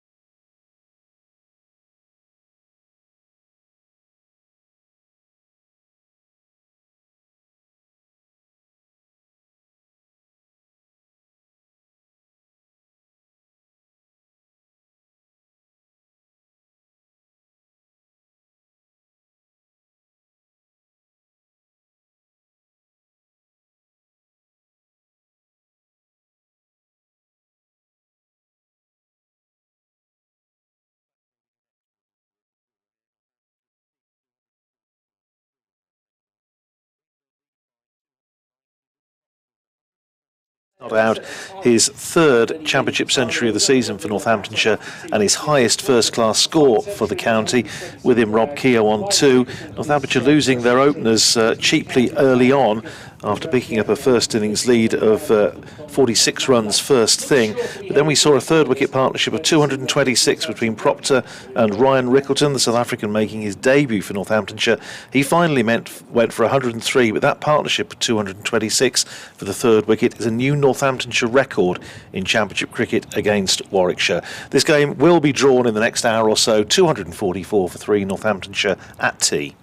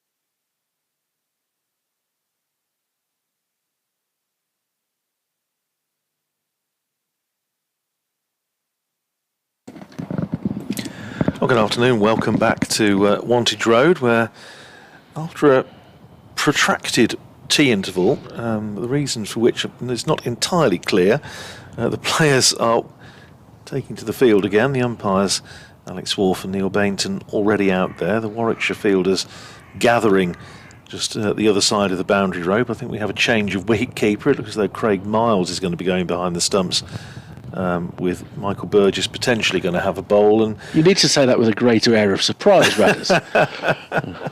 Well, unfortunately, this is just a question of going through the motions. Northamptonshire 244 for 3. They lead by 290. Luke Proctor is 126 not out, with him Rob Keogh on 2. I suppose From the statistical point of view, the interesting thing for Luke Proctor will be to see whether he can get a first-class best, which is 137, made for Lancashire. This is already his highest score for Northamptonshire. We've already seen a partnership record broken between Proctor and Rickleton, whose standard 226 for the third wicket was a Northamptonshire record against Warwickshire, beating a record that's lasted for 97 years. Well, the other statistical query will be whether Michael Burgess can get his first-class wicket, because he's going to be bowling. Well, there's a bit of previous on this, of course, because Ben Curran did take his maiden first-class wicket in the final session in very similar circumstances in the last championship match played on this ground against Kent about a month ago, when he got a certain Zach Crawley out, which you thought if Zach Crawley's having a tough season, the fact that he got out to Ben Curran isn't going to do a huge amount of good for him. He just says he got out to Curran, and people don't query that. Tom or Sam? No, it was Ben. The reason for the delay after tea, I have to say, I have absolutely no idea, and we've put a few calls in to try and find out, but nobody seems entirely sure. But it's a slightly extended tea interval. Perhaps the cake at tea was particularly good or whatever. When they said the tea was too hot, yes, and it took a while for it to cool down. Just having to blow on it. But anyway, we are going to get underway. I mean, we're going to be playing for presumably about 40 minutes. But Michael Burgess is going to bowl. Take it away, Richard. Yeah, starting the 7th over of his first-class career, which is met on the full toss, and it's 4 runs to Luke Proctor. That was a bit of help yourself bowling from Michael Burgess. 6 overs, none for 14, his career figures, which may even date back to his days at Loughborough MCCU, conceivably. It was a rather stiff approach, and we're going to call that an attempt at medium pace from Burgess. Yes, I think that's probably fair enough. Comes in off about half a dozen yards. It's a gentle jog. He gets this one into the turf. Oh, and Proctor almost plays on. There's a lot of excitement behind the wicket there. Proctor just looks a little bit sheepishly down at the ground. Thinks, oh my. We can't yet judge Craig Miles as a wicketkeeper because neither ball has passed the bat, but Burgess was so close there. Shares a grin with Alex Wolfe. It's cricket, but not as we know it. Burgess into Proctor, flicks him off his hip. There'll certainly be 1. Bethel coming round from long leg. They'll come through for 2. Bethel almost takes himself off his feet the way he picks it up. And Miles at least gets to catch a ball in the gloves. Quite why you've got one of your senior seamers keeping wickets. Well, Dom Sibley's tall, but Craig Miles is about an inch taller. He could be, I think, the tallest wicket-keeper I've ever seen. I think Trescothick could be the only other one I know of who's kept who's that height. Burgess bowls well outside off stump and neatly taken by Miles to his left, keeping wicket in his floppy hat, which he's had on all day. We're down to 2 floppies, though. The wind is such that Henry Brooks has gone to cap. You realise, I mean, if he was to get out caught Miles bowled Burgess, there'll be statisticians in the years to come saying, surely that's got to be a misprint, it's got to be the other way round. Yeah, Luke Proctor, I think it was more than a misprint. There's another nice ball outside off stump there, across the left-hander from Burgess. He's got a nice follow-through. I mean, for a chap who doesn't bowl, he's following through halfway down the wicket, smiling, which is sort of what I call the gentlest part of the art of sledging, grinning at your opponent as you run through the crease. And Warwickshire, I think, are treating this unnecessary 40 minutes in the way it probably should be. Short of a length, it'll be pulled here by Proctor. Oh, and it's going to drop short of Bethel. Burgess again for the second time in the over thought he was onto something there. 7 runs off the over. Michael Burgess is giving Jacob Bethel the stare in the nicest possible way, but he's certainly given him a little look. Come on. It was one of those where you come in and you finish up wearing it, of course, but so he's probably entirely sensible. Will Rhodes is going to bowl his off breaks from the Lynn Wilson indoor school end now. People will. I always reminisce of a game at Lords, which was as dead as a dead game, in which on the final day Jonathan Trott and Ian Bell took the second new ball and bowled considerable spells with it. But with about 6 minutes of play left, Adam Voges was 93 not out and was persuaded by his teammate to try and get to 100. And a hold out on the boundary to give Tim Ambrose his only first-class victim. Oh, wonderful. Yeah, well, I say Ben Curran managed to account for Zach Crawley here in the last knockings of that game against Kent. It is going to be Rhodes, who swapped ends to the indoor centre end, bowling to Proctor on 133, and Rhodes, very respectable off breaks, I have to say, in the overs up to tee by and large. 3 overs, 1 maiden, no wicket for 5, and the first ball of the over pushed out into the covers by Proctor, and there's no run. I've had a lovely tweet through, which I'll read to you in a second, as Rhodes comes in, bowls, fires that one in a little bit quicker, and Proctor playing it back down the pitch. From our friend William C, he tweets at 4th slip, and he says that we're talking about who benefits from the sort of the dead 50 minutes that we're witnessing here now, the last 50 minutes of the game. Next ball, Rhodes to Proctor, played out to the covers, and there's no run. Williams says, read the 50 minutes after tea. Us old folk who just like listening to cricket do benefit. Back to that in a second, as Rhodes is in again, pushed out to the offside by Proctor, and there's no run. You could claim to be doing valuable social work and get a grant. What a lovely idea. What, we could get a grant for doing it? Okay. Yeah, what you see, the beauty of online is you can always scroll back a few hours and listen back to that bit. Here's Rhodes bowling very wide of the off stump. On another day, I suspect Neil Bainton might even have stretched his arms wide, but what's the point? 251 for 3. Can't wide him for that, he's doing his best. Rhodes around the wicket, bowls it short to Proctor, who flat bats that up to mid-off, where Dom Sibley fields, and there's no run. Rehearses the stroke, because he didn't time it at all. 251 for 3 at the end of the over. Proctor 133. Keogh is 2. I must tell you that we're talking of a day of records, potentially Luke Proctor getting his highest first-class score, the record wicket partnership and all the rest of it. Charlie Thurston has just been dismissed for 253 for Northamptonshire seconds against Glamorgan seconds at Campbell Park in Milton Keynes. Northamptonshire eventually bowled out for 512. The long last wicket partnership between Thurston and Nathan Buck. So Northamptonshire taking a lead of 99. And as I say, I think my task this evening is just to be to double check, but I'm pretty sure that is the highest score for Northamptonshire in the second 11 championship.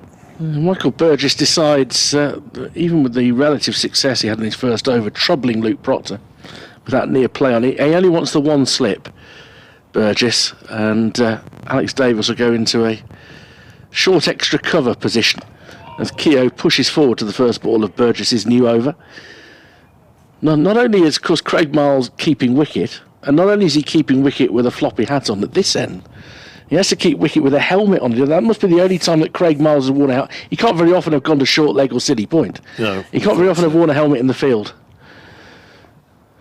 As he squats down, not quite as low as Burgess himself would be as he approaches, and it's a thick outside edge to a full ball from Keogh, and that will probably just about make it to 4, despite the chase from Bethel. No, it's going to stop.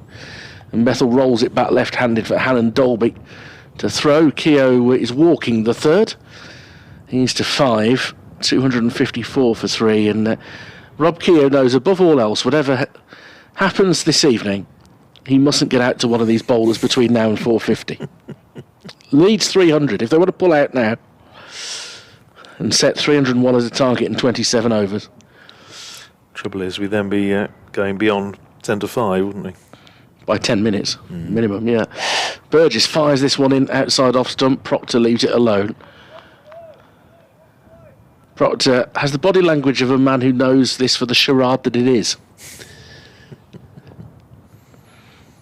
He would quite happily shake hands now as well. I think everybody out there would quite happily shake hands. And that, you know, again, there needs to be a change in the championship regulations for situations like this. Burgess in a little bit gently on another inside edge that nearly goes back onto his stumps. Well, I don't know what it is that Burgess has got that he gets it onto the inside edge of Proctor's bat. They'll come through for a single. Bethel does the fielding. Well, 2 little Chinese cuts that have just evaded leg stump, and 1 shot that dropped 2 yards short of Jacob Bethel at long leg. He's in 10 deliveries had 3 near misses. Burgess comes into Keogh, pushes forward in defence up towards mid-off. It will be fielded by Will Rhodes. He's likely to, I mean, if he bowls throughout this 40-minute session, whatever the mysterious 10-minute delay was, then Burgess is probably going to get 5 overs in here. Little stutter in his step this time. He hasn't quite got the run up right. And Keogh pushes it between the two short extra covers. There wasn't a lot of gap there. And that means Will Rhodes has to chase over it after it, and they'll come back for 2. Keogh has 7, 257 for 3, and Northamptonshire. And, I look at the spectators in the old pavilion. A couple in front of the press box, a few away to our right. And, have you not got a home to go to? But, the thing is, Richard, I will never criticise people for that sort of thing, because as a kid I probably would have been exactly, and I would never go until the last ball was I've been bowled. loving the curio of Burgess bowling and I kind of am to an extent. No, I know, but it should. This same curio could have happened in the last half hour before tea if you bring that rule forward. Yeah, right enough. Here's Rhodes in, round the wicket, bowls to Proctor, who drives out into the covers, going to pick up a single, and he goes to 135, fielded there by Michael Burgess in the covers. 135 to Proctor, so a couple shy of his highest first-class score. And of course, if he gets his highest first-class score, then he has to get the drinks in, doesn't he, under the CB rules that seem to prevail in the dressing room these days. So it could be an expensive day for him. Here's Rhodes in again, bowls to Keogh, plays it back down the pitch. Ryan Rickleton, incidentally, we talked about him getting his 100. He has been confirmed today in the South African Test squad for the forthcoming series of England against England. Keogh forward, playing it up to Sibley at mid-on, and there's no run. Sadly, no Temba Bavuma, who's injured, so he's not going to be involved. But the Proteas have named a squad of 17, and Rickleton is there. Here's Rhodes in again, bowls to Keogh. He's hit to backward point, and there's no run. Craig Miles is thoroughly enjoying himself. He's swooping the arms backwards and forwards. It amuses me because, Michael Burgess is quite tall for a keeper.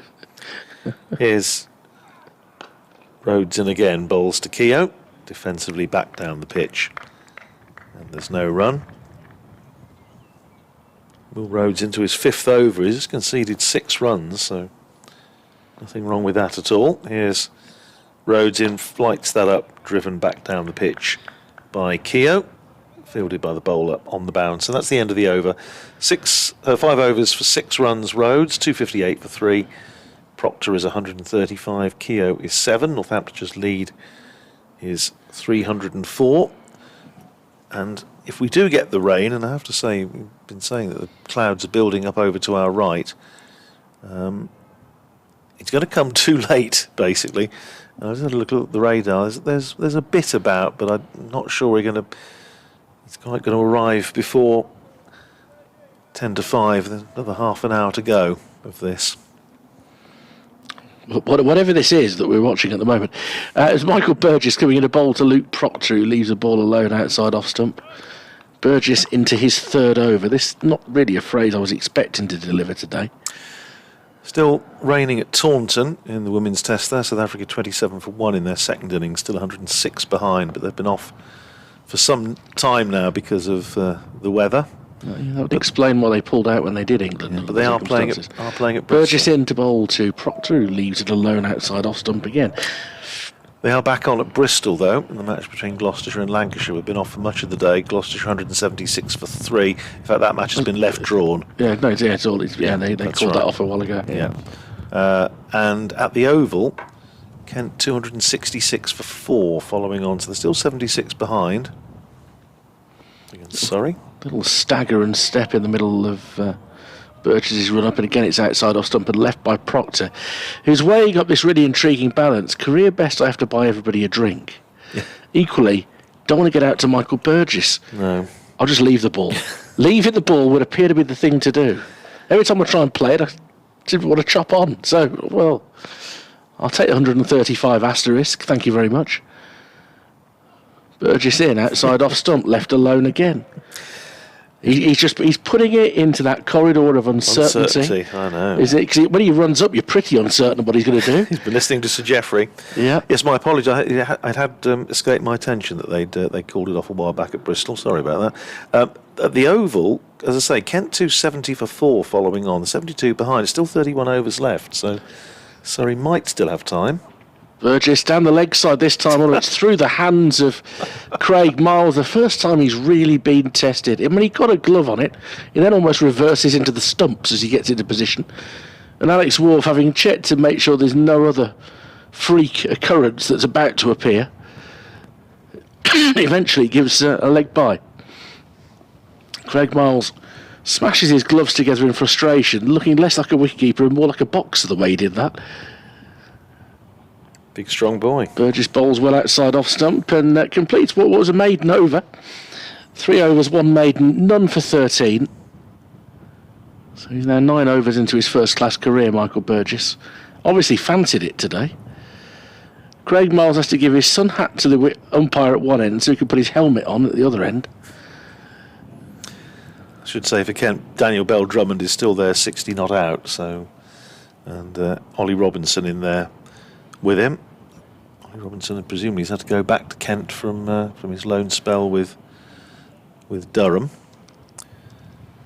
So there's still 31 overs to go. Surrey will need to polish off that innings fairly quickly, and I have to say that will be a bit of a surprise. Here's Rhodes starting another over. Bowl short, pulled away by Proctor. That's going to be 4 runs, and that's his career best score for Luke Proctor. Goes to 139, beating the 137 that he made for Lancashire. It's announced over the loudspeaker, and Luke Proctor possibly viewing that with rather mixed emotions, on the basis that he might have been able to keep it quiet until he'd gone home, but unfortunately not from his point of view. Turns that one away down towards fine leg. Next ball from Rhodes, running down towards the boundary. That's going to be 4 more, so he goes up to 143, and total to 267 for 3. Previous high score, 137 for Lancashire against Hampshire at Old Trafford 6 years ago. See, Rhodes has become such a threat that Proctor's now trying to knock him out of the attack. 143 to Proctor. Rhodes around the wicket, bowls very full, driven out into the offside by Proctor, but no run there. Alex Davis has never bowled in first-class cricket. I wonder whether he feels the urge. I don't think. Be a thought. Perhaps the light will become an issue. Is Rhodes in again, turned away just behind square by Proctor. Keogh was setting off for the single. Proctor sent him back. There is a large dark cloud coming over from the west over to our right. Surely this light's very, very dodgy now. Here's Rhodes round the wicket, driven up to extra cover, and there's no run, fielded there by Jacob Bethel. I've done Alex Davis a disservice. He has bowled 6 deliveries in his first-class career, right, okay, for 6 runs. I think it's Chris Benjamin who's never bowled.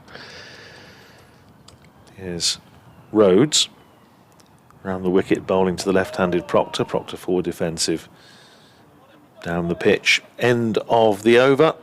Proctor is 143, Keogh is 7, 267 for 3. And we were talking before tea, Richard, about when the umpires in various matches that we've seen have probably just taken the commonsensical course. And do remember here, first game of last season, when Northamptonshire were playing Kent, and we'd had snow flurries throughout the match, and it did snow around about tea time on the last day, and it cleared up and there was bright sunshine, but the umpires very sensibly deciding to call it off.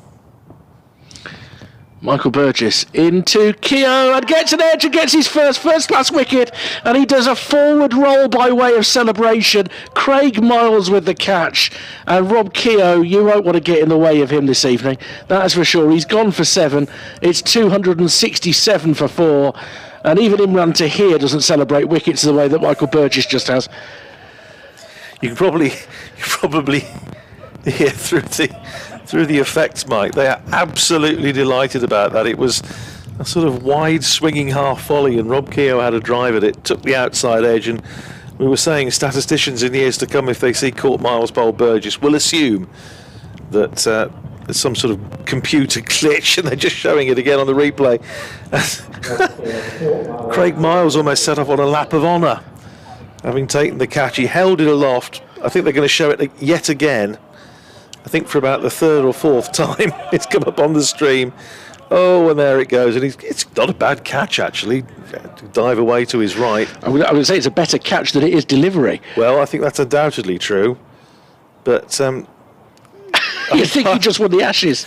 Umpire Alex Wharf gave it out. Well, it wasn't really necessary because, look, Rob Keogh was already walking off.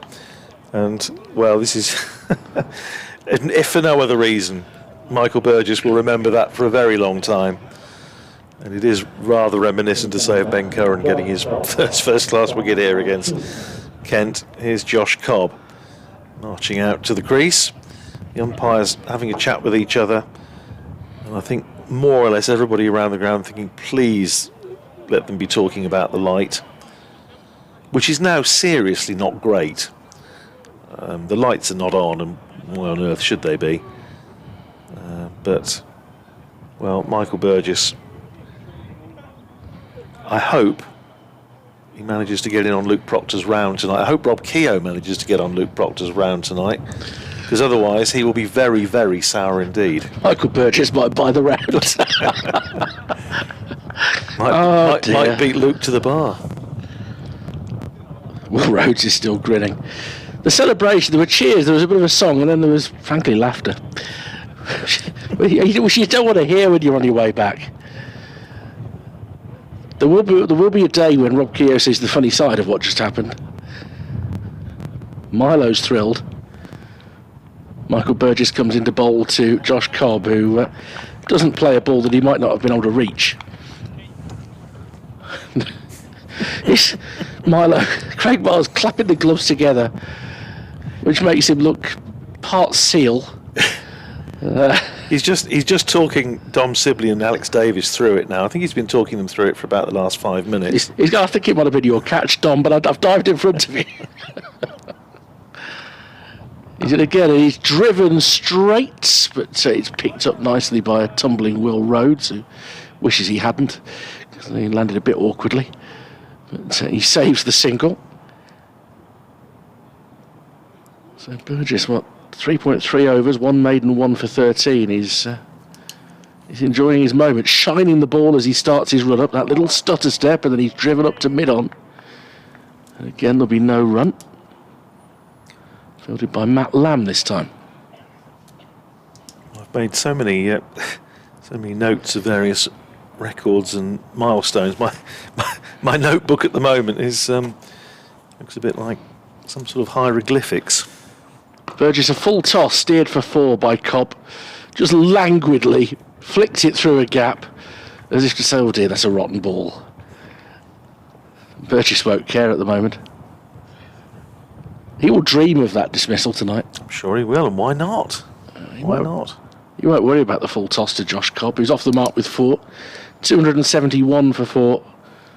Northamptonshire choosing to bat the day through after taking the first 2 wickets, or the last 2 wickets of the Warwickshire first innings, inside 3 overs this morning. Both for Simon Kerrigan. In comes Burgess and bowls a Yorker-length delivery that Cobb digs out. Roars of appreciation from his teammates. End of the over, 271 for 4, Cobb on 4, Proctor 143. In the first division match down at the Oval, which of course is now the only other one still in progress, Kent 277 for 4. Following on, so 65 behind, 29 overs remaining. Ollie Robinson and Daniel Bell Drummond in there, so that looks pretty much as though that's going to be a draw.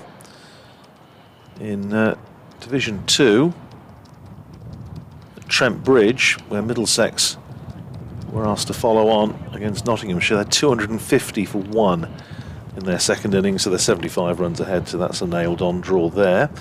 Will Rhodes starting another over round the wicket, flights it up, bowls to Proctor, drives up to Bethel at extra cover, and there's no run. 271 for 4.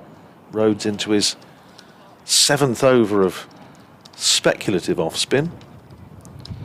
Here's Rhodes in again, short, cut away by Proctor. That's a super diving stop by Jacob Bethel on one of the bits of matting protecting the pitch, and he's just feeling his elbow. He might just have a little bit of a burn there. Here's Rhodes in again, bowls to Proctor, plays that up to Chris Benjamin in there at mid-wicket, and there's no run. Proctor on 143, career best. Rhodes flights that one up, pushed back down the pitch by Proctor, and there's no run. Is there any, I just wonder, I've never come across it before, but are there any precedents for the media appealing against the light? Probably try not. And get them off. Of course, the batters now can't appeal against the light. It's purely down to the umpires. They can drop hints, but they can't actually appeal as they used to be able to. Yeah, I don't think the light's that bad, and it's two slow bowlers on as well. Played up to mid-on. Next delivery by Luke Proctor. If you get concussed off the bowling of Michael Burgess, you've probably middled it onto your head. And again, flighted up by Rhodes, pushed up the pitch by Proctor for the bowler's field off his own bowling. End of the over, 271 for 4. Proctor is 143. Cobb is 4. We have probably about another quarter of an hour or so to go. I just wonder, Richard, whether the success of Michael Burgess with the ball might possibly alter who you have to go and do for your post-match interview tonight. That's a very good point. And may actually elbow anybody else out of the way. It's an interesting question, and the answer is no. Right. No, it's a Mark Robinson day, particularly with the T20 to look forward to. Likewise, that's why I should be Friday. Looking to do John Sadler, I think. Michael Burgess will be delighted. And here he is coming in to bowl his 5th over. He's still got 2 slips. Oh no, he hasn't. No. I think Alex Davis thinks there's a real opportunity at short mid-wicket here. Well, also it kind of protects the full toss of the previous over. But if anything, his run-up's getting shorter. Bowls to Cobb, but that keeps low a little bit. And do you know what? It would have hit halfway up off stump, but he gets enough bat on it. I mean, it's bad enough for Rob Key. There ought to be another player getting out to Michael Burgess, who's thoroughly enjoying this. Comes into bowl again, and forward in defence very watchfully is Cobb. I'm still enjoying his follow-through as much as anything, because he's getting off the wicket, he's going halfway down, he's making sure he puts the brakes on gradually, like an airline pilot, just gradually tightening them as he goes down the runway on landing. Burgess again, just back of a length, and that's a good leave from Josh Cobb. It wasn't far outside off stump. The main difference actually between an airline pilot landing the plane and Michael Burgess coming to a halt in his follow-through is that he's less likely to get a round of applause. that odd thing when it doesn't happen every flight, but the odd flight when the passengers break into spontaneous applause upon the pilot landing a plane. Oh well. Burgess again, covering up the stumps is Cobb, plays it out into the leg side. Meanwhile, Dan Mosley is 56 not out for Warwickshire seconds in the game against Worcestershire. They declared behind, and Worcestershire rather declared behind, of course, 78 behind, and Warwickshire 100 for 3 in their second innings. Mosley and Amir Khan out in the middle. Mosley made 100 in the first innings, so he could well be involved on Friday in the T20. This next delivery is left alone outside off stump by Cobb. He's getting into a rhythm here now, is Burgess. Tantalisingly close to a second maiden. Simply standing with his hands in his pockets. Don't think he's expecting any business to come his way. Well, he knows that Craig Miles is going to cover that ground in front of him anyway, yes. So, you know. He's probably gone to 1.5 slips now, such as his confidence in Miles. Easy job. Wind's up again. Burgess in, and again resolute in defence is Cobb. Sees off a maiden over. Still 13 minutes to go, so you're probably looking at another 3 overs of this. They've actually rattled through quite a few. They have, yes. It's we're very much into the last knockings. Neil Bainton having a chat with Chris Benjamin about something or other. Yeah, I think the phrase, well, there's nothing we can do about it, might have passed his lips. The regulations as they currently stand mean that we do have to carry on with this. Well, it's going to be Rhodes to continue his a tidy spell of off-spin. So whether Warwickshire have unearthed the new Jim Laker remains to be seen, but 7 overs, 3 maidens, 0 for 14.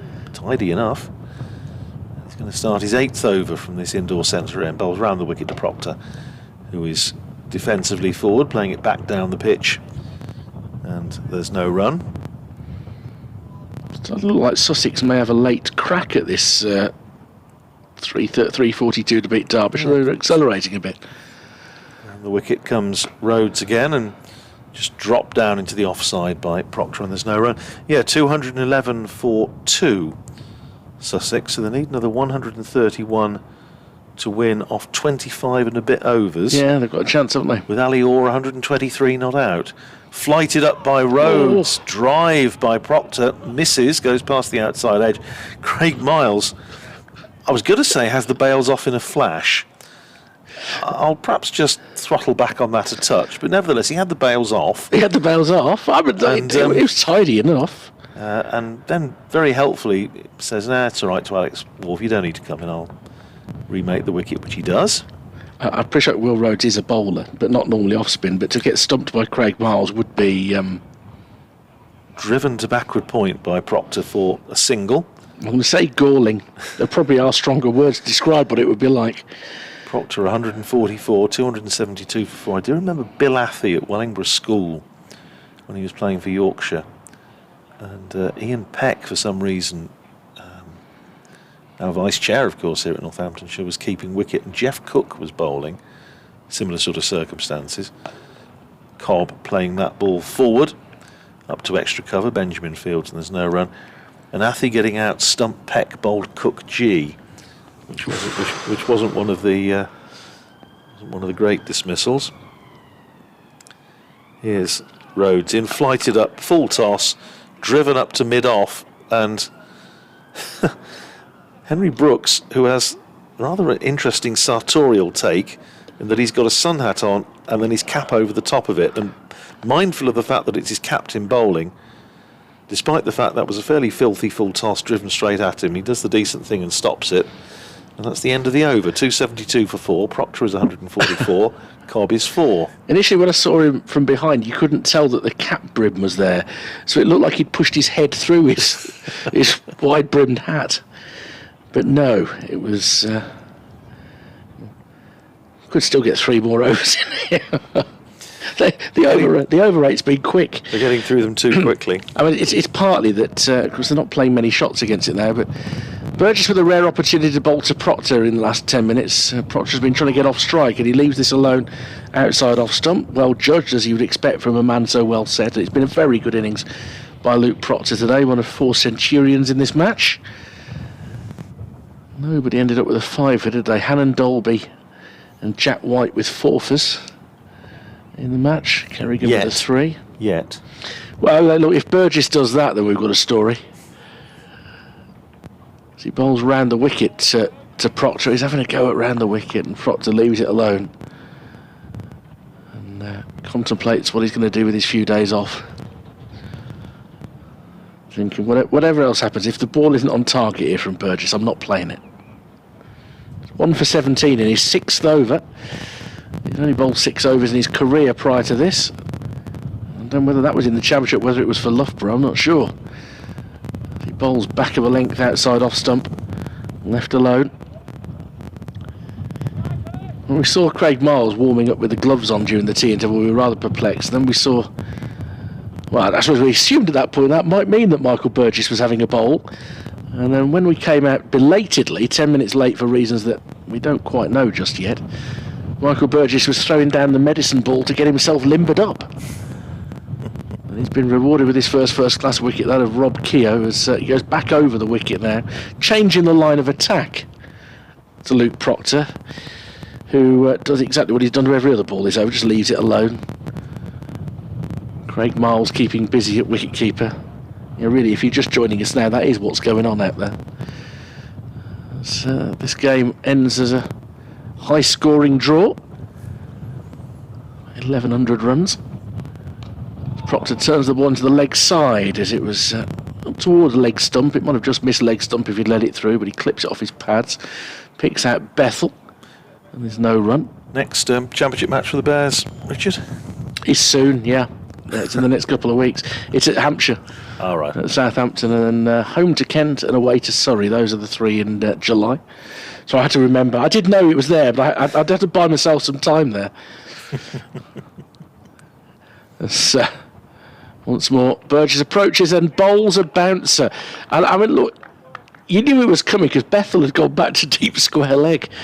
But Burgess, with what might yet be his final ball of the day, if the umpires play a little bit loose on timings. Well, the Northampton 12th man's coming out now, so that's always a good sign in terms of wasting a little bit of time. He's brought out a drink for Luke Proctor. And for and Josh Cobb is also helping himself to a drink, despite the fact he's been out there for 5 overs. Oh, Alex Davis is going to have a bowl. Oh, well, there you are. Well, he's only bowled 6 balls in his first-class career, but he's seen one member of the Wicketkeepers Union taking a wicket, and he's thinking, well, come on. Craig Miles will be forgiven at the other end for saying, what do you bowl, Al? Al, what do you bowl? To which Alex Davis' reply could quite reasonably be, I'm not sure yet. Yes, we'll wait and see. It was the 8th bowler used.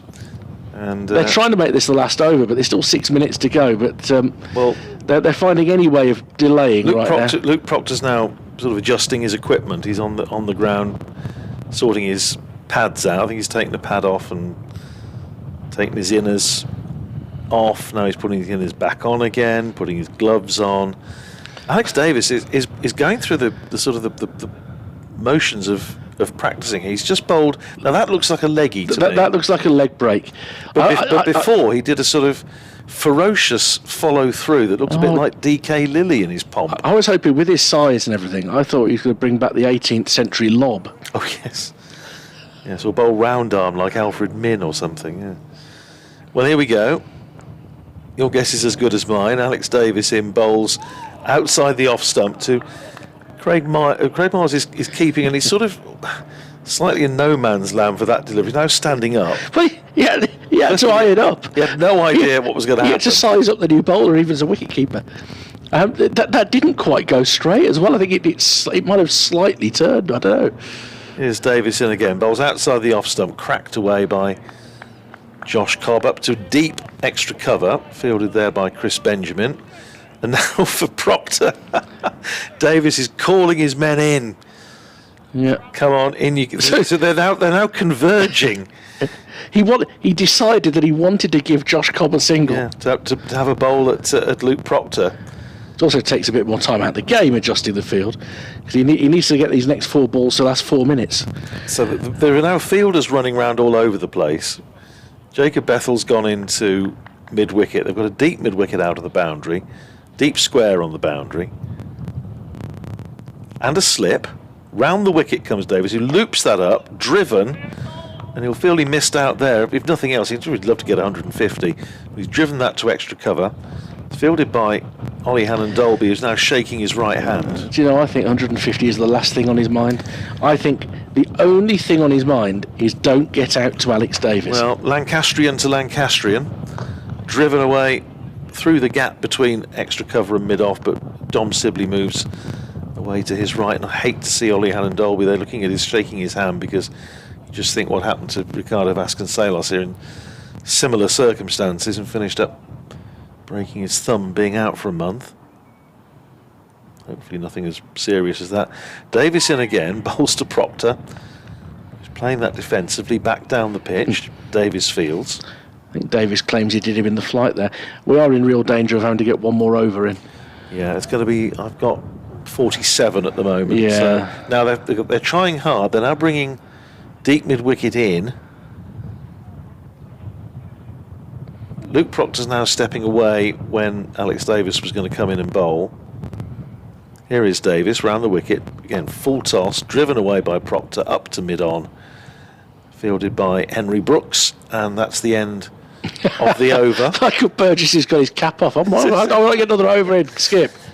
They're waiting for the long, slow, deliberate walk of Alex Wharf to come up to the stumps. Yeah, unless a sniper gets him, he's going to have to allow this final over to be bowled. Yes, I'm afraid he is, and it is going to be another opportunity for Michael Burgess to add to his tally of first-class wickets. 6 overs, 3 maidens, 1 for 17 for him so far, 273 for 4. And I would imagine this will be the last over. And now the batsmen are having a conference in mid-pitch. To that end, I think it's fair to say. Yeah. What's he doing, Luke? Well, he's bowling a bit of military medium. Don't get out to it, would be the advice. So he's going to bowl a 7th over here. I mean, it's a long spell. He's already played, only having half an hour's cricket after the interval, 40 minutes rather. Oh, he's beaten the outside edge of the bat. The groans, well taken low down by Craig Miles. Josh Cobb looks a wee bit askance. And that would have ended play actually if it had been a wicket, and Burgess would have quite happily left the field with 2 for 17 and probably talked to one or two of his teammates about, well, come on, why didn't you do that earlier? Don't think you dare do that.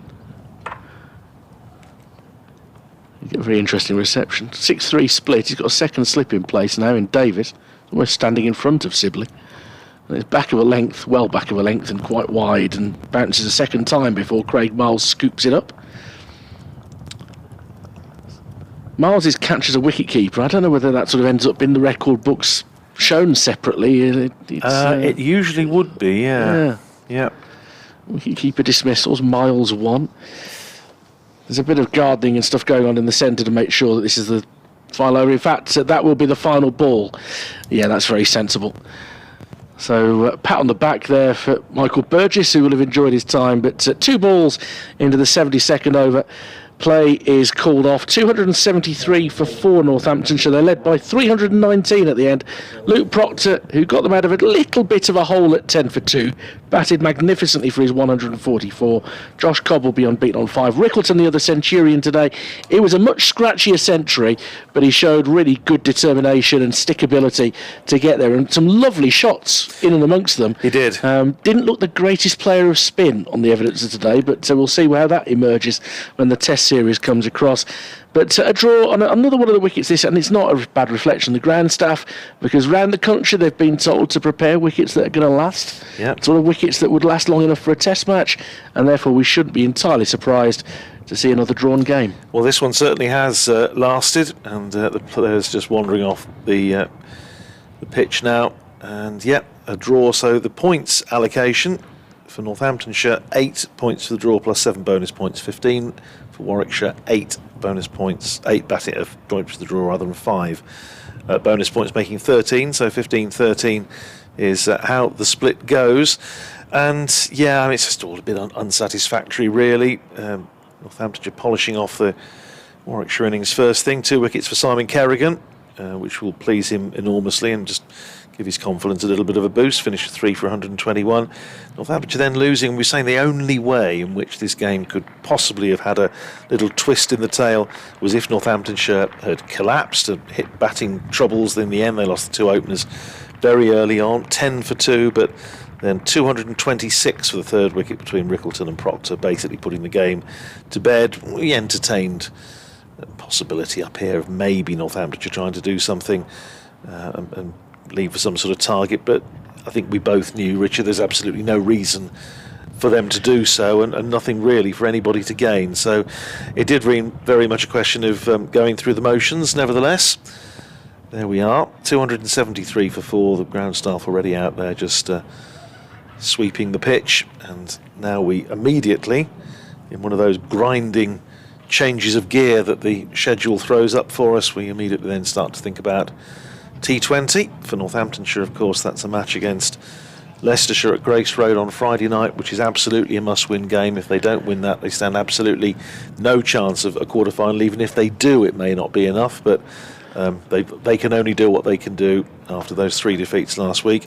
And for you, I think it's the Tykes, isn't it? Yeah, up to Headingley on Friday, and look, the Bears are in great shape, but they will want to finish strongly. 6 scores of 200 plus in the first 12 games, and I want to continue that as well. And they've got both of the Roses teams away from home over the weekend. So there we go. That's it from Wantage Road.